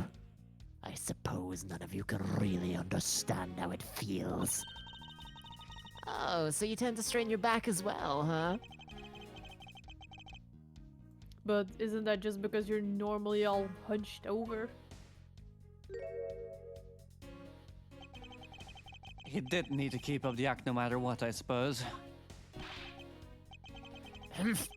The point of this is not to discuss my back problems! For about 15 minutes after our handshake, I was in my office preparing for the speech. I can't find a single flaw in his argument. At this rate, I won't be able to prove that he is actually guilty of anything. Are we finished here? Miles Edgeworth, can you not come up with how the body was moved to Babal? Sir, Mr. Edgeworth. Even after proving so much, is he going to get away with it? Is this the end?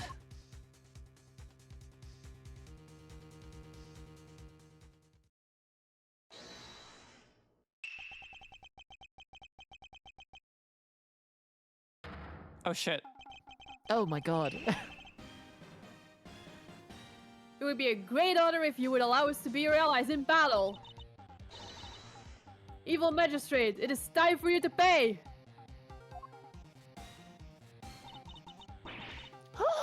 It's the Steel Samurai? No, you are mistaken, for I am Steel Samurai Daddy, married man of Neo Old Tokyo. And this is Pink Princess Bobby. Edgy Boo! No! The two people that I wanted to see the least. Larry, what are you two doing here?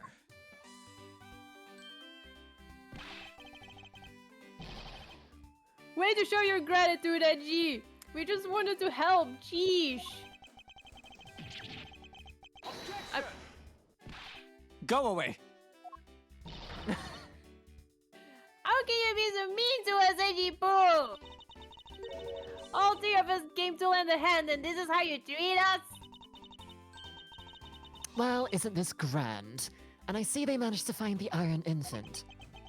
Does that really matter right now? Hey. Is it just me, or is the Iron Infant completely soaked? Oh, yeah. I found him in Babal, but he was in the middle of the pool. Wait a second. Larry, go back to what you just said. Huh? Oh, it appears that we made... Not that far back. Something about finding the Iron Infant in Babal. And he found it in a pool. I don't recall there being one in Babal. Oh, that! Well, I was in Alabas the whole time. So I have no idea how the Iron Infant would wound up in Babal. I thought I had lost him in the Rose Garden. But I guess maybe this cute kid can swim, huh? Wait, what? Larry, you lost the Iron Infant in the Rose Garden. Are you sure about that? Yeah, I'm sure. But I found him in... That's enough, Larry. Aww. The Iron Infant that Larry lost managed to move between the two countries. Furthermore, the Iron Infant was found soaked in the middle of a pool. This is what I've been looking for. It's another smuggling route between the countries. The key to the route the Iron Infant took to travel from Alabas to Babal is... Ah, that's right. This embassy was built with bilateral symmetry in mind. Larry, shut your butthole. Detective Gumshoe. Yes, sir! There is a location I wish for you to examine post haste. It is where I believe the route used to smuggle Mr. Koshin bodies lies. Does something like that really exist, sir? An embassy built on bilateral symmetry, meaning that this is where we need to examine. Take that! Yes, sir. I'll be back before you know it.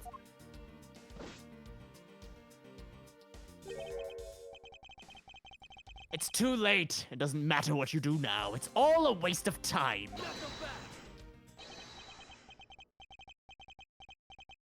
You will stay with us. You will stay here with us and wait.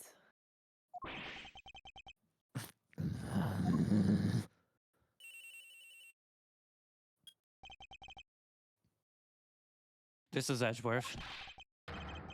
Mr. Edgeworth, it's here, sir. There's a reservoir here, just like in the Rose Garden. Just as I suspected. What is it? The two sides of this embassy are mirror images of each other. Which means that there is also a pool at the corresponding location on the Babalese side. Mr. Cochin's body was moved into Babal through the pool in Alabast. Avoiding the topic with a vague answer like that is unbecoming of a prosecutor. If you don't mind, I'd like to see more physical proof, if you have any. The Iron Infant is positively soaked in water. Why do you think that is? It's because he was fished out of a pool, and not just any pool. It was the Ablaze one. I think it's pretty obvious at this point what must be true. The water reservoirs in the two courtyards are connected. And where is your proof that the two sides are connected?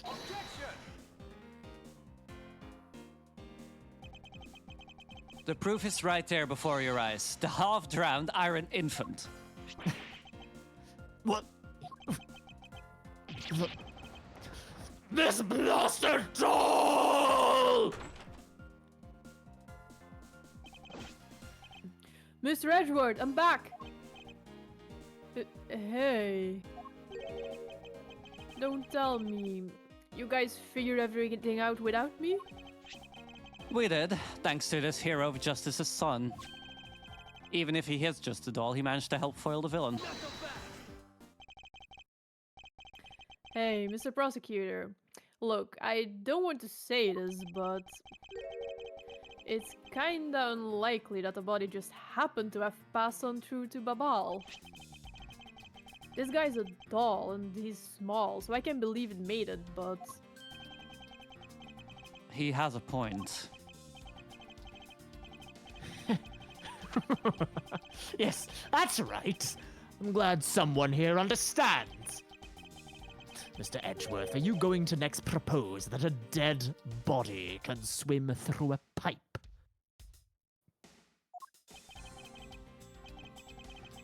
You see, Mr. Prosecutor? Our chase after this man is far from over. Agent Lang. Why is he helping Mr. Alba out now? He's not. He realized the flaw in my argument and is helping to move the logic along. In which case, I should return the favor and find an answer. And another thing. Mr. Cochin's body was found in his office in Babal. So what happened to his body after it was transported to the open-air stage? Mr. Alba had an accomplice in Babal, remember? You mean... Sheena, right? With her there, you can see how it was possible to move the body up to the office. Are you seriously claiming that she swam through the connecting pipe with the body? He's right. Miss Sheena would drown if she did that.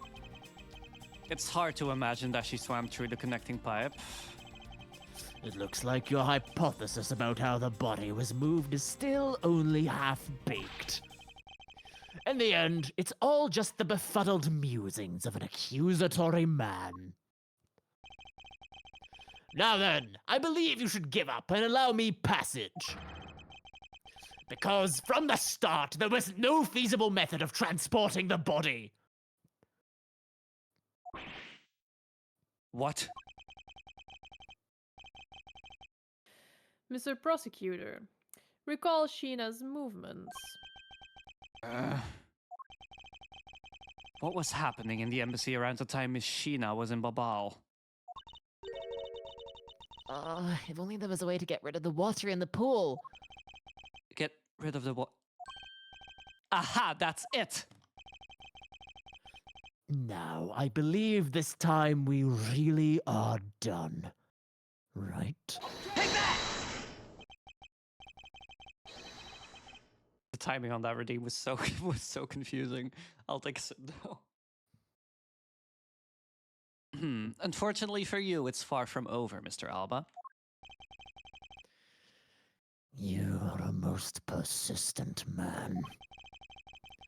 Are you saying that you thought of a way to move the body through the water? Speak. Fucking worst moment to have to bark. Edgeworth, are you all right, man? See, he's gone insane. Fucking hell. Francisca, I can't do this anymore.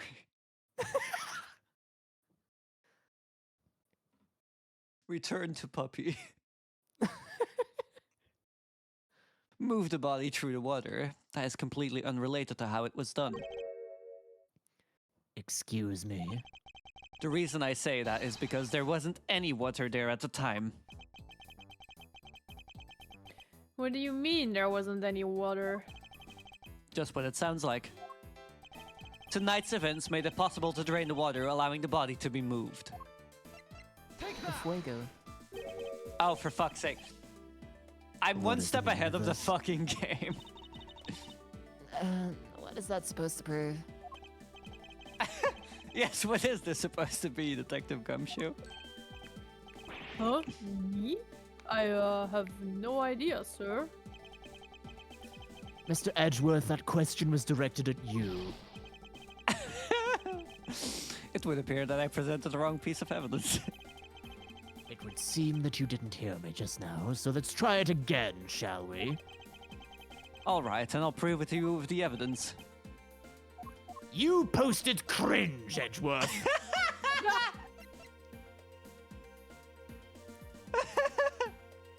Take that! Tonight, the Yatigarasu set fire to a variety of locations in the Babalese embassy. In order to put the fires out, much of the reservoir's water was used. Of course, when the water was used, the reservoir's water level went down. And if enough water was drained, the connecting pipe could be used to traverse the border. So what? The water level went down, the reservoirs were connected. Does any of this matter? You can't prove any of this.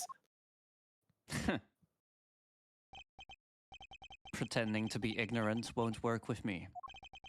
We both know what kind of situation we're in right now. Even in a game, there comes a critical, game-changing moment. A moment in which you hit a wall that you must overcome in order to beat the game. I haven't lost yet.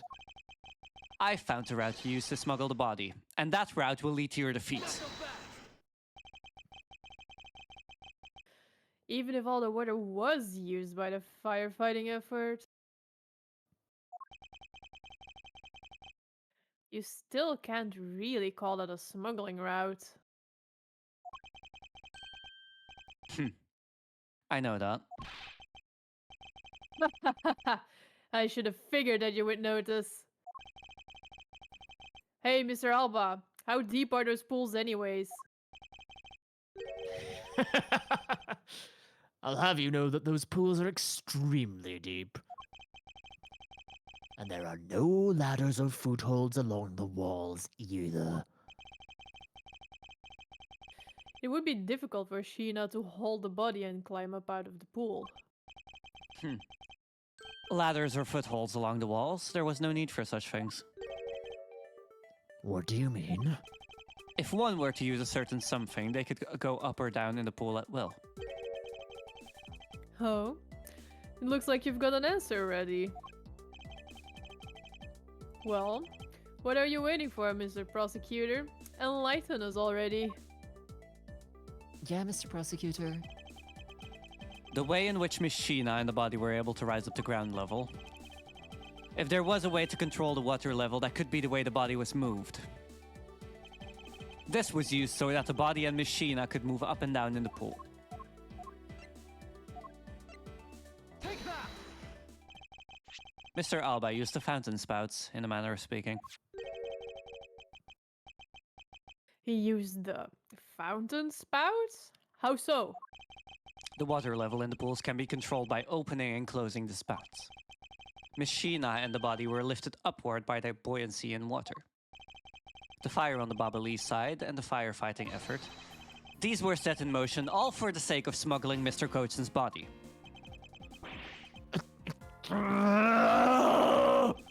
Shall I show you where the final destination of my train of logic leads? First, Mr. Alba closed the fountain spouts in advance in preparation of things to come. Then, he took the pushcart that was brought to the Rose Garden and pushed it along with the iron infant and Mr. Kochen's body into the pool. At this time, Miss Sheena was busy conveniently starting the first fire in Babal. She then made for the open air stage pool to wait for the firefighting effort to begin. When the firefighters used the water in that pool, the water level went down. And by the time the fire was put out, the pipe between the two pools was exposed.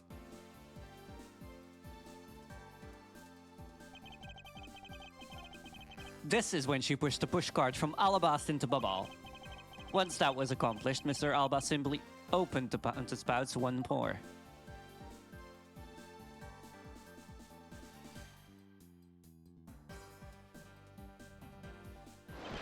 And the water level rose up to its original level along with Miss Sheena and the body. After that, Miss Sheena used the pushcart to carry the body up to the Secretariat's office. There is an elevator in the embassy, after all, so you see, even with her small frame, she could have easily transported Mr. Kochen's body. And that wraps up my thorough explanation of how the body was moved.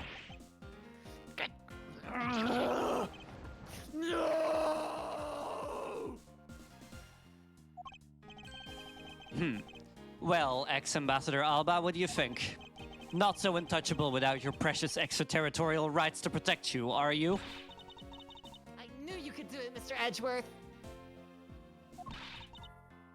Way to fight back. You accuse me of moving the body across the country lines. But when you get down to the nitty-gritty, you don't have what it takes to indict me. The nitty-gritty? What does the old man want now? Proof, I believe, is what he seeks.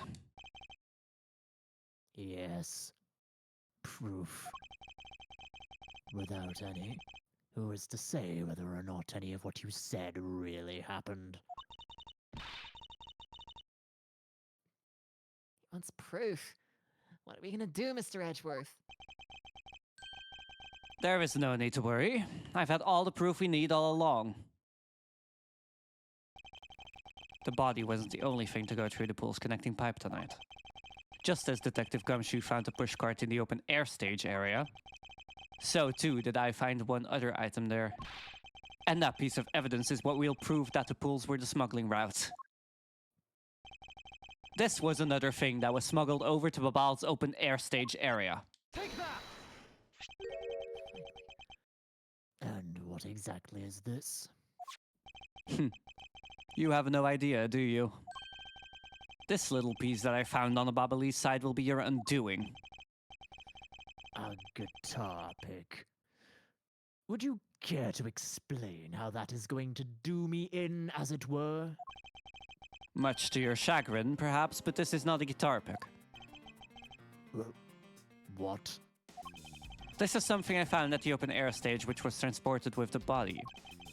I naturally assumed that you would recognize it, since you took a photo of it after all. But since you don't, allow me to show you what this fragment from the stage area belongs to. Take that! Let us take a good look at the murder weapon that was used to kill Manny Kochen. On the handle of this knife, there is a beautifully blooming flower. However, it would appear that it's missing a single petal. Now, let's see what happens when we try to fit a spick into that open slot. It's a perfect fit! I assume that the petal must have fallen off of the flower during Mr. Kochen's murder. And then it was accidentally placed into the pushcart along with Mr. Kochen's body. That's an interesting story. Nothing more. Oh, I assure you it's more than just a story. Because for some odd reason, this flower petal was wet when I found it. It was What? You say? Yes, and the only place it could have gotten wet from is the open air stage's pool. Now I ask you, how did a part of the weapon which was smuggled into the theater wind up in the open air stage area on the Babalee side of the embassy? I don't think I need to waste any words explaining this, as this battle explains it all for me. It proves that someone went from the Rose Gardens pool on through into Babal. Impossible! The people of Zhang 5 have been waiting to see you face to face, Mr. Alba. I'll tell everyone back home we'll be there soon. You should be happy. Why?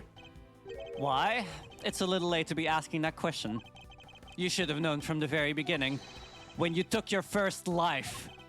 No matter how you may plot or how you may try to cover it all up, you can never hide from your crime and what you've done. Because we're here to see to it that justice is served to people like you. You can't call what you've given a perfect argument. You know, I don't think this guy is ever going to admit to his wrongdoings, Mr. Edgeworth. Because he values himself above all else. People who can't be negotiated with, or people who refuse to admit when they've lost. I don't believe those kinds of people really exist because everyone breaks eventually. You're right. In that case, I have no choice but to use all of the evidence I have. I'll use it all until he breaks under the weight of his crimes. Mr. Alba, I request that you testify once more. Holy fucking shit. This really will be the end of the line. But first, another ad break. Jesus Christ!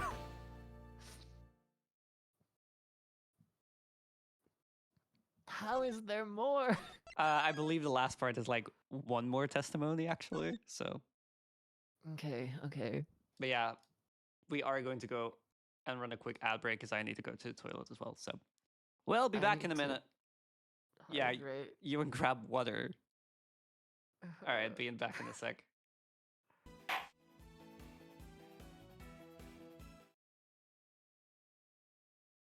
All right.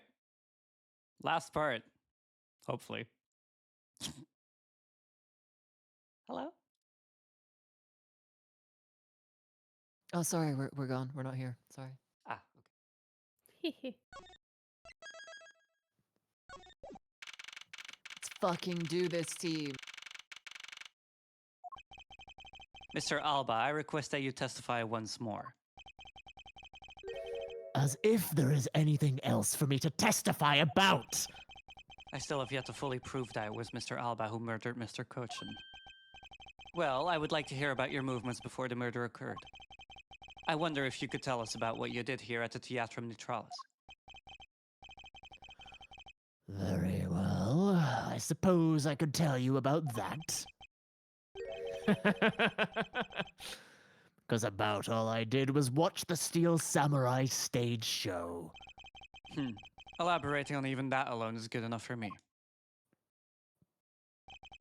The only way for me to place this man under arrest is to pinpoint the exact location of where the murder took place, for that is the key to this investigation.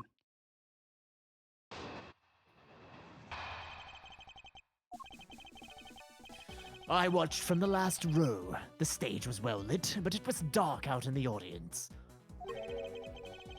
I swear I was there in the audience, but it's hard to prove that, I suppose.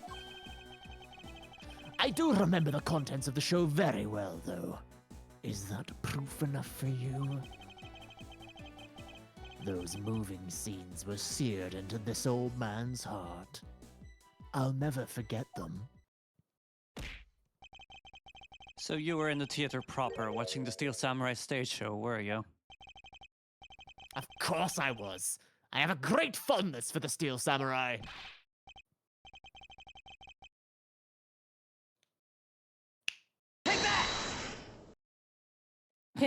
Yeah, I was pretty cool up there, wasn't I? You motherfucker, the fact that you were late to your line because you wanted me Speak. to bark.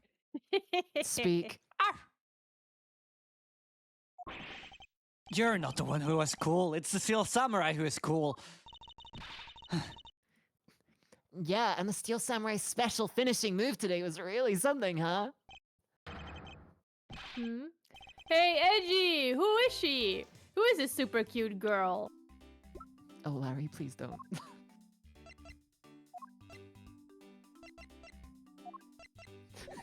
Larry, she's underage. Oh no. Her Larry, name is Kay Larry, don't do this. Faraday. And she's been helping me in my investigation. Sorry I didn't get to introduce myself earlier, but better late than never. Yes, okay, I'm Larry, but... Silence in the Peanuts Gallery! There is no time for such trivialities at a time like this! I mean, Oh, shit, I did the R roll. I would just love to imagine that fucking Edgeworth really just opens his organizer like, Kay Faraday, 70. Larry Butts, 25. Larry! Larry, unless you want to be in a court from me, I don't recommend you do this. Mr. Prosecutor, this is the final battle. You got that? I know. This is the end. For that man there. Now that's the kind of thing I like to hear. I think I'll give trusting you a try, Mr. Prosecutor. Or rather, Mr. Edgeworth. I'll leave this critical battle up to you, Mr. Edgeworth. Have no fear. I will finish the job. This really is the end game. The time has come to expose every last one of Mr. Alba's lies. Gumshoe, please proceed to cuff Larry for every minor's safety. Yes, sir.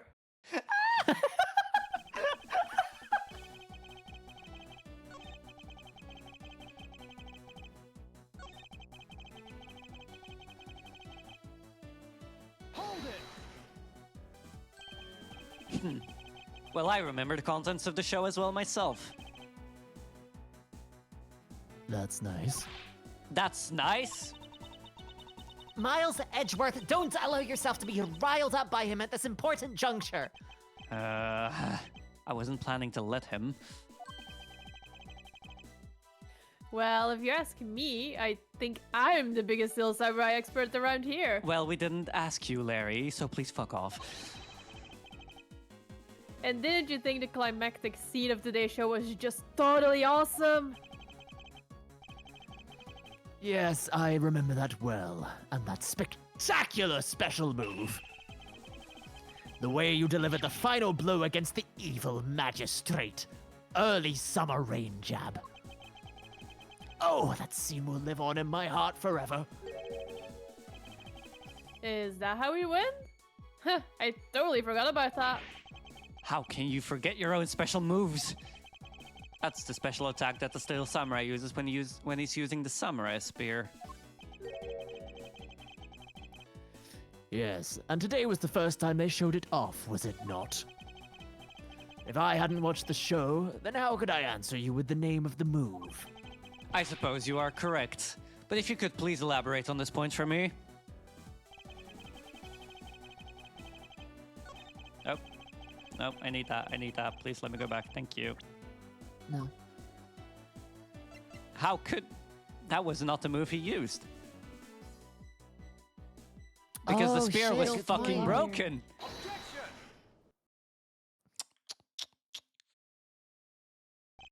The special move today was the early summer rain jab. Is that your final answer? Objection!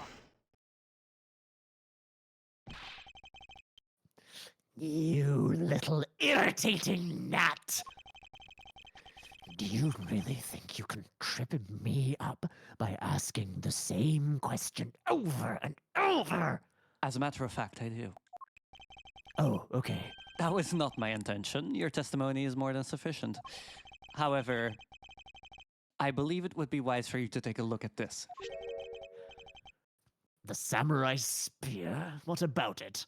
Put a guy in prison with your hyper-focus peak autism. That is Edgeworth in a Oh. nutshell, though. I've done that before. Huh? This spear actually never made it on stage today. Excuse me? Unfortunately for you, tonight's Steel Samurai happened to be a goof of a young man with an abundance of useless hot-bloodedness. Huh? Having said that, said useless man been to spare during his rehearsal this evening. Okay, do you remember what the Steel Samurai special move was tonight? Oh, it was the Steel Samurai Sushi Slash.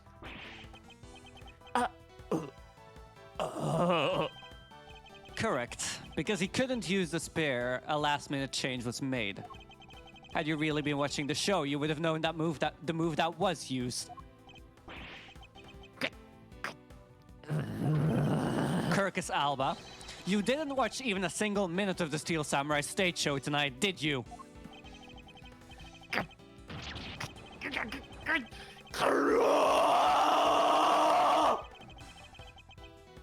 Aha! So he wasn't watching the show tonight. Then it opens up the possibility that he was busy killing Mr. Kochin instead! So where were you during the show? I demand an answer now.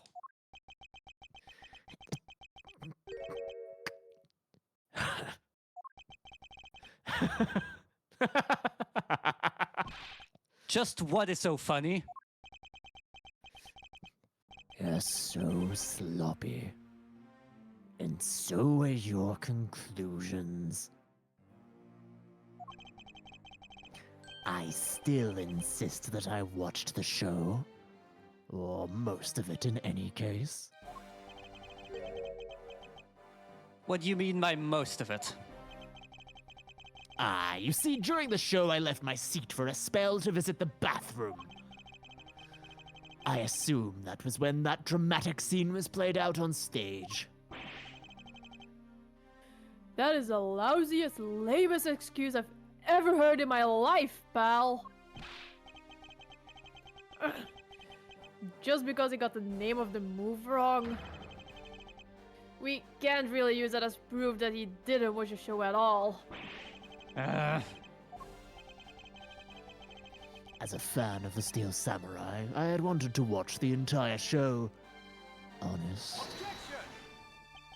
As a Steel Samurai fan, for someone who wasn't even in a seat for the climax of the show, you have no right to call yourself a Steel Samurai fan, ever!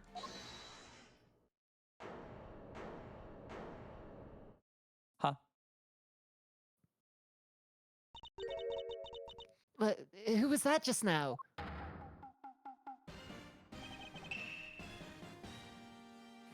It would be I, young lady. Larry, what are you doing interrupting me like that? Edgy, please hold for a second, I beg. You may never accept this old man as a Steel Samurai fan, but I totally think he's a Steel Samaniac.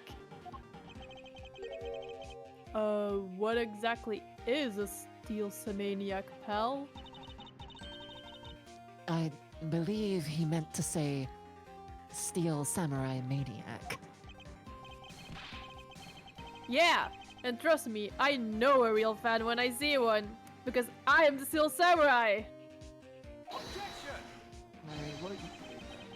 I will never acknowledge you as the true Steel Samurai.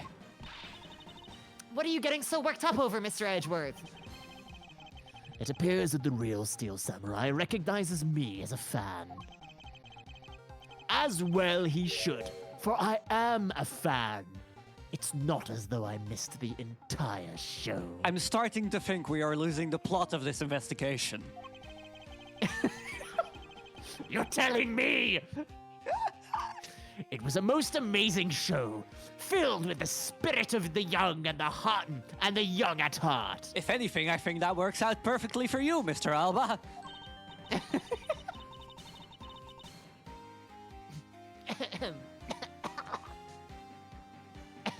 Sorry, hang on. Kay's having a moment. The sarcasm dripping from his long wooden nose couldn't run any thicker. Getting the name of the move wrong only proves that he didn't watch the last scene. What I really need here is something more definitive. Something that links Mr. Alba directly to the murder of Mr. Manny Kochin. You know what, Grams? You're really something else. I'm honored to receive such praise from the Steel Samurai, but what is it for? Well, I was just wondering how you found out about the early summer rain jab. That move is a bit of a secret that only a small portion of the staff know about. Wait, it was a secret? Larry, wait, what did you just say? Huh? Did I say something stupid again? No, for once you didn't. Did you say that the early summer rain jab was actually a secret? Well, maybe I shouldn't have said secret. It's more like we only decided on the name of the move right before the start of the show. Right before. Yeah. The stage director was going nuts because we were supposed to debut the move. About 5 minutes before the show, we threw it up on the dressing room's whiteboard. Early summer rain jab! That's kinda how we decided the name of the move. But by that time, I'd already bent the spear, so I guess the whole thing was kinda pointless. All of you Steel Samurai actors are the same. The director has my complete sympathy. Long story short, because we changed the name of the move to the Sushi Slash, we kinda pretended that the early summer rain jab didn't exist at all. I mean, it'd be bad if someone found out we changed the move, so we made it a secret.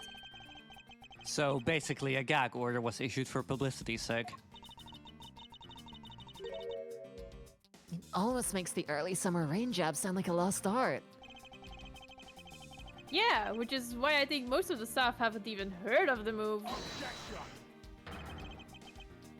Hold those lips of yours still!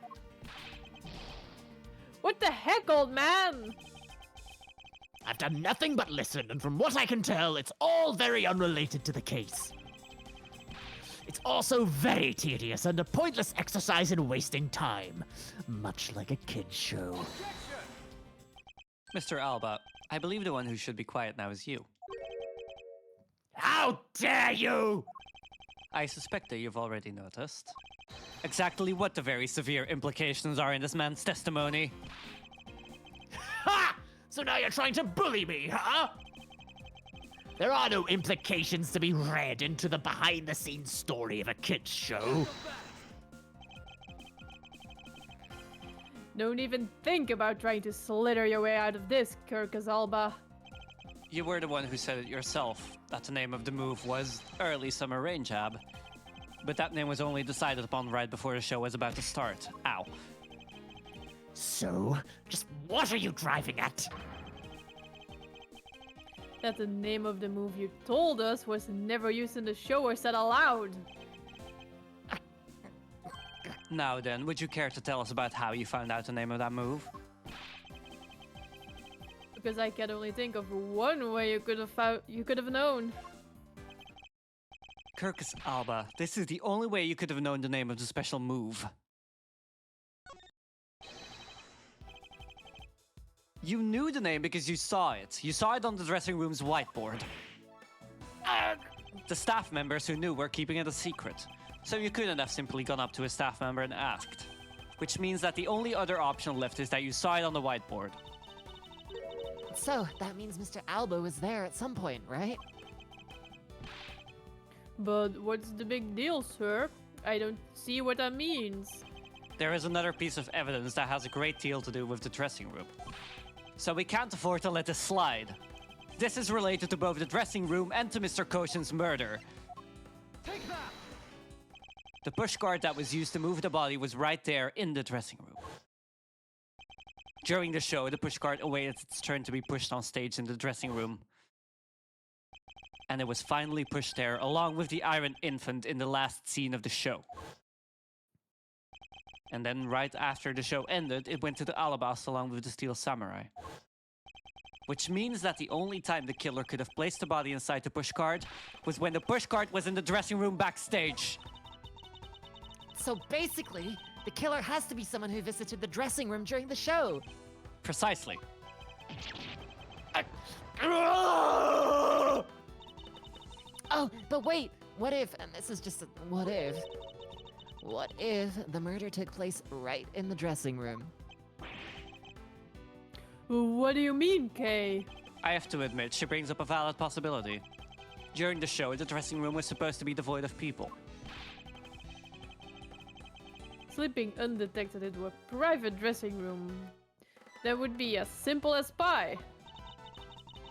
The killer must have come up with the idea to move the body with the pushcart then, too.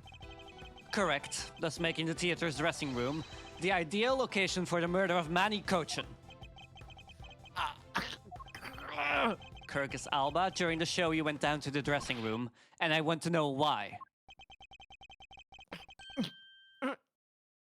Yes. Yes. I was there.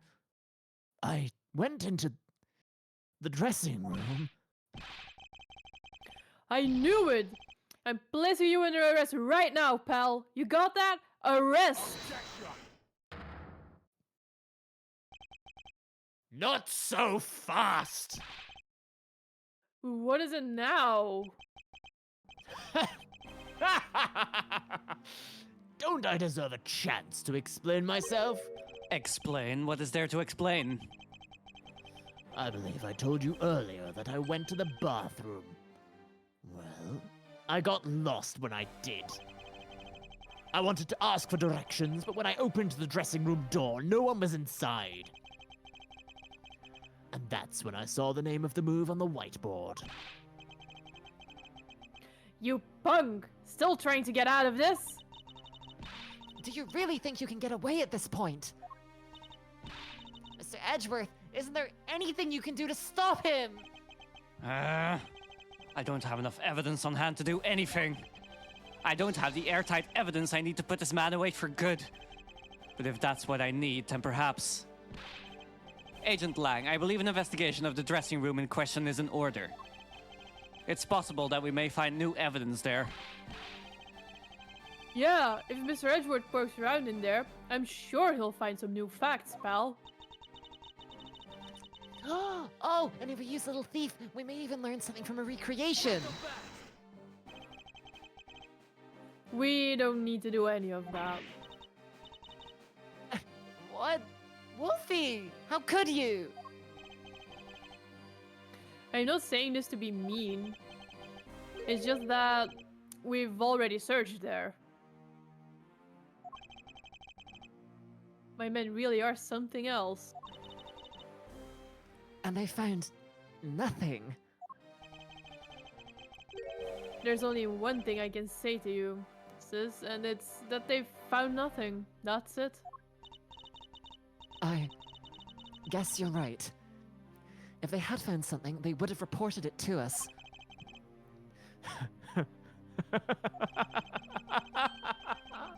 They couldn't find anything because there was nothing there to find! And if there's no info to feed into Little Thief, then I can't do much to help either. Is this the end? The murder took place in this theater, which is not protected under extraterritorial rights. And the fact that it was Mr. Alba himself who committed the murder. If I can't prove both statements to be true, Mr. Alba walks away a free man. Is there no other course of action left to us? It would appear that your hand of cards has turned out to be a bust. Now, if you will excuse me.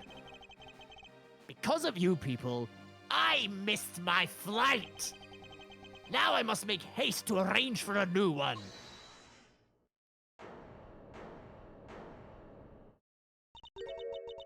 What? Who is it this time? Hold it right there, you whippersnappers! First Larry and now you. What is with that scary mobster-like scowl on your face, Edgy Poo? Don't treat me like I'm some sort of nuisance! I've been meaning to say this, but all of you keep talking about things I don't get at all. You're all leaving this lady in the sad, depressing, lonely dust that I'm about to cry in. Why did you have to speak up right at this instant? But you know what, Ejipu? Cheer up! Because I'm about to give you the most wonderful thing. The most wonderful thing from you? Silence? It's so super special that I couldn't give it away to just anyone, you know? Ah, my special present of love to my sweet Ejipu. Are you ready? Is this... It's...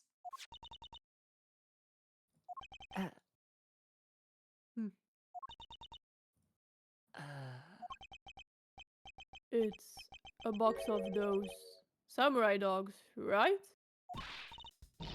Yes! Oh, Ejipu! Here, go and eat one. You'll feel as right as rain.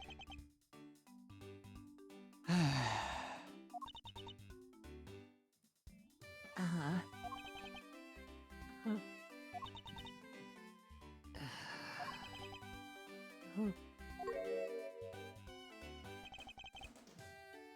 Are we through here?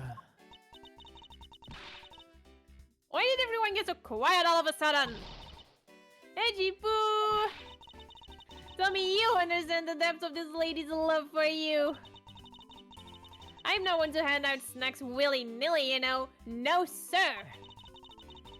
The thought occurred to me that maybe I'm that nice and full one day is my danger subject or food. I mean, is the desire of everyone to make sure that their beloved never goes hungry, and that's what it deserves. Yap, yap, yap. Mr. Edgeworth, can't you do anything about her? There is no power on earth that can force that woman into silence. And I'm so sick and tired of it!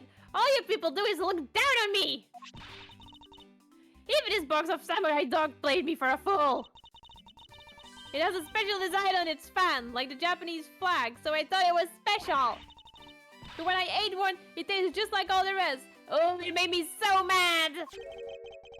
Wait, a special back with a Hinomaru-like fan on it. I've never heard of such a piece of merchandise existing before. However, there it is. The red sun on this fan is filled in. Is it possible? Could it be? After the show, the samurai dogs were piled up on the dressing room floor. However, there is no such thing as a Hinomaru dog. This contradiction of fact between something that should not exist and yet does. The rays from this red sun may be just what we needed to point us in the right direction. A present? The studio bigwigs basically told us to play delivery boys. We were supposed to hand the dogs off to the embassy people and tell them, hi! I had to pile them all into the pushcart just to move them. I believe you understand what this means, correct? You killed Mr. Goshen at his theater and then placed his body inside the pushcart. And then, you forced the Steel Samurai to unwittingly move the body for you. It's time to piece the final pieces of this logic puzzle together. No matter how fragile or small the connections may be, once we've found them all, the way to the truth will be revealed.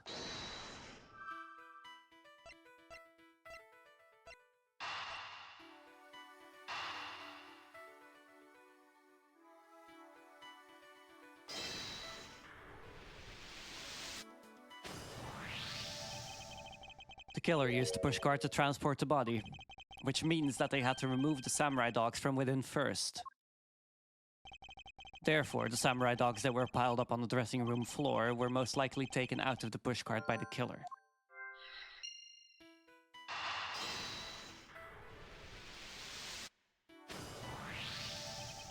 That which should not exist, this box of samurai dogs with a Hinomaru on it. If this red sun was filled in when the killer was busy removing samurai dogs from the pushcart, then it's proved that the murder took place in the dressing room. As long as this red substance turns out to be what I believe it to be. Wendy Oldbag, I thank you. What you have given to me is truly something very special. Ejipu! Mr. Edgeworth, are you sure you're feeling okay, sir? Mr. Alba, as I suspected you killed Mr. Goshen in the dressing room, How many times must I listen to you repeat yourself? Haven't you figured it out yet? Your words are meaningless, worthless, and powerless! The only way I'm going to continue to cooperate is with some definitive evidence. That arrogance, that self-confidence. You believe that you've erased every piece of evidence that could incriminate you. However, there remains one piece here, and it is what will put you away for good. Ha! You're bluffing. Oh-ho. Hey, Mr. Prosecutor. Sounds like you finally found them. You finally found the facts we need to go after this guy's jugular. So tell us, what about that box of samurai dogs is going to put the old man away? The trace evidence that will bring him down? Why, it's here, of course. This box of samurai dogs with a Hinamaru fan on it. They should never have existed. So I want you all to take a good look at this red spot. It's a single drop of blood. Huh? What? Blood, you say? Agent Lang, I'd like this blood analyzed post-haste. I've got to admit, I'm a bit surprised. I can't believe we found blood in a place like this. Hey you! Get this down to the lab pronto!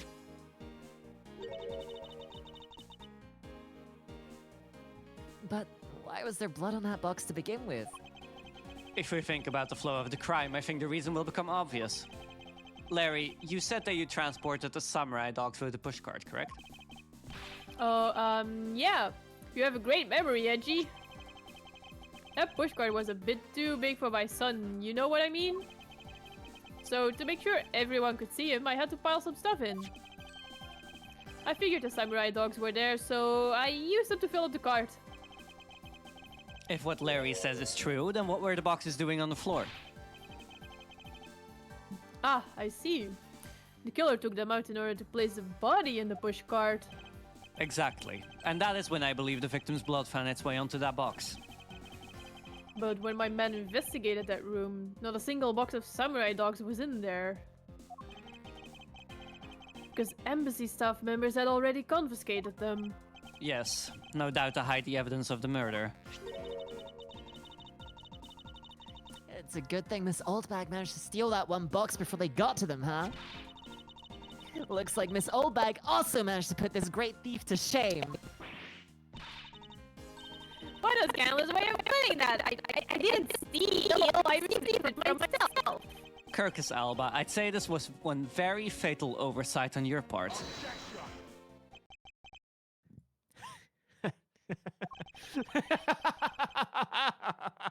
Sorry to rain on your little love fest. However... How can he be so self-confident in a no-win situation for him like this? Even if that blood turns out to belong to Mr. Cochin, then what? So, Mr. Edgeworth, it sounds like he's not ready to call it quits yet, huh? The sole piece of evidence that was left at the scene of the crime. That alone has shed light on a new fact. At the very least, we now have proof that the murder occurred in the dressing room. And you say that like it means something. Huh?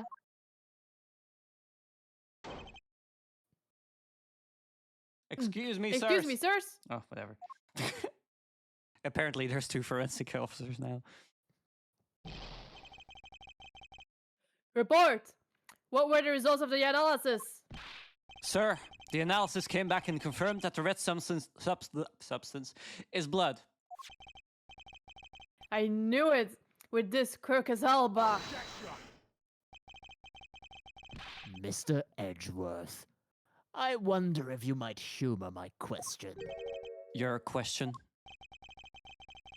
The one from before. Or have you forgotten? Even if that is Mr. Cochin's blood, what difference would it make? Like we already told you. It proves that the crime scene was that dressing room. But it doesn't prove that I am your killer, does it?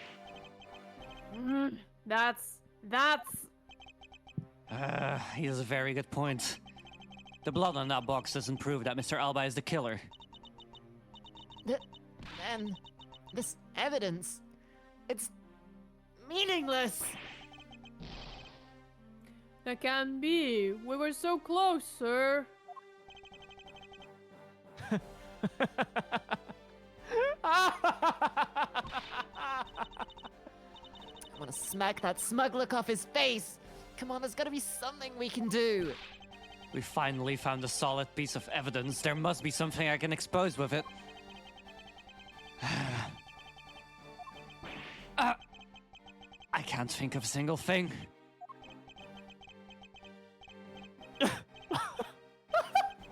Oh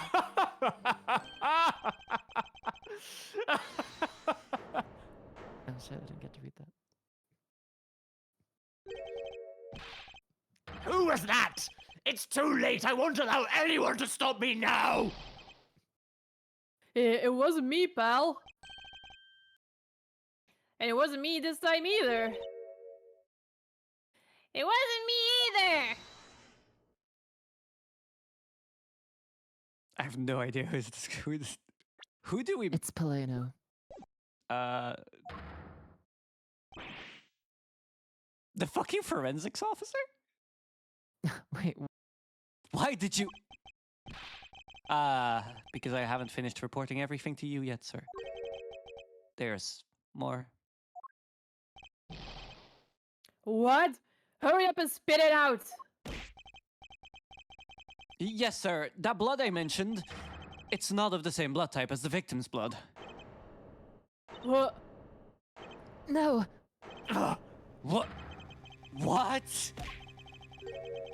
What do you mean it's not the same type? You mean it's not the victim's blood? If it isn't his, then who the hell is it?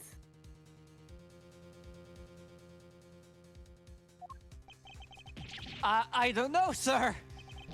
All I know is that it's not the same blood type as the victim, sir. What should we do now, Mr. Edgeworth? I have no idea what's what anymore. Neither do I. My, what an amusing turn of events. That blood dropped proves something to be true, all right? Namely, my words. And which one of your words would that be? The ones where I said that your words are meaningless, worthless, and powerless! That blood has nothing to do with the murder investigation whatsoever!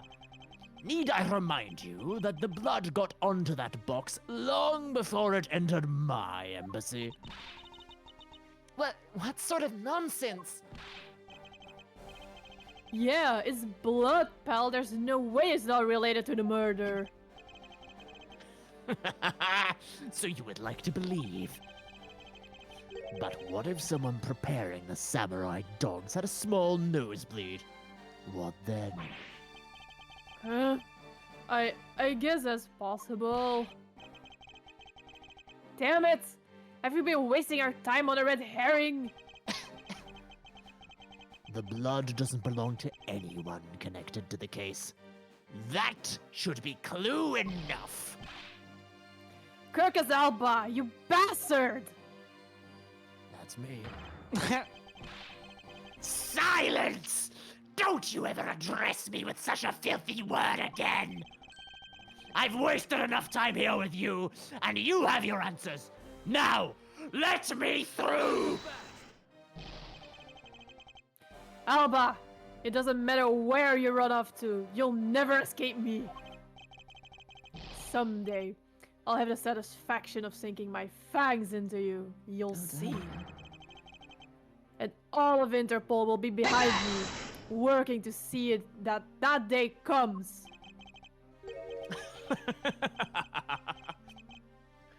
Do you know what your words sound like to me? They sound like the whinings of a pathetic loser of a mutt.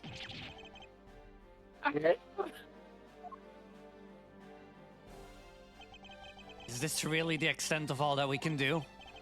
Is the blood really from someone completely unrelated to the case? Or is there another possibility, someone else other than the victim? Just when I thought I had him backed into a corner, it is I who has been backed into one.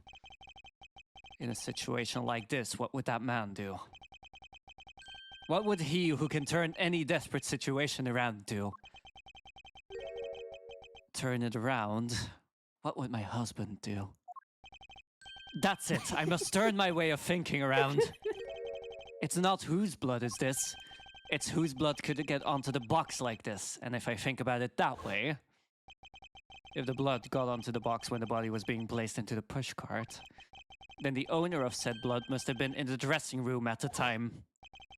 And there is only one person that could be. Well, I must praise you for trying so hard. My husband would turn me around. It's because of you kids that I was removed from center stage. And will be forced to live out the rest of my life in the shadows, unfortunately. But it's not a total loss, as the underworld will allow me more freedom than you'll ever know. Freedom like what the raven feels as it flies through the dark night sky. You can't lay a finger on me, not now or ever. The arm of the law is powerless before me!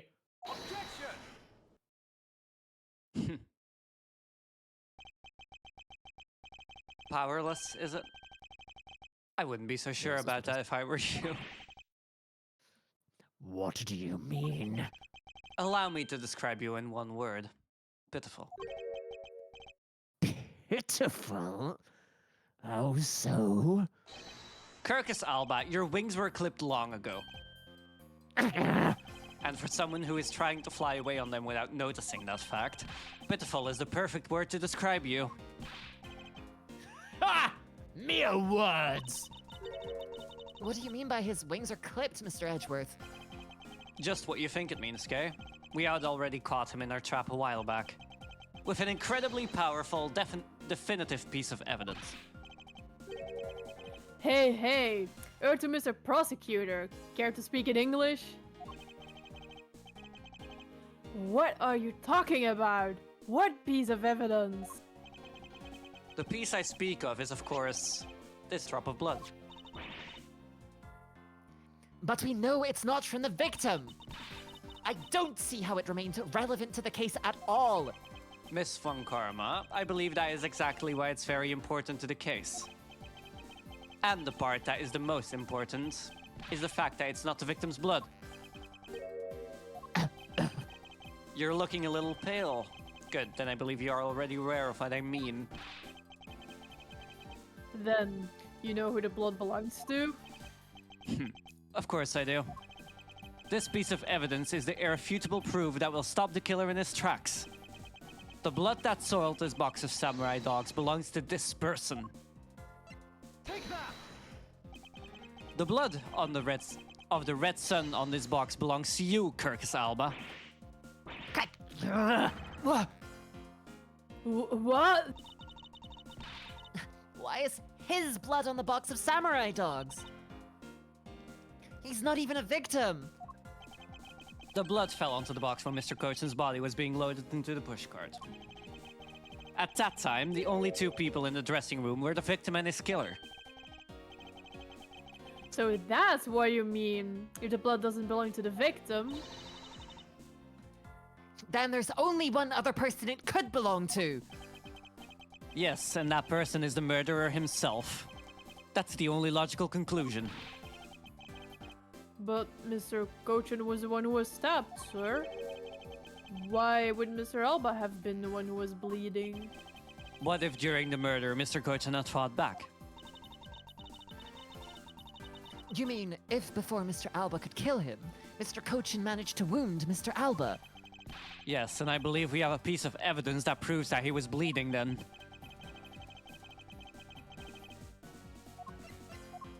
Take that! Mr. Alba, you bear on your body a great wound. That was from when Damask II attacked me with a pair of scissors. Yeah, and that happened way after he was in the dressing room.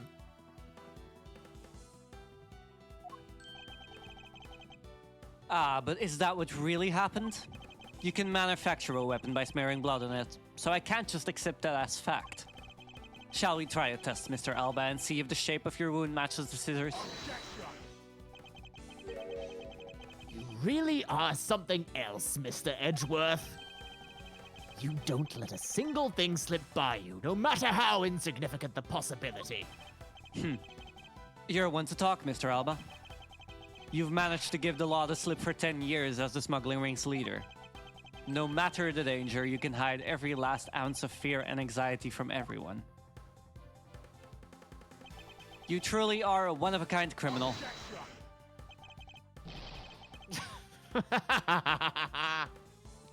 I am the master of my fear. However, to think that a person such as you could miss such a large thing. You believe I've overlooked something? You said that my wound was caused by Mr. Cochin. And that it was caused here in one of the theater's dressing rooms, right? Yes, that is correct. I'd like to point out that it's simply not possible. My wound is a stab wound, and one that could only have come from a blade. I wonder where you will propose that such a weapon came from. This theater was packed with security guards. It would have been impossible for anyone to come into this area with a weapon of any sort. Just as Mr. Alba was able to bring in the Alabastian knife in a bouquet, there must have been some other way to sneak in a weapon of some sort. But as long as you can't prove what that other way is, all your talk about Mr. Cochin stabbing me is pure nonsense. So, if that other way does exist, you'd better hurry and tell me now. With pleasure. Wait, what? This piece of evidence shows us how Mr. Cochin brought a weapon into this theater. Take that! Among law enforcement, this piece is known as the Yatagarasu's key. That key! That's the key that my father stole from here 7 years ago. And it is very unique in that it is both a key and a knife. Meaning that under the guise of a key, it could have been easily brought into the theater. No! You couldn't dispose of the knife that stabbed you. Therefore, you wiped off the blood and placed it back in Mr. Cochin's pocket. After all, the key itself opens the safe in his office. And inside that safe, there was a document about Kudopian papers signed by Mr. Cochin. In order to make it look like Mr. Cochin died as the leader of the smuggling ring, you had to make it so that the police were the ones who opened that office safe. All that hard work to save yourself only served to destroy you in the end. Shall we try matching this knife's blade with your wounds, Mr. Kirkus Alba?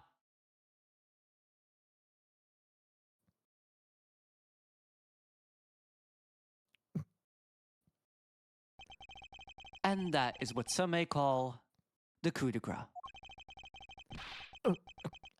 Impossible. You can't take me down! Swine! All of you! Especially Manny Cochin! This is all because of that man's betrayal! He sought to steal control of the smuggling ring from me by removing me as ambassador! Which is why he deserved to die while bearing the guilt for all of my crimes for me! That's why I sent out the Yatagarasu's card and how this incident was born! Manny was supposed to be the smuggling ring's leader who was killed by the Yatagarasu! But I had yet another reason, yet another story that was supposed to play out! Manny's death was supposed to bring everything to a close. And I would have gotten away with it too, if it wasn't for you meddling prosecutors! Motherfucker reduced himself to a Scooby-Doo villain. Mr. Alba, I'm afraid there is one more question I forgot to ask. This country's or Alabast's? Which country's court would you like to face first? Either way, it's game over for you.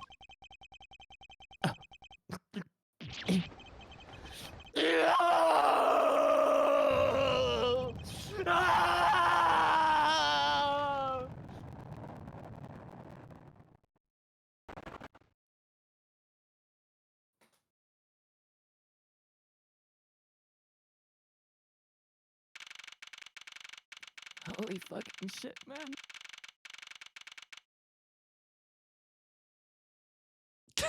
Gumshoe is the talking dog. Scooby Shoo. You okay, Ash? I'm not. You kind of did that to yourself with how you voiced Alba, though. It's not the voice that was the problem. It was the fact that I was voicing like 3 fucking people in that scene and having to jump very quickly between characters that require very different parts of my vocal register. Fair enough. Dick. Phew. This is it, the big day. It's Mr. Alba's trial today. And next week he's scheduled to stand trial in his own country of Alabast.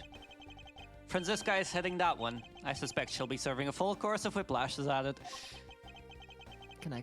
Having to face Miss Von Karma in court right after facing you, sir? I don't even want to think of what that would be like. I caught a glimpse of Mr. Alba as he was being escorted into the courthouse. And boy, he looked about as glum as I do the day before I get my monthly paycheck. You know, I've been thinking. The flight attendants and even Mr. Sportman as well. We're all Mr. Alba's secret agents. Correct. That smuggling ring was the common thread between all of the incidents. Cammy Meal was to provide support during smuggling ops, using her job as an attendant. And Mr. Portsman was to manipulate trials related to the ring to end in their favor.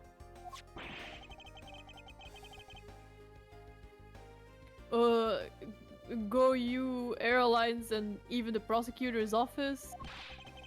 No one was safe from the smuggling ring, huh, sir? I suspect there are even more members of this ring spread throughout the world.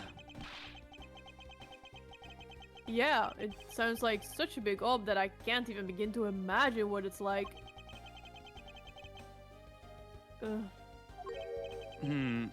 What is it, detective? Ah, nothing. It's just, well, come to think of it, Mr. Ernest Amano's trial is also scheduled for later today, sir. I'm aware of that. Mr. Amano has been working with the smuggling ring now for over 10 years. He used the Amano Group's various connections worldwide to assist the ring. But all of that has come to an end as his conglomerate is now undergoing harsh scrutiny. I owe Mr. Amano a debt of gratitude, but he must pay his debt to society. Well, with the rest of both Mr. Alba and Mr. Amano, I guess that about wraps up the KG8 incident as well, huh? I suppose so. The real killer in the KG8 incident 10 years ago was Manny Cochin. And 7 years ago, the killer in the second KG8 incident was Mackerel. Those two facts are the unshakable truth, however, it seems that a lot of effort was put into hiding these and other truths from us. And I will expose it all at the trials today. You're solving cases left and right today, aren't you, sir?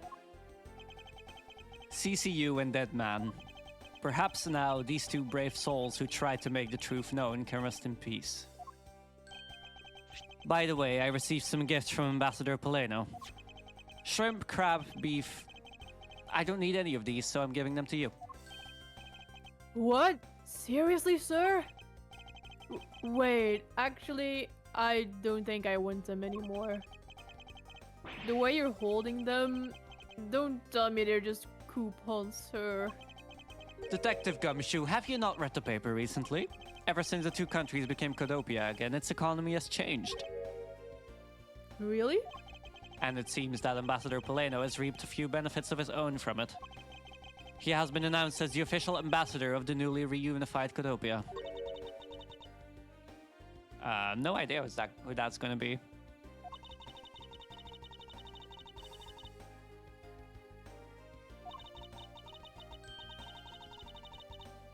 Huh? Wait, that's not what I said. So, Mr. Edgeworth, please let me have them, sir. Oh, God. Actually, come to think of it, where is Kay? How come she's still not here? Hey, you've gotta be more alert than that. Ah! Wait, wasn't a huge part of the original 7 years ago incident that no one could get through that window? She might have come in without them realizing or something, I don't know. Oh yeah, fair, okay. I can't believe you didn't notice. I was even mimicking Mr. Edgeworth's voice for a bit. I totally didn't notice you, or realize that voice was you. Lang Ji says, ferocious love blooms with each new spring. Agent Lang, a pleasure, surprised to see you here. It's been a long time since I set foot in a courthouse, but I wasn't going to miss watching the guy who screwed up my country finally get what's coming to him. Well, that and something else. I want to see you in action in court. Is that so, Agent Lang? We flushed out all of the counterfeit bills, so Zhang Fai is finally at peace again. And it's all thanks to you. So I just want to say, thanks. Wow, I never thought I'd see the day old Wolfie says thanks to Mr. Edgeworth. I should be the one thanking you, Agent Lang. If you hadn't negated Mr. Alba's extraterritorial rights, I would not have been able to bring him to trial. I believe the victory belongs to the both of us in this case. A shared victory, huh? Look, don't get me wrong. I'll still never forgive you, prosecutors. And I have zero interest in that truth thing you talk about in court. I've always done things my own way, and that's not about to change. You got that? I see. Well, I believe you should follow your own creed when you do your job. Yeah. And if there's ever someone your precious truth can't catch, feel free to sit around and cry about it all you want.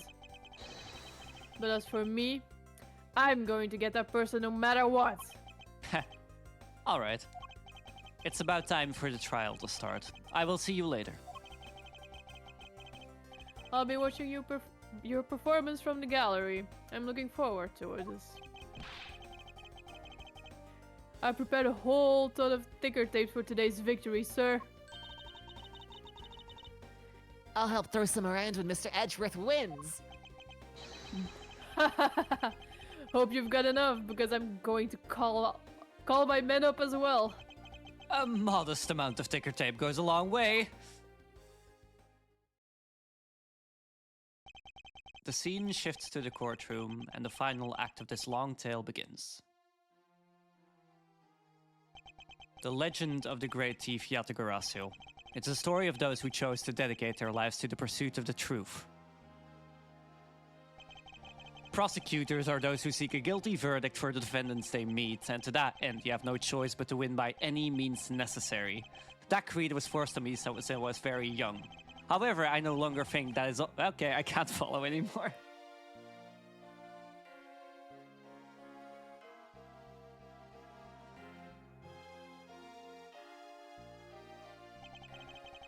Even though I've only been away from the courtroom for a short time, I feel as though it's been a lifetime since I've set foot in one. And today, more than any other day, I feel the fight within me rising. And that's it. Holy fucking shit, team. That is Ace Attorney Investigations 1.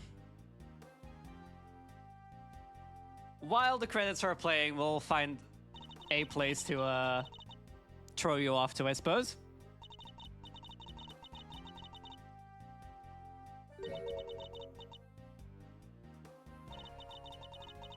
Let's see. I know people want to go to sleep, so. Suitcases.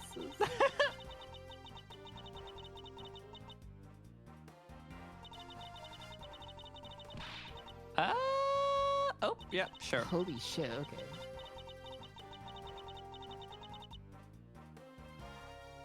Hell yeah. All right. Do people want to watch the credits first, or do people just want to go to sleep?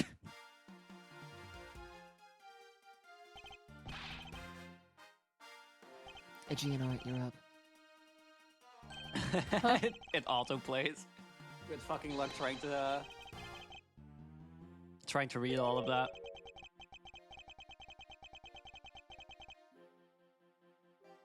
All right. While this is going on, I want to thank my voice actors for being here tonight and for being here for the past week, voice acting the entire first game. Thanks for inviting me here. It's been a ton of fun. Of course. Yeah. Starting Saturday, we will be starting Ace Attorney Investigations 2, which is going to be the first time for me as well. So I'm really excited for that. It's your first time, huh? Uh-huh. Why did you make it sound like that? As for now, I think we're going to go to bed. Thank you all for watching as well the past week. Thank you for being here for the finale as well. I hope you guys really enjoyed it. I sure fucking did. This game was my childhood, and I'm so glad I got to play it again.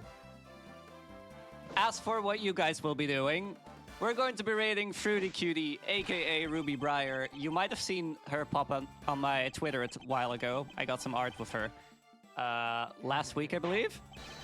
She is playing It Takes Two right now, so go and say hi to her for me. I think we're all going to go to bed in the meantime. Ruby is cute, yep. But yeah, thank you for being here. We will be back on Saturday. For now, I am going to go back into my spaceship, and I am going to go to fuck to bed. Thanks, everyone. I love you all. Have a good night. Bye. Bye.